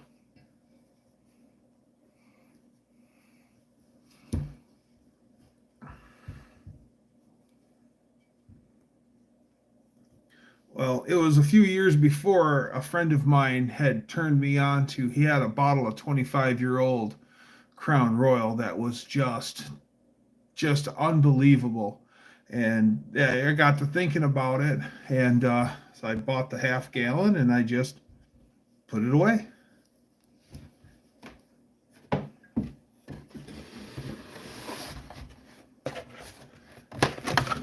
Okay. Never ran out. I've ran out many times. Wife is surprised it's still here. The medication open it yet. Okay. I'm gonna put this away, and then the waste management team knows my that's all right. Hey, at least Mrs. Ecstasy knows how to have a good time, right?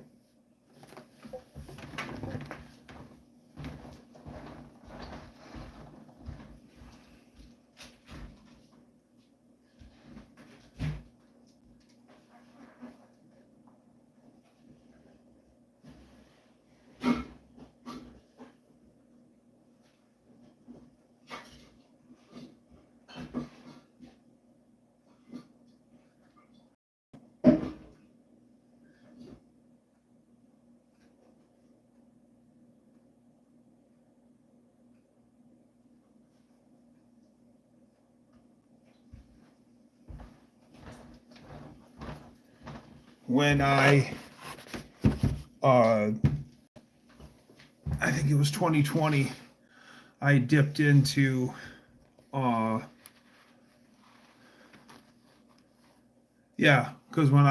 on New Year's, when I got into my bottle of 2009, 10, 42210, this is Crown Royal Reserve from 2010, and this is really good stuff. When I dipped into this, on New Year's Eve, I replaced it with 12/31/20 of another Crown Royal Reserve, and so that's only going to get better. So why? I don't know. This stuff is just every so often I feel like a quality drink. 2021? No, 2020. This is 2020. And this is from April 22nd of 10. So when I feel like a good cocktail, I use this. And this is usually just 3 fingers over ice.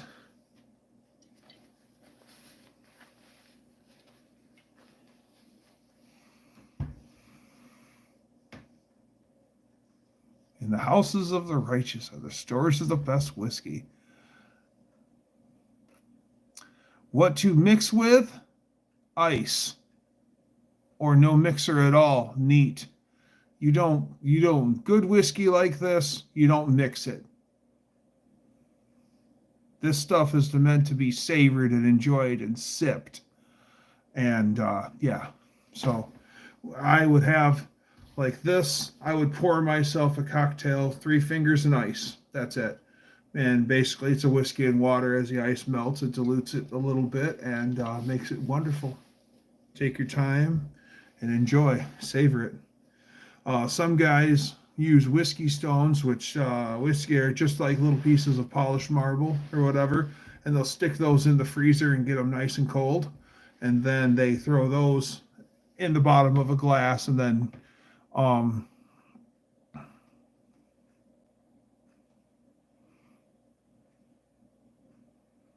half an hour of Jim Beam. You were well on your way to being drunk.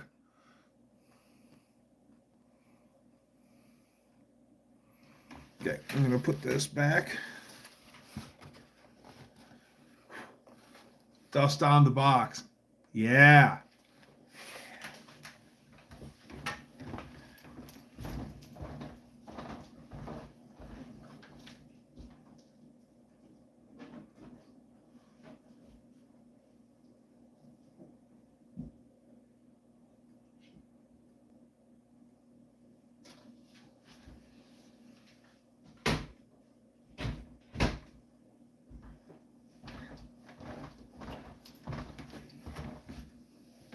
Oh, yes.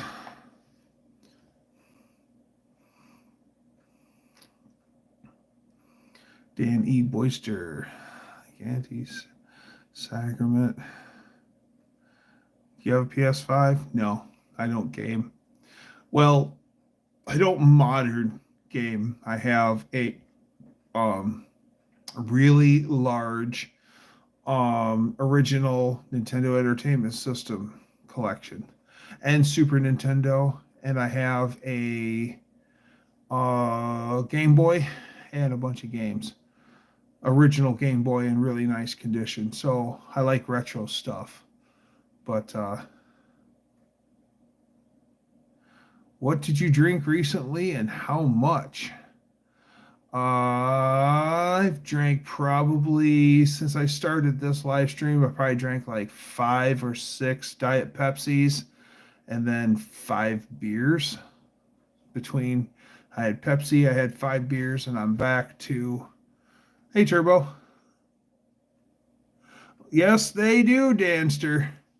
When I was younger, or probably not even like a year or so,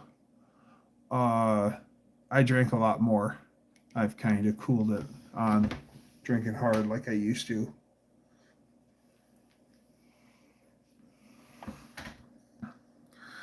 I remember having to retrieve an RV drinking buddy from a German hospital after a night of drinking. We calculate he drank probably close to 2/5 the night before. No telling what I consumed. Good Lord.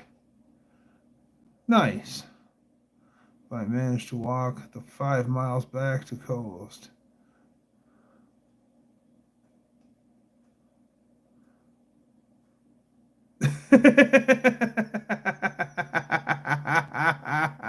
That's right, Dean.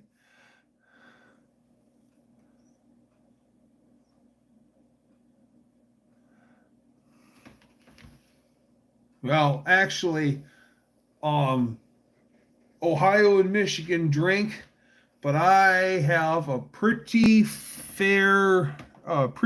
good hunch that Wisconsin has got Michigan and Ohio out in the cold. Those guys will drink. And I watched the whole thing on the 10 drunkest cities in America, and there's like 4 Wisconsin cities, and the only state that shows up multiple times is Wisconsin. So there's like 4 out of the 10 are in Wisconsin. This is true. Wisconsin is not. Why does bourbon have such a bitter, oaky taste? It's because of the oak barrels that the bourbon is put in. And bourbon, as a matter of fact, is has to be made in a certain area to be bourbon. The limestone in the water source is one of the hallmarks of bourbon. So you can make something in a bourbon style, but it won't actually be bourbon because you're not making it in the right spot.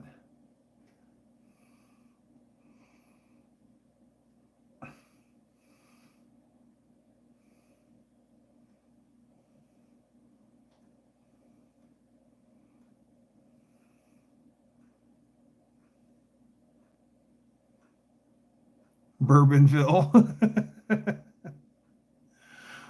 It's out of the. I think bourbon comes from Kentucky. I think it comes from the Kentucky area. Doesn't also need to be in a previously used barrel. I don't know. No, I think that like Beam, I think they still make their own barrels. Now Jameson uses used is exclusive to used barrels, and they'll reuse a barrel and reuse a barrel and reuse a barrel and reuse a barrel and reuse a barrel and reuse a barrel. A lot of the beer breweries around here, what they've been doing for years is they would find um, distilleries that would make bourbon, and they'd get their retired bourbon barrels, and then they would make stout, and then they would put it in the bourbon barrel and then put it up on the shelf and let it age for a while. Then they'd bottle that up as bourbon barrel stout. And that was a big thing. And you got a lot of the bourbon notes and everything in your stout beer. And then what was even funnier yet is after a while, with it all taking off and people really liking the bourbon barrel stout beers, the whiskey houses were starting to get the barrels back from the beer brewers, and then they were putting their whiskey back in that to give it that note of the beer in the whiskey kind of thing, which is really interesting. So I've had beer barrel stout before, but I've never tried the beer barrel whiskey.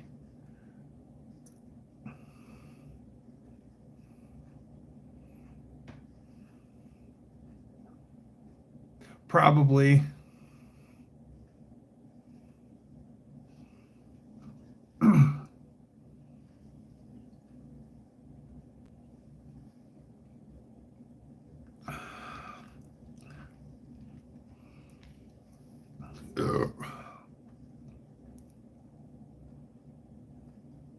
It's gonna force it in there. Oh, dancer. Cheers, Urbanek.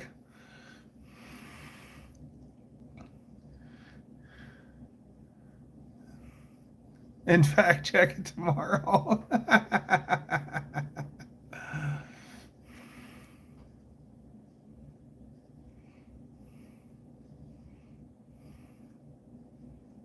Prismatic Lake. Oh yeah. Do you have any moonshine? Sort of, but it's like legal over the counter stuff. It's I've got a well, it's here in the cabinet. I guess I'll bring it out. It's Old Smoky, I think it is.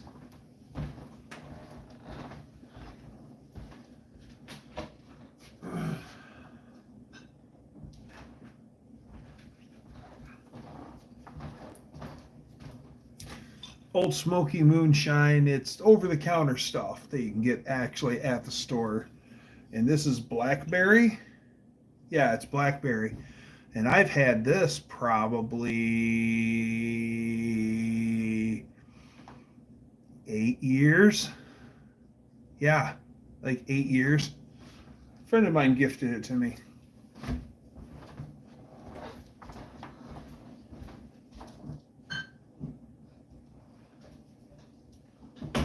All right.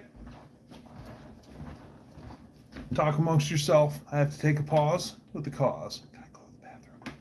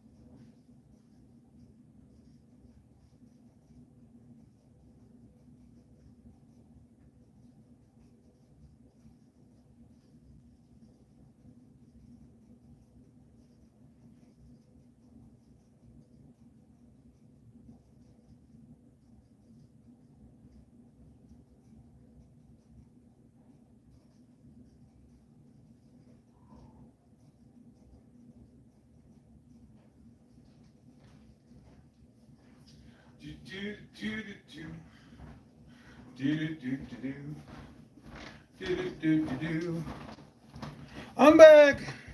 Oh, I made it.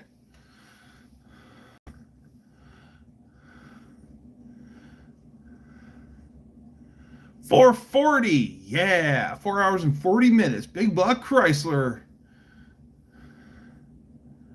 I'm back.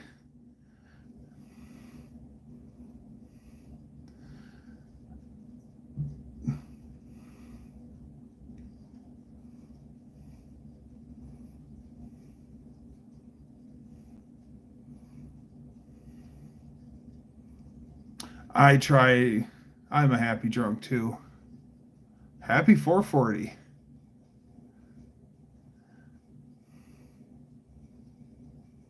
It sure is, Mike. We're in uncharted territories. Usually it's 3.5 hours, and we're almost toppling into 5. I got the rest of the week off, so 440 milliliters, cubic inches.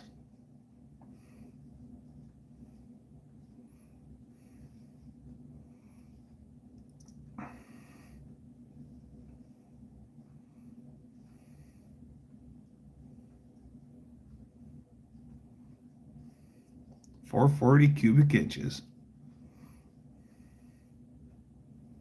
440s were interesting. A 440 will not show any sign of cracking until you've pushed her too far.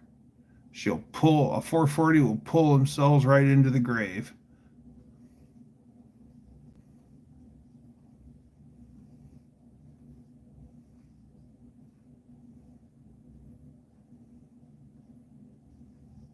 Milliliters.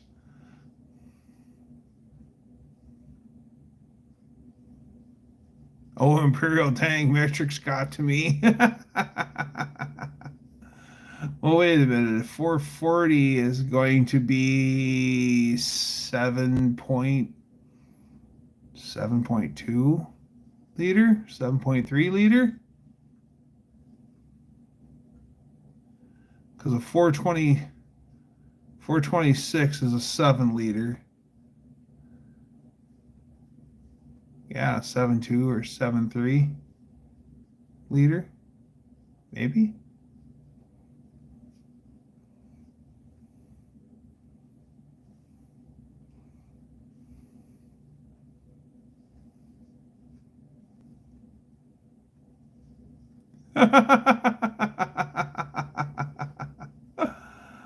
uh,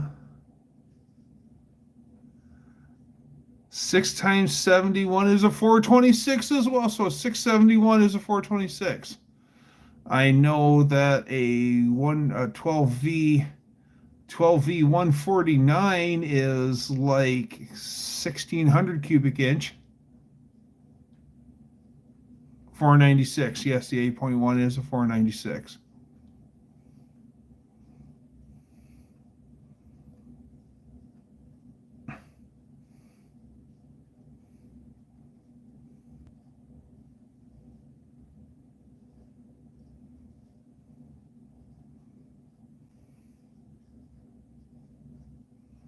V149 is a behemoth. It is a behemoth. Well, the 12V149 that I seen video of, the thing had like 4 turbos that had 15-inch housings on top of it that was feeding it. What an absolute beast. It's a ship engine. I'm sure it is. This one was on old two-stroker, and Bacon had it, and it was for a gen set, and it was free for the taking if he had the proper equipment to load it up on his trailer. They lit that thing up and chooched it a little bit and made her roll some coal, and they only ran it for a matter of minutes, and they burned through 5 gallons of fuel like that. It was impressive. What a beast that was.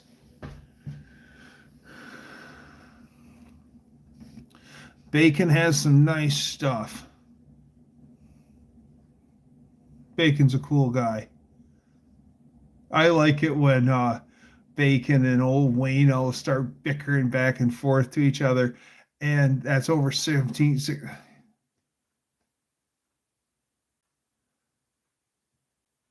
Yeah, the one that he blew up at his house, that had to have been scary as frig. Yeah, Bacon's got all sorts of neat stuff. Yeah, I like how Wayno and Bacon start bickering at each other. They're not serious, but they'll get their jabs in, and it's on point.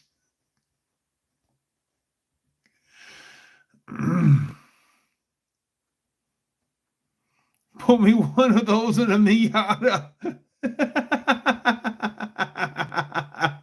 A 140, a 12V149 would sit on top of the Miata. It wouldn't fit in the Miata. It would wear it like a roller skate.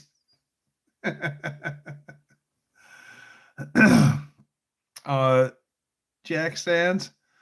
To put it in perspective, how tall a 12V149 is, if I'm standing on the right side of this engine and you're standing on the passenger side and we measure in, So we're like facing each other, or supposed to be facing each other. And yeah, let's mid-engine that in the C70. I still think you might need more truck. I want to say that engine was like, the genset and engine was like 15 or 16,000 pounds. So yeah, it's so big that if we were facing each other on other sides of this engine, we can't see each other. Even if I reached up and waved at you, you can't see me. That's how big this thing is. It's huge. The turbo, there's four 15-inch turbo housings. There's four turbos feeding this mule. It is a beast. That was out of a cube.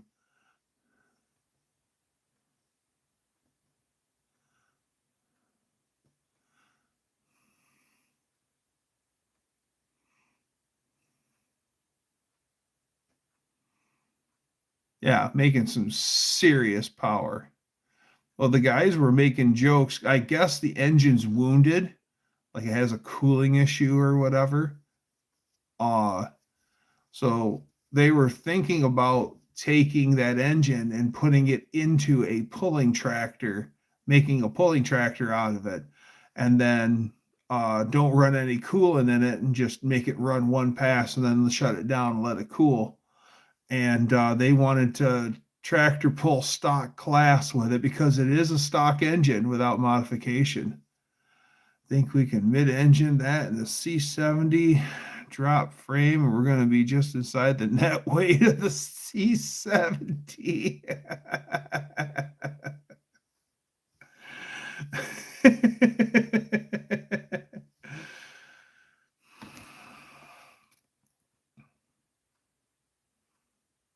Can't wait. I used to just swap the stickers over. Nice.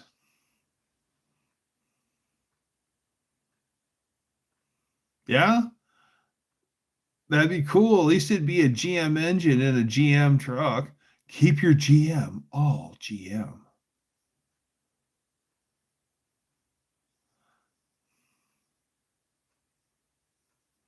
I mean, the 366 as a starter. No, you won't need to pony engine it. As long as you've got hot batteries on board, you can use the starter on that. It's got a regular starter. I think it has two starters. Yeah, it has two starters. Yeah, I think there's a starter on both sides of the flywheel. They both engage and run the same, or yeah, it's like a push-pull setup. Yeah, I think there's two starters on the 12V149.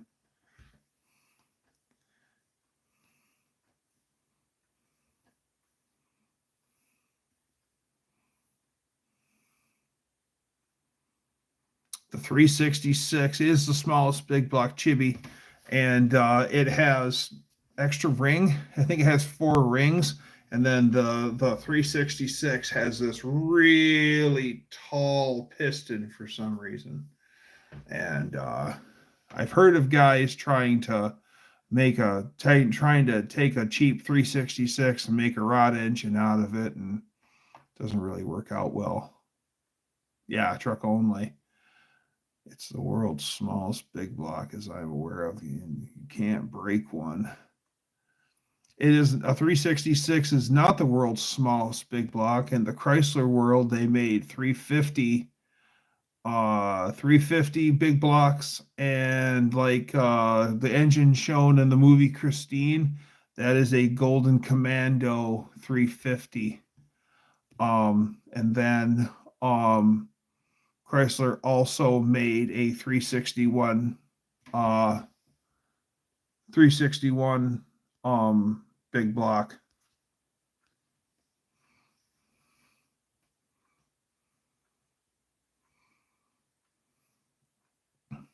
I don't know what the world's smallest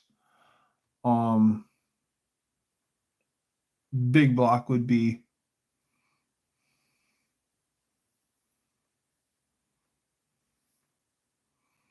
Blue Ridge Brigade.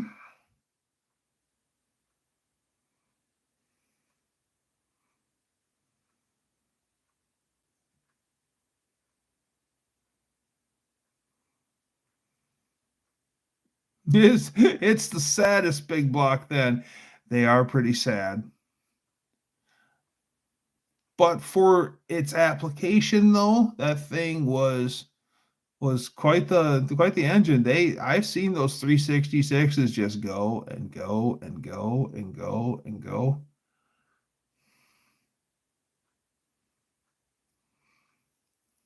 You're still here. Hi, Wendy. Thanks for hanging out with us.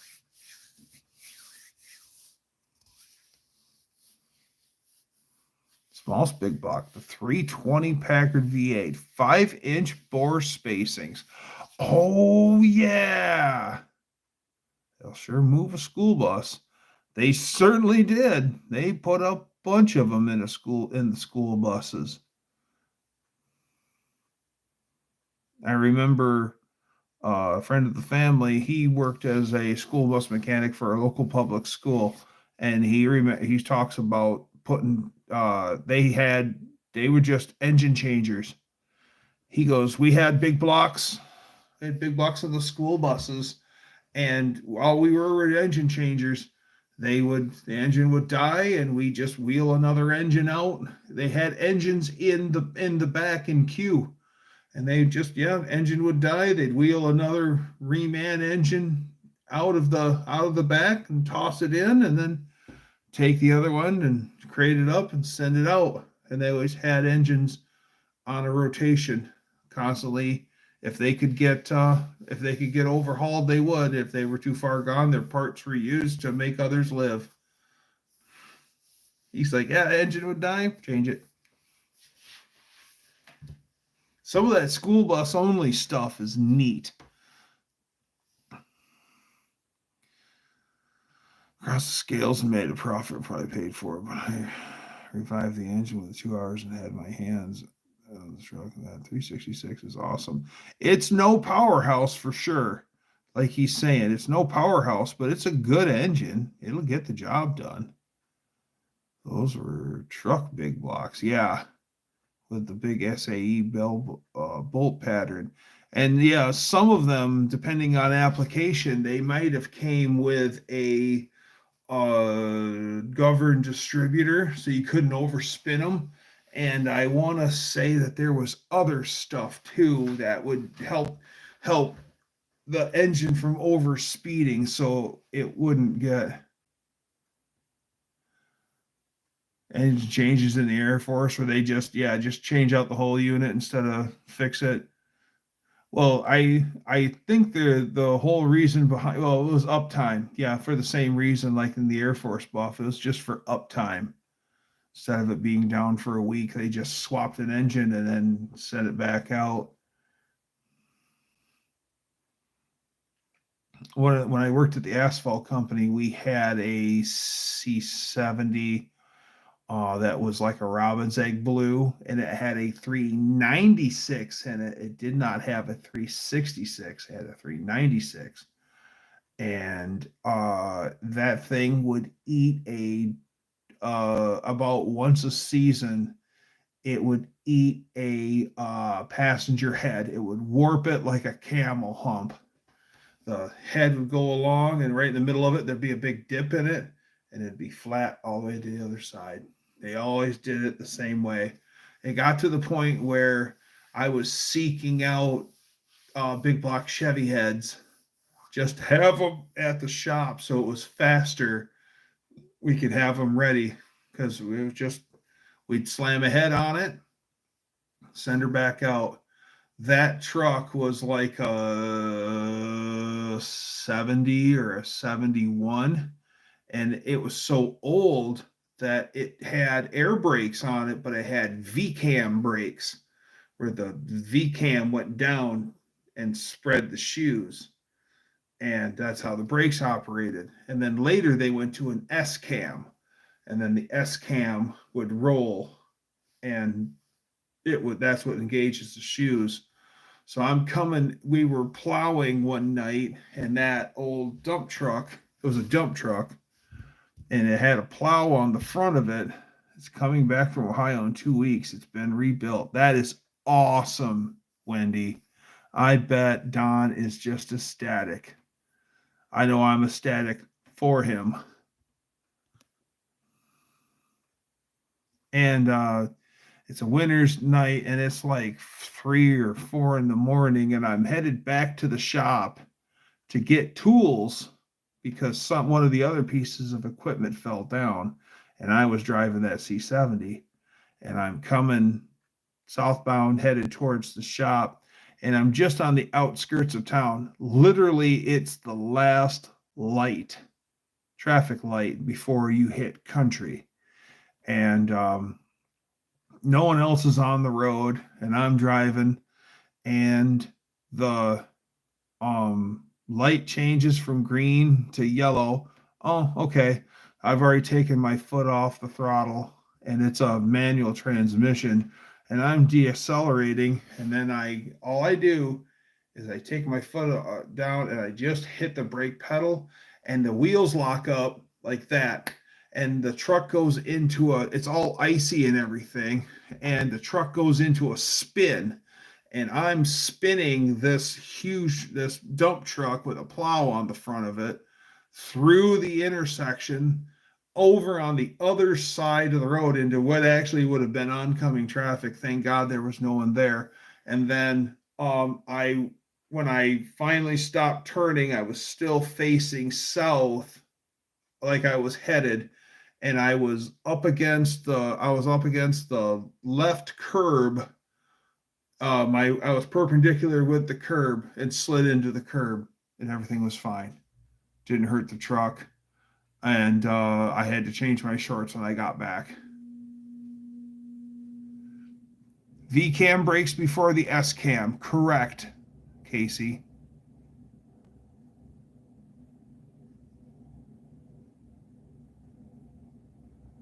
On the SR-71 Blackbird. Oh, the SR-71 is such a cool aircraft. That and the Concorde.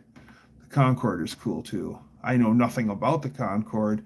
David Vizard can talk for hours on the Concorde.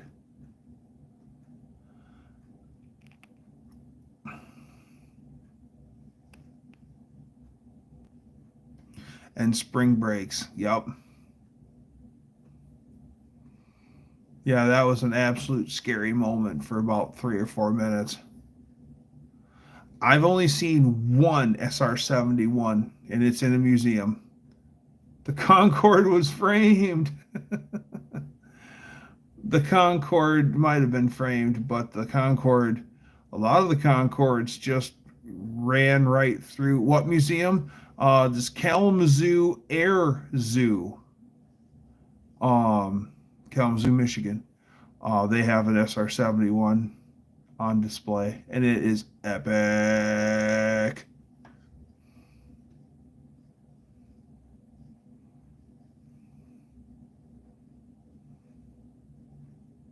The Concorde was Frenched.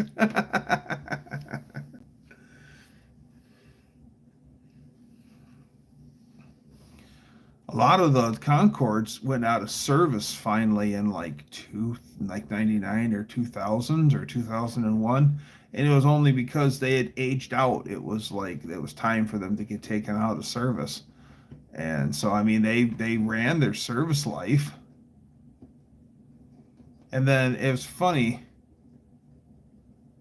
The TU-144 was also Frenched.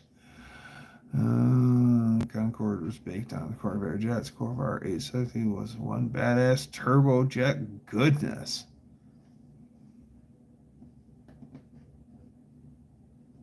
We are now over 5 hours in.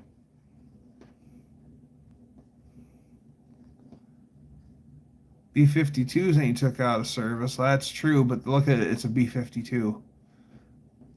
They just keep showing that old dog new tricks because it's a great design. Otherwise, they would have went to something else. Hey, B-50, is it the B-52 that the Russians copied? I think it is. That's neat. That's a whole neat story within itself.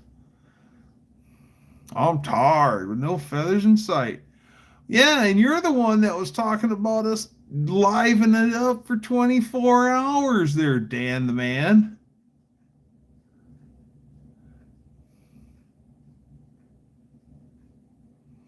Tarred and feathered and run out on a rail.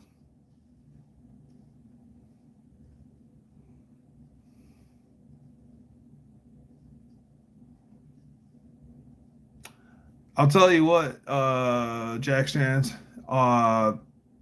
if you ever do come up to Michigan, to Kalamazoo, Kalamazoo is a neat town. Checker Motors was from there. The Blood Brothers were from there. Shakespeare Fishing Equipment, Gibson Guitars, just to name a few things. So yeah, Kalamazoo, what they called Kalamazoo at one time, mini Detroit.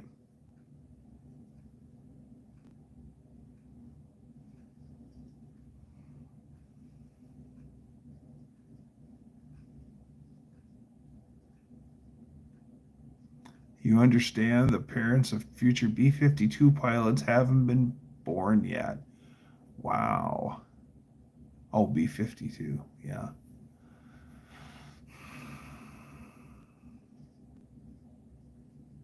B-52s are the 4-300s of the skies.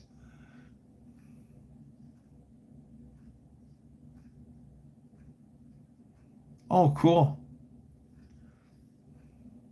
Very cool.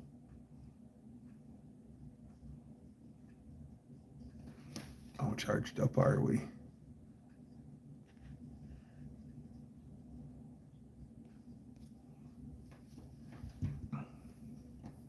Yep, Michigan is home.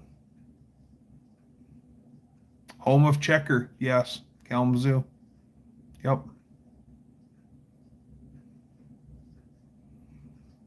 As a matter of fact, one of my old co-workers, he worked at Checker in the 80s, and he made S10 tailgates there.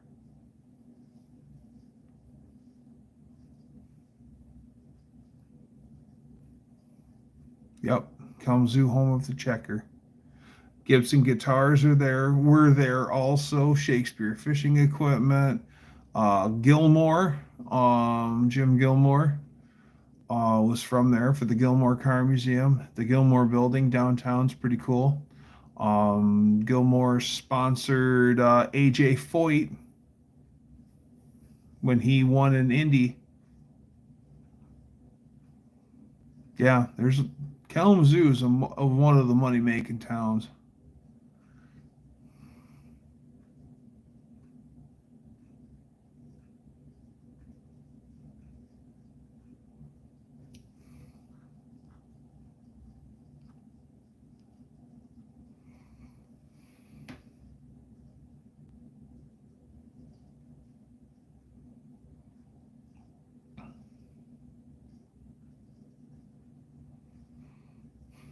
It's pretty cool that she found her dad's family. That's really cool.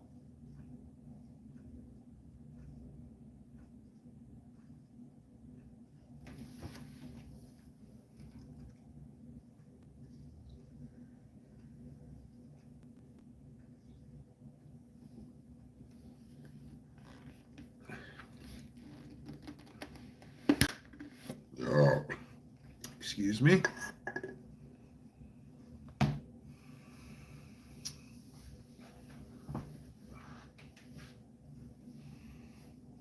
506.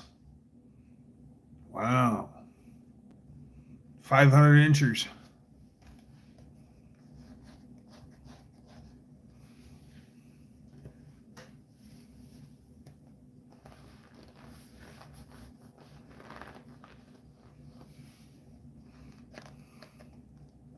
Always look to feral cats for life's advice. That's right.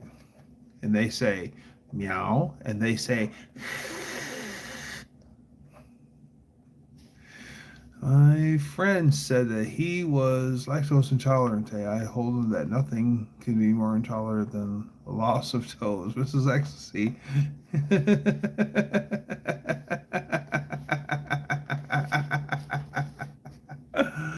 uh,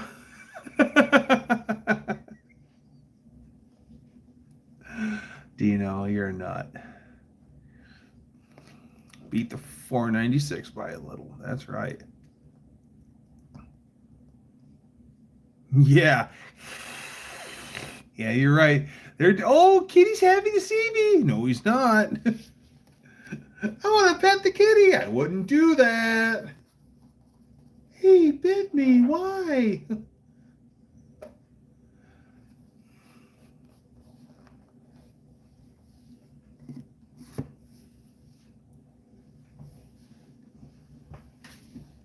Ecstasy for the win.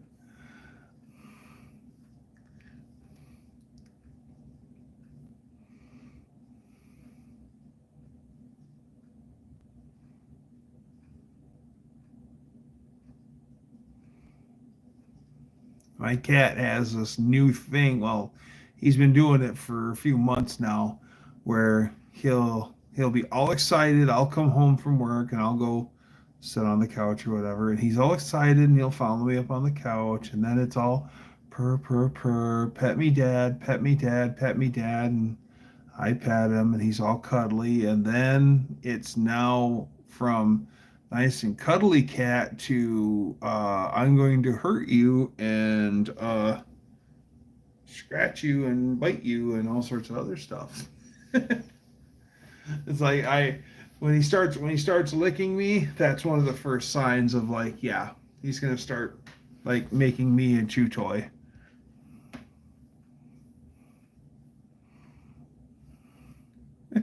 Say, Shank you very much. Ah, ha, ha. Oh, Danster's ready to get rowdy. Sounds like the guy on TikTok. White women ain't scared of shit. Our cats are nuts.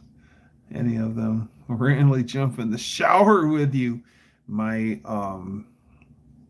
lady had a friend for a little while. She had a cat named Taz, and she would get in the shower. She didn't care. Water didn't bother her. And yeah.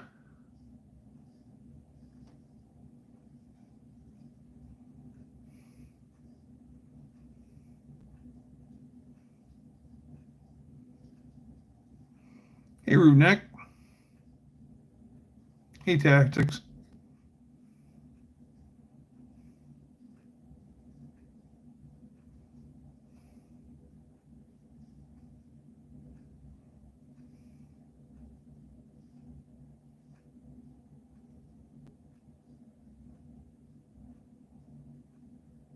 Wow.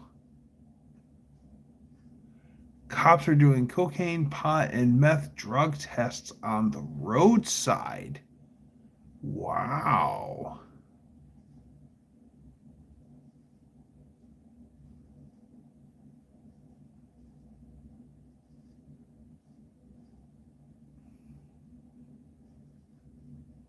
No, I don't. The one and only Nicole.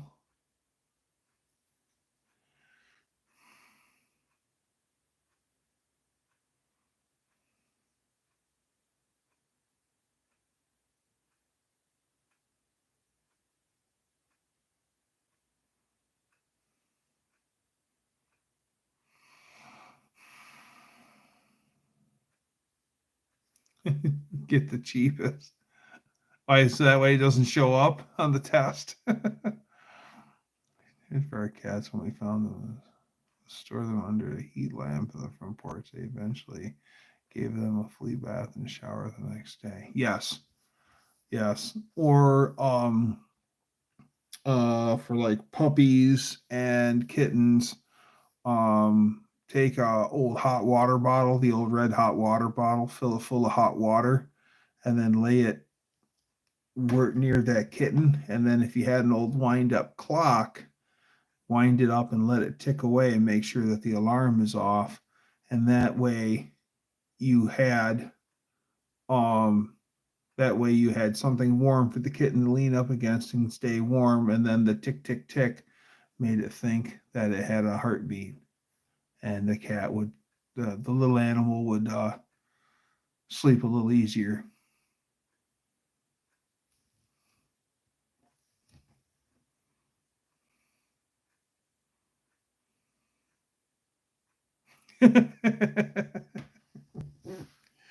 And neither do I. That goes double for me. Speaking of a double, another double, please, Bill.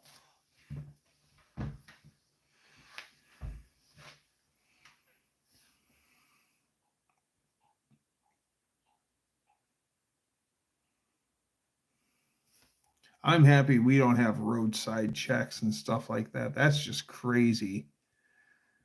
Ain't no DOT officer holding up the cup under my.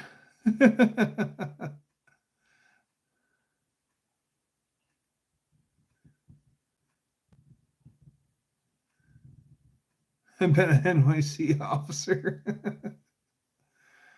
I mean, I've heard of sobriety checkpoints here in the States, not here in Michigan, but I've heard of other states doing checkpoints where they're checking everyone for all that stuff.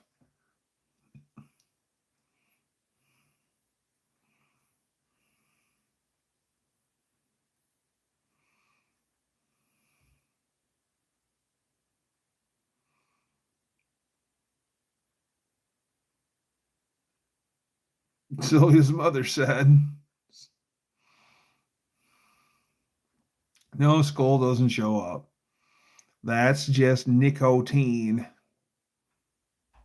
But here in the States, they've healthcare professionals, at least some of the hospitals around here, I think it's probably nationwide, but healthcare professionals, they've cracked down on smoking. Like people who work in the hospitals, they're not allowed to smoke before they come to work. They can't come to work smelling like cigarette smoke. So that means you got to get up in the morning, not smoke, go to work a 12-hour shift usually, and then, yeah. And other places I've heard of that would actually are making you take blunt smoke then. That's right. That's right. Yeah. Well, I don't. Hey, I'm not smelling like cigarette smoke, sir. Far out, man. Blunt smoke then. Right.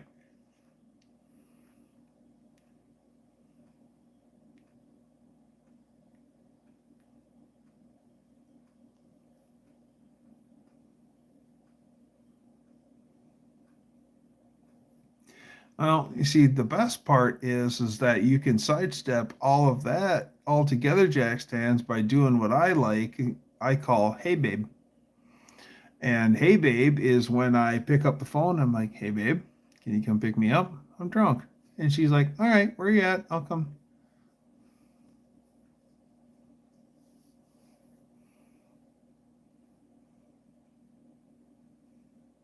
Oh, salvia, yes, salvia. I heard that's some weird stuff. White collar setting, potted plants are the new spittoons. You're absolutely right.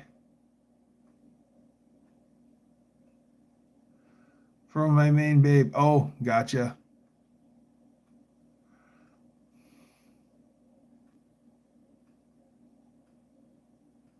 I have a no smoking policy before work. Yeah, I've heard. Yeah, could you imagine working at a place where they're trying to like make people not smoke, where they actually make you take urine tests to check you for nicotine, something that you can legally obtain and have, and then you could probably, it's going good. Welcome, pie. Um, yeah, I just think that's crazy. Like, and you could actually be part of, disciplinary action through the company because you tested for nicotine.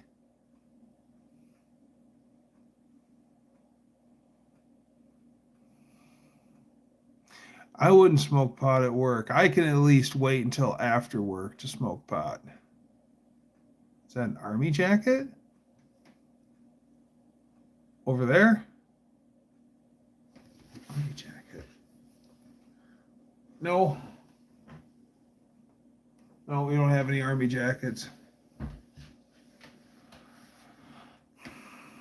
That's just a tie-dye like hoodie there in the corner. Yeah, health insurance. Yeah, nicotine, change your health insurance rate.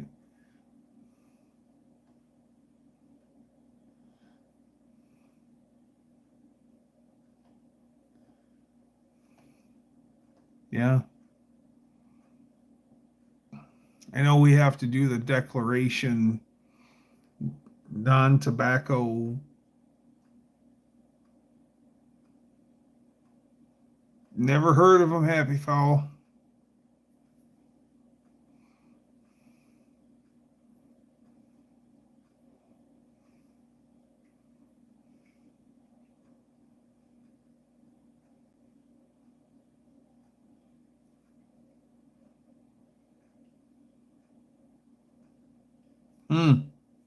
Know nothing about them.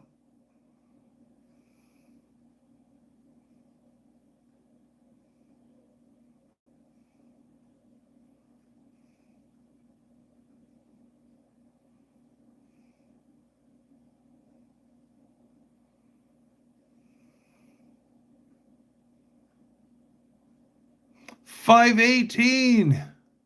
That's a Chrysler automatic, a 518 with locking torque converter and overdrive. 867-5309. My last job, we did a job making, I forget what it was, but it was owned by the actor Hugh Jackman. And the the product that we'd get the product shipped to us, and then we would turn around and package it for him and then box it up and send it out. And it was owned by Hugh Jackman, and the main part number of the stuff that we were packaging was 8675309. And it made me laugh because I'd walk up to like one of the line leads and I'm like, you know what the part number is? And I'd show him the label. And he's like, no, what's the part number? And I said, it's 8675309. And then you always have somebody going, hey, isn't that? And I'm like, yep. And I go about my business.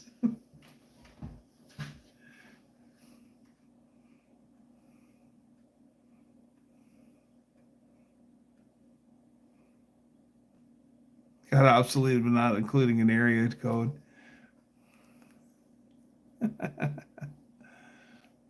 Baby 309.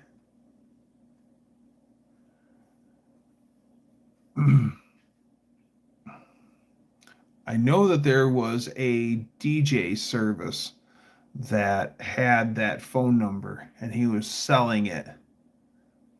So who knows who got that famous phone number? Phantom 309. Ah, yes. Yeah. The old country songs.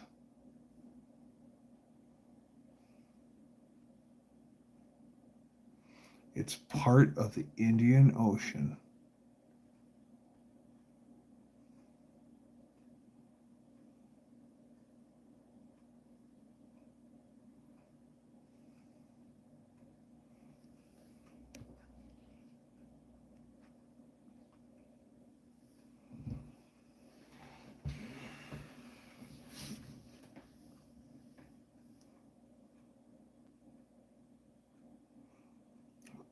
Phantom 309. Not to be confused with Formula 409 or Giddy Up 409. Nothing can stop nothing can touch my 409, 409, 409. Giddy Up 409. Be right back.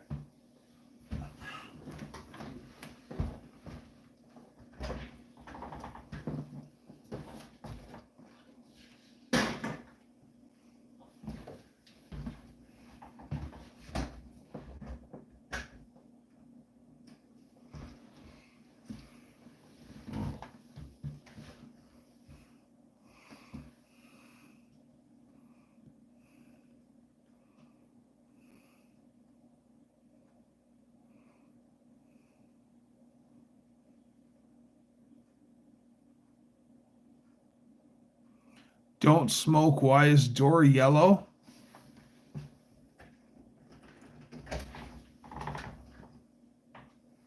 Because my lady smokes out there. That's why.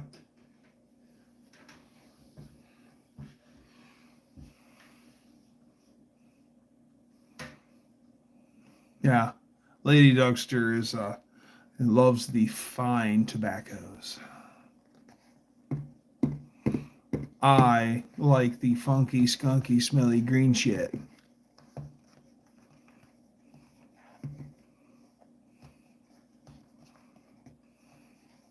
Happy 4th of July soon, yes. Nick O'Teen. Yeah. We, my mother-in-law and her boyfriend, they both. Good morning. My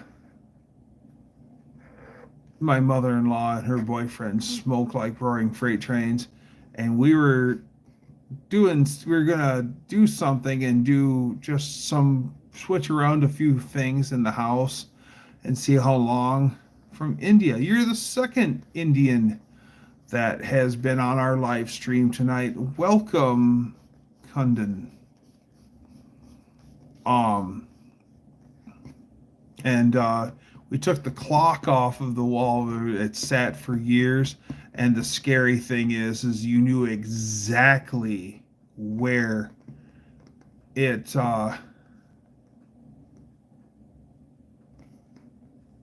was sitting. So we realized very quickly that we couldn't. It would be obvious if we moved anything, because you'd have this glaring clear spot. Where are you belong?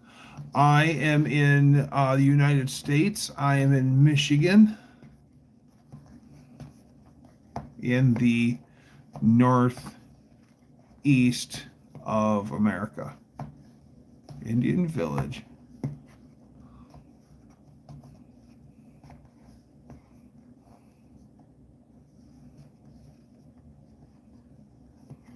North side.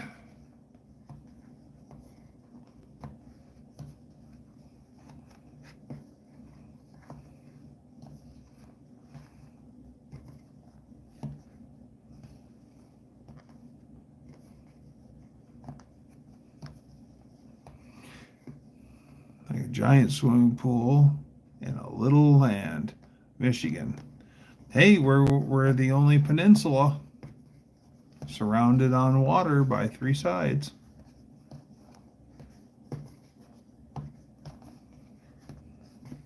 It's easy to remember your Great Lakes if you remember the word homes. That way it's Huron, Ontario, Michigan, Erie, and Superior.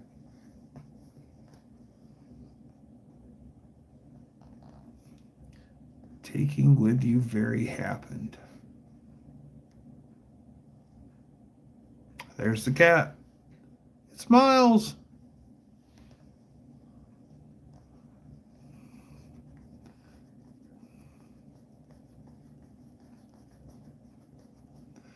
Eight sticks, heaven, my tree. Make birds. Ontario natives created a lake.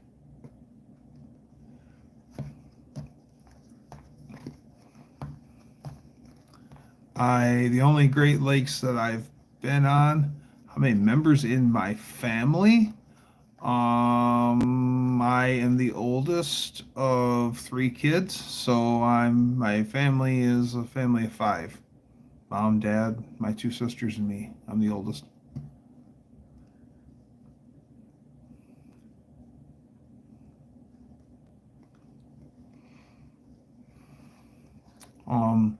Me and Lady Dougster don't have any kids, so it's just us. And so, yeah.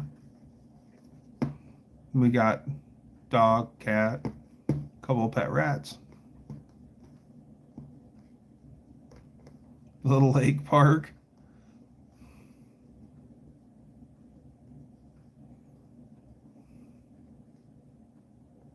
I have been to about 6 or 7 in the United States, Canada.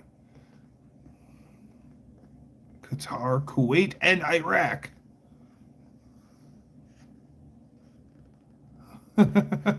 For arms. I know what you're trying to say. For arms.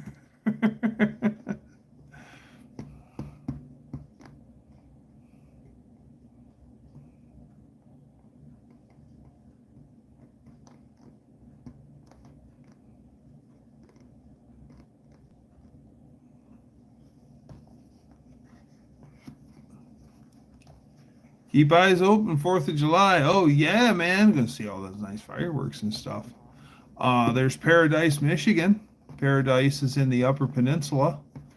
It is, and there's also Hell, Michigan. And one of these days, me and some friends are going to, on your side, what time it is?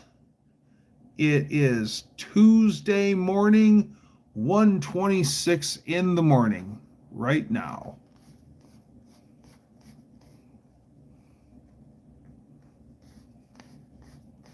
I would come out to help. Nice.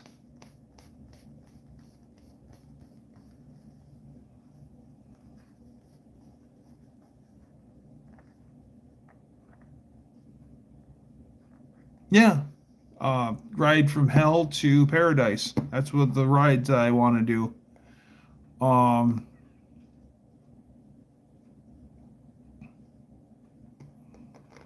Yeah, Hell, Michigan is over by Jackson, so it's a pretty good drive just from here to Hell.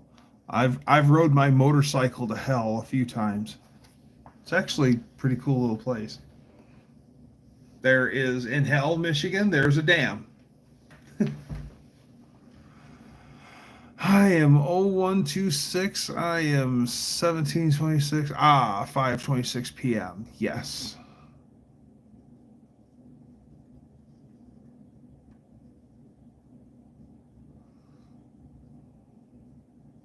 Hotter than a pepper sprout.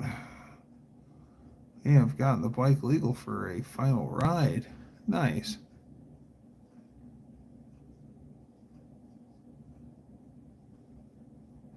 Should I shit, Doug? If you need to.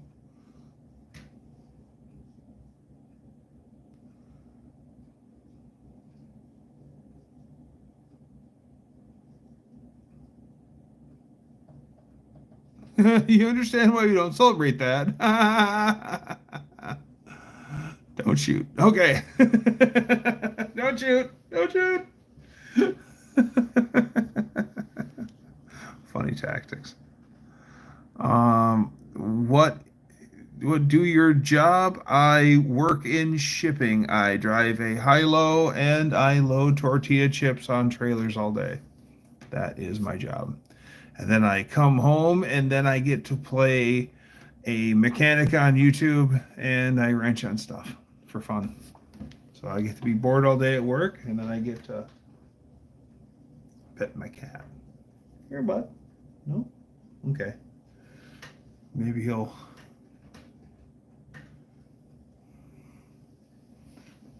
He stopped shouting. The guys who do potato modifications. I was planning to sell the bike, but my son's first girlfriend hit a tree on a quad, and he probably won't let. What's this channel about? Well, it's really about nothing, Light. It's about everything and nothing. We just kind of talk about whatever. And a lot of it is gearhead related. And sometimes we just get talking about whatever. As we established way earlier tonight, we say here that we're boldly going nowhere. That sums it up pretty much well. So, yeah, we like gearhead stuff. We like history. We just talk about whatever. A guy who looks like Mr. Beast. Gearhead is in car mechanics. How did you learn? By doing.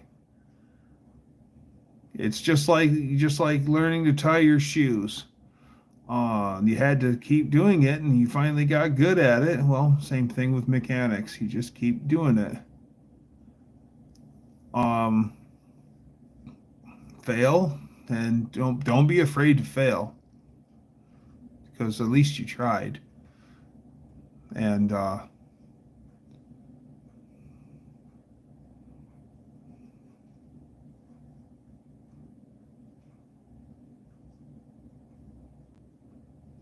some people don't fix their cars. Yes.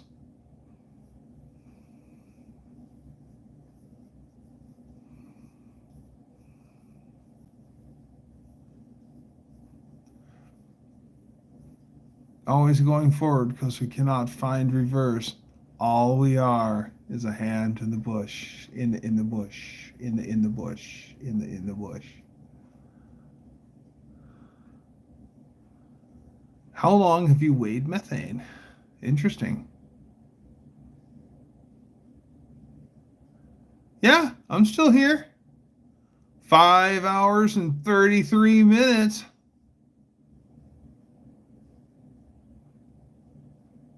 Always going forward because we cannot find reverse. Still rather be boldly going nowhere. I was born poor and broke. I discovered that I was good at fixing everything. I found a field where I could. Oh, thanks, Juan. I rode to work today for the first time. She's cleared for service and took her to work and rode her home. She was just fine. And I fueled up on the way home, and I got 36.4 miles per gallon with the Valkyrie.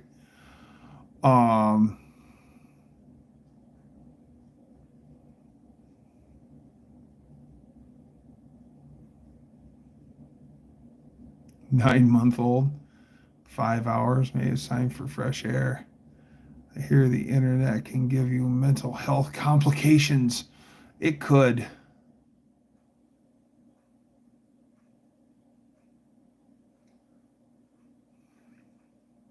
What did you miss? Everything. That's going to be my answer. Anytime somebody's like, "What did I miss?" Everything. Everything. You missed it all.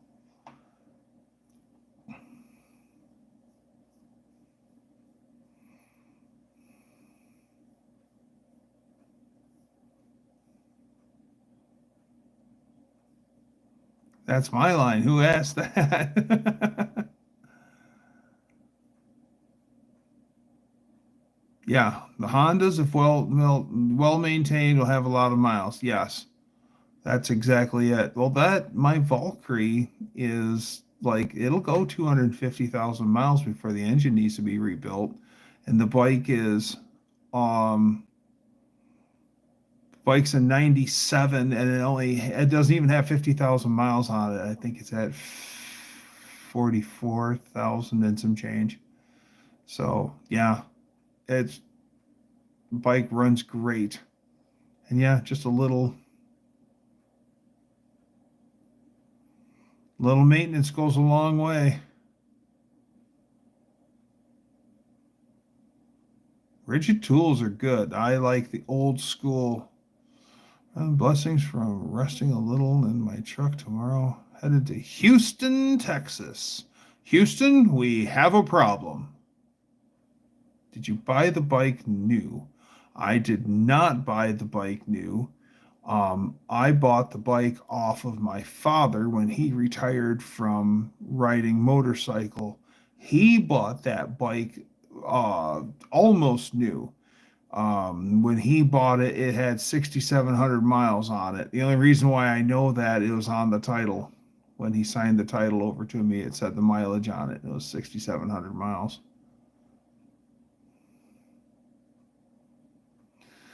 Rigid is lobe separation angle, LSA, life of the tool warranty and tool batteries.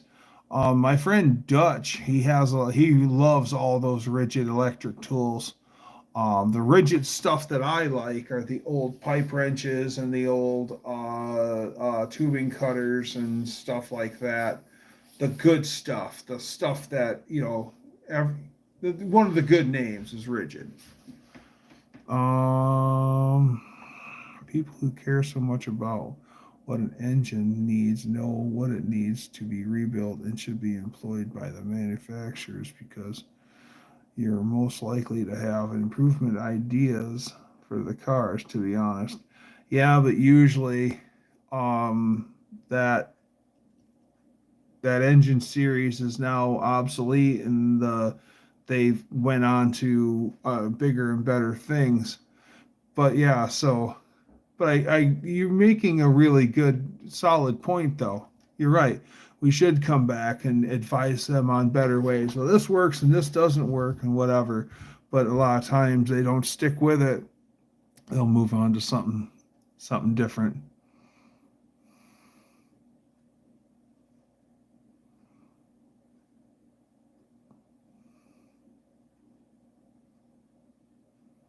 CC points.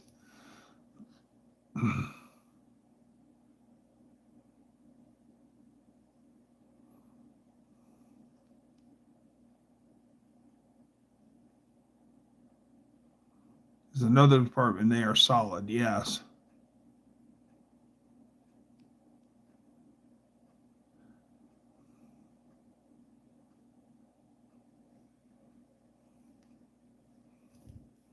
Yeah. Dutch has all sorts of rigid stuff. And my friend Freckle has a bunch of rigid stuff too that he's really happy with.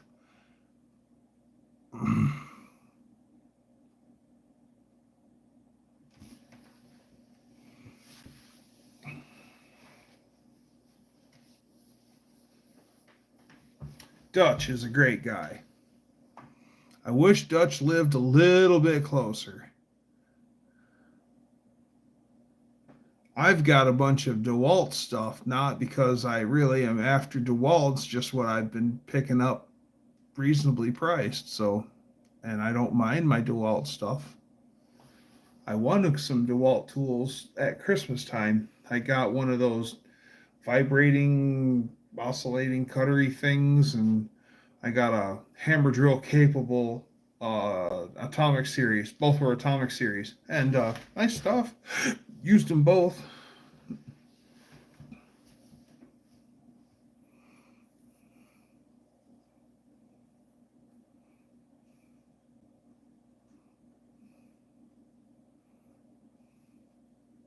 Bruh, bruh.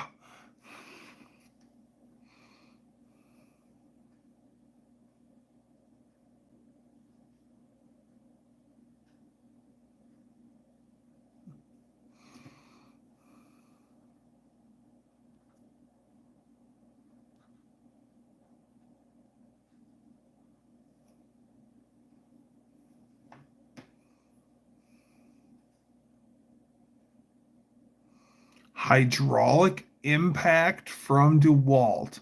I will love it. Interesting.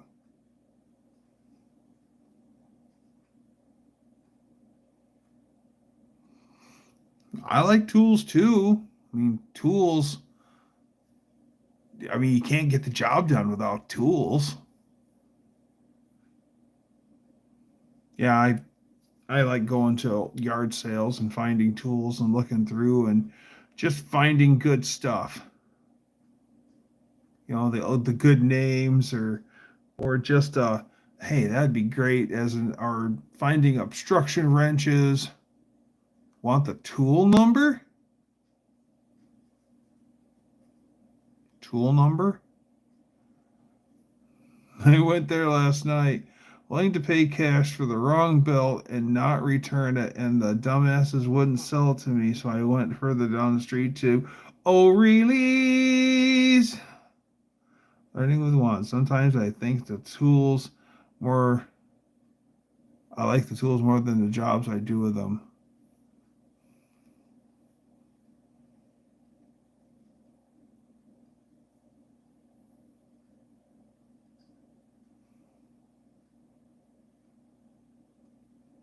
Oh, model tool number. I'm sure I can search it as hydraulic impact. I'm sure there isn't very many of those. I'll check that. I'll check on that. A too long belt still works.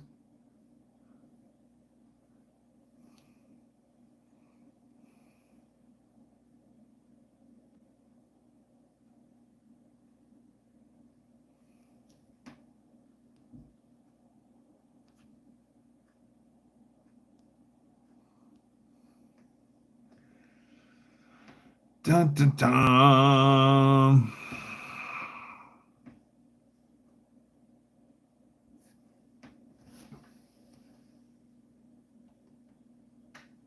My kitty's over here. I'm petting the cat.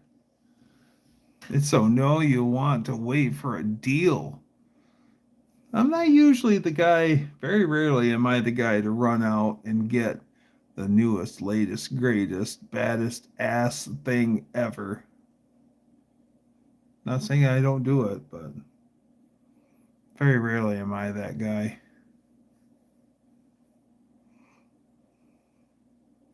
I like the old tried and true good old stuff.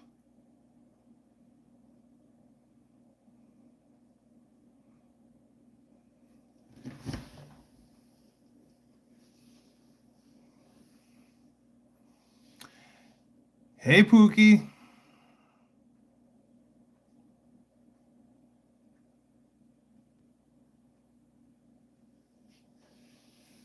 Right on, Juan. About ready for another cat, especially because there's construction and rodents are the Olive Arch Star. Here I know I'm staying with I asked for a coil pack for a 2000 Chevy and I asked for a big block Chevy exhaust gasket. I try to be. I'm not the smartest man in the room, but I hold my own all right.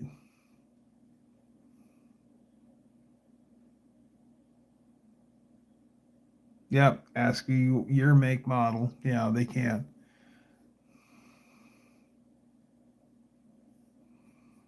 Well, it's just like you can't walk up to the counter and ask for an 1157 bulb. They have no idea what you're talking about. There was a time when everyone's like, oh, 1157, here you go. Here you go. I mean, you need four? Okay, there you go.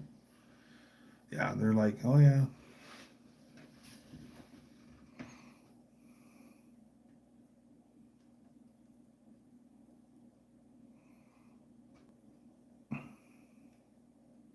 Well, I try to be smart with my money. I don't have a lot of it, so let's be smart with it at least. Um, I'm a big proponent of instead of financing something, save up for it and just pay cash for it. If you are going to run out and buy it, just buy it. Don't finance it if you can afford it.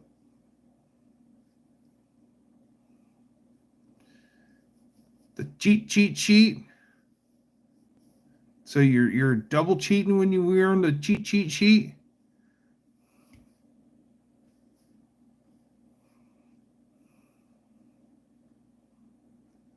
In the auto parts store, I need a can of gray primary. What year? Which year, make, and model?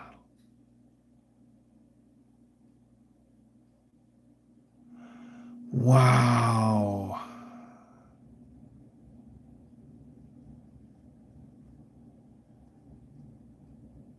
Yeah. Yeah.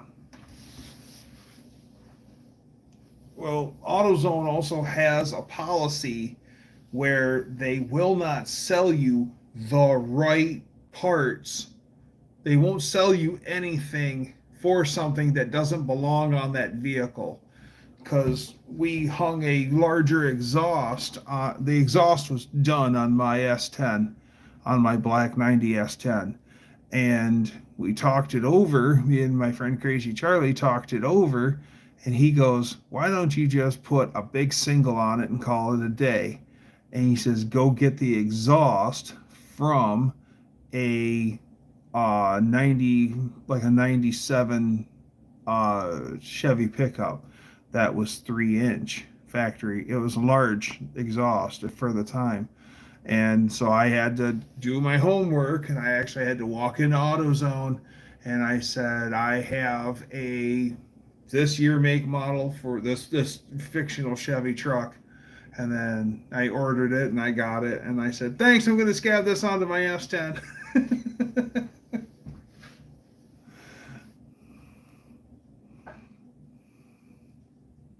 Yeah, especially the AutoZone in my where I go to, especially for brake lines and fittings and stuff. They don't even pretend to know. They're like, "Come with me, come on." They take you in the back and take you to where that is, and then they let you go through it and figure out what you need, which I like because I'd rather have everything at my disposal and figure out what I need instead of them. Well, this is because they try to look it up and there's nothing saying what is supposed to be for the vehicles and stuff, so they're just stabbing in the dark. That's why they just bring you back there. My exhaust goes from 2.5 stainless to 3-inch stainless, and I'm probably stepping the final muffler to 4-inch stainless, but that all myself. I'd rather bend my own tubing anyway. The You're doing it your idea where you're going from 2.5 to 3 to 4. It gets so it's going to be small and gets larger as it goes down. NASCAR makes headers the NASCAR teams make headers that choke down. So it goes from a primary tube of this size into a smaller tube into a smaller tube, and somehow that makes more power. They wouldn't let me look through the light bulbs and fuses. So again, further down the street to O'Reilly's. Yeah.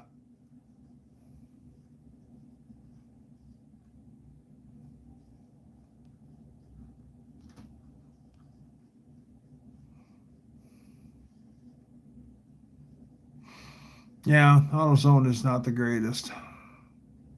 What I get tired of at the AutoZone is there's always someone new behind the counter. Most of the other auto parts stores, you have people that work behind the counter for a while. You'll be able to walk into the O'Reilly's and talk to Dan. Dan's been there a little while. And, but it always seems like after every few months at AutoZone, there's another person there, another new person. It's like, really? Yeah, I don't think any of them pay well, to be honest with you. But yeah, and I think that AutoZone is one of those places where either you make it happen or you don't, and if you don't, then you'll eventually go, which I don't understand. Oh, electrical doorman part for me anyway anymore. Interesting.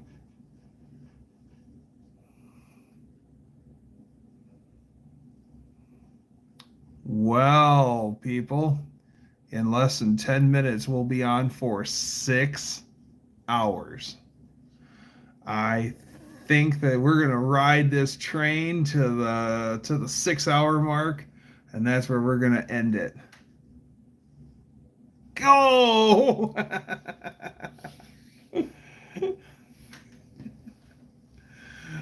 Wait a minute, Kim and Buff went 7.5. I gotta keep up with them, right? Nah, we'll end it at 6 hours. 2 a.m. Yeah, man. That's all right. You know what the funny thing is? I've had a great time hanging out with everyone. I kind of feel bad we went so greedy and make things difficult.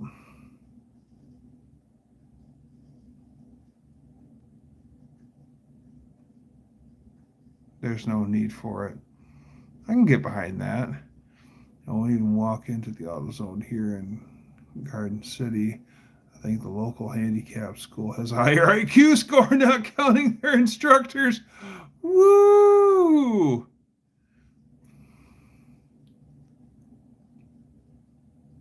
We actually got the car running that night. That's awesome, Kim. I came here and you're going to leave me. One, I've been at it for 6 hours. 7.5 hours because we got the car running, not trying to have a long live. I guess we were slow. Well, I mean, I've got the rest of the week off and I got nothing else going tomorrow. So I was like, screw it. We'll just go for a big live. But I never thought I was going to go for 6 hours.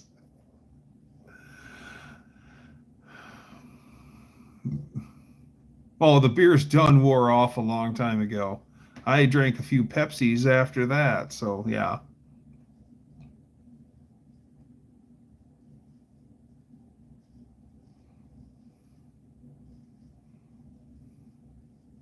Seis horas, sí. I mean, seriously speaking, you guys make the lives. I mean, just our interaction and us goofing off. I really enjoy it. I was absolutely by myself test fitting the first 8.1 swap. People really love that struggle fest. Some people really do like it. I think there's a lot of people that just, what do they say?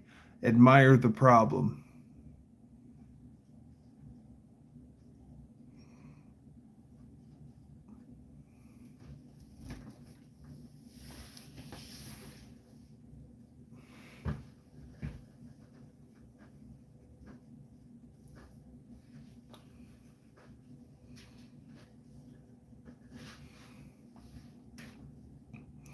My brother had the top comment, put down your purse, Nancy. You quit trying to hit it and hit it, Nancy.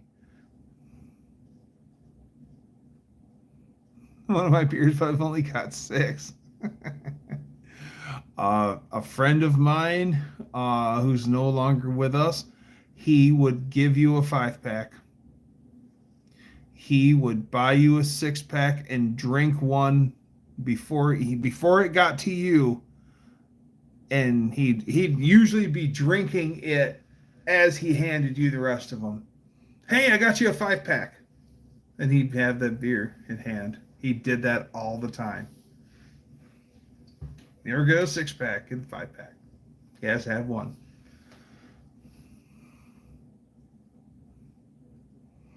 Gibson, what's happening?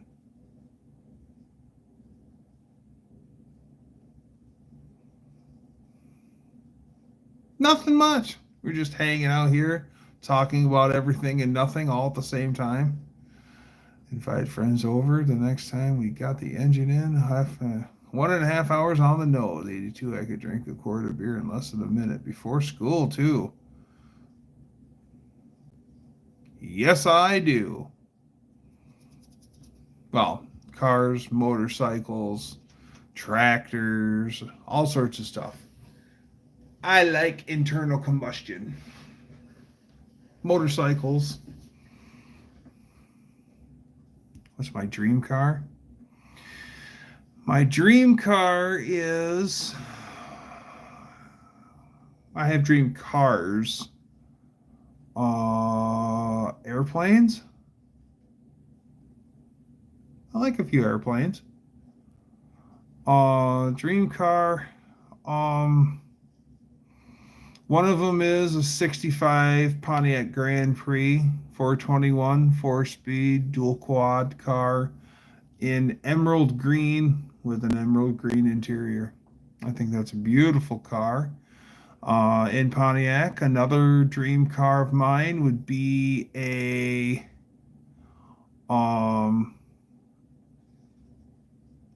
71 Grand Prix is a good looking car. Yes, that's another Grand Prix I'd like to have. 70, 71. 59 Bonneville would be really nice to have. Bubble top. 389. Tri-power 4-speed car. With a 470 455.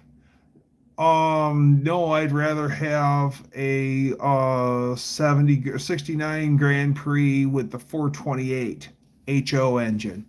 428HO. Those things are factory built monsters.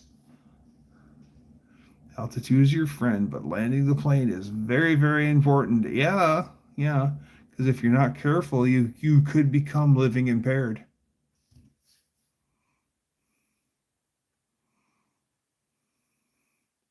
Land this plane, Martha. Do you like dirt bikes?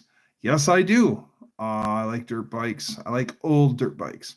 Metal tank dirt bikes. If it has a plastic tank, I'm not interested. I would like to have the dirt bike that I'd like to have here in the Wolverine garage. Yes, I do ride. I ride motorcycles a lot. Mainly not dirt bikes anymore. Road bikes. I have a Honda Valkyrie. I have a 79 CBX, and I have a 72 Honda CB750. Yeah, I ride quite a bit.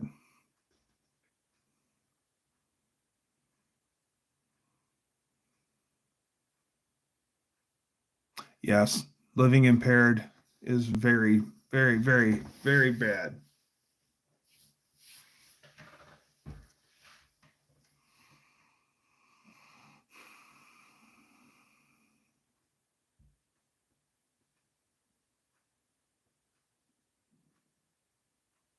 Oh, Kawasaki. Yeah, people love those KLXs. KLX.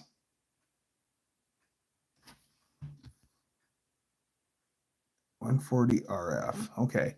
My friend has a KLR. He loves his KLR. He rides the living tar out of it. CRF 150. Yeah. Yeah. Honda. Hard to beat a Honda. Hey, Rubneck. What's happening? Well, here in about less than a minute, I'm going to be getting off. I've been in about 30 seconds. I have been live for 6 hours, which is a Wolverine Garage hands down record.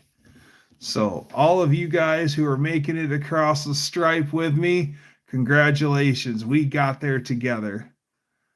What's going on? I'm just ending my addiction. I threw everything down the sink. Good for you, Rubnik. Well, take care, Gibson. KLR can take the abuse. It certainly can. I'm ready to park my face in the pillow. Come on, Dad. We're gonna do 24 hours. 6 hours and 10 seconds. All right. See ya, Gibson. Everyone, I had a rockin' good time. Come on back and we'll, just like the Beach Boys said, let's do it again. So check me out next week. Same Dougster time, same Dougster channel. Bye, everyone.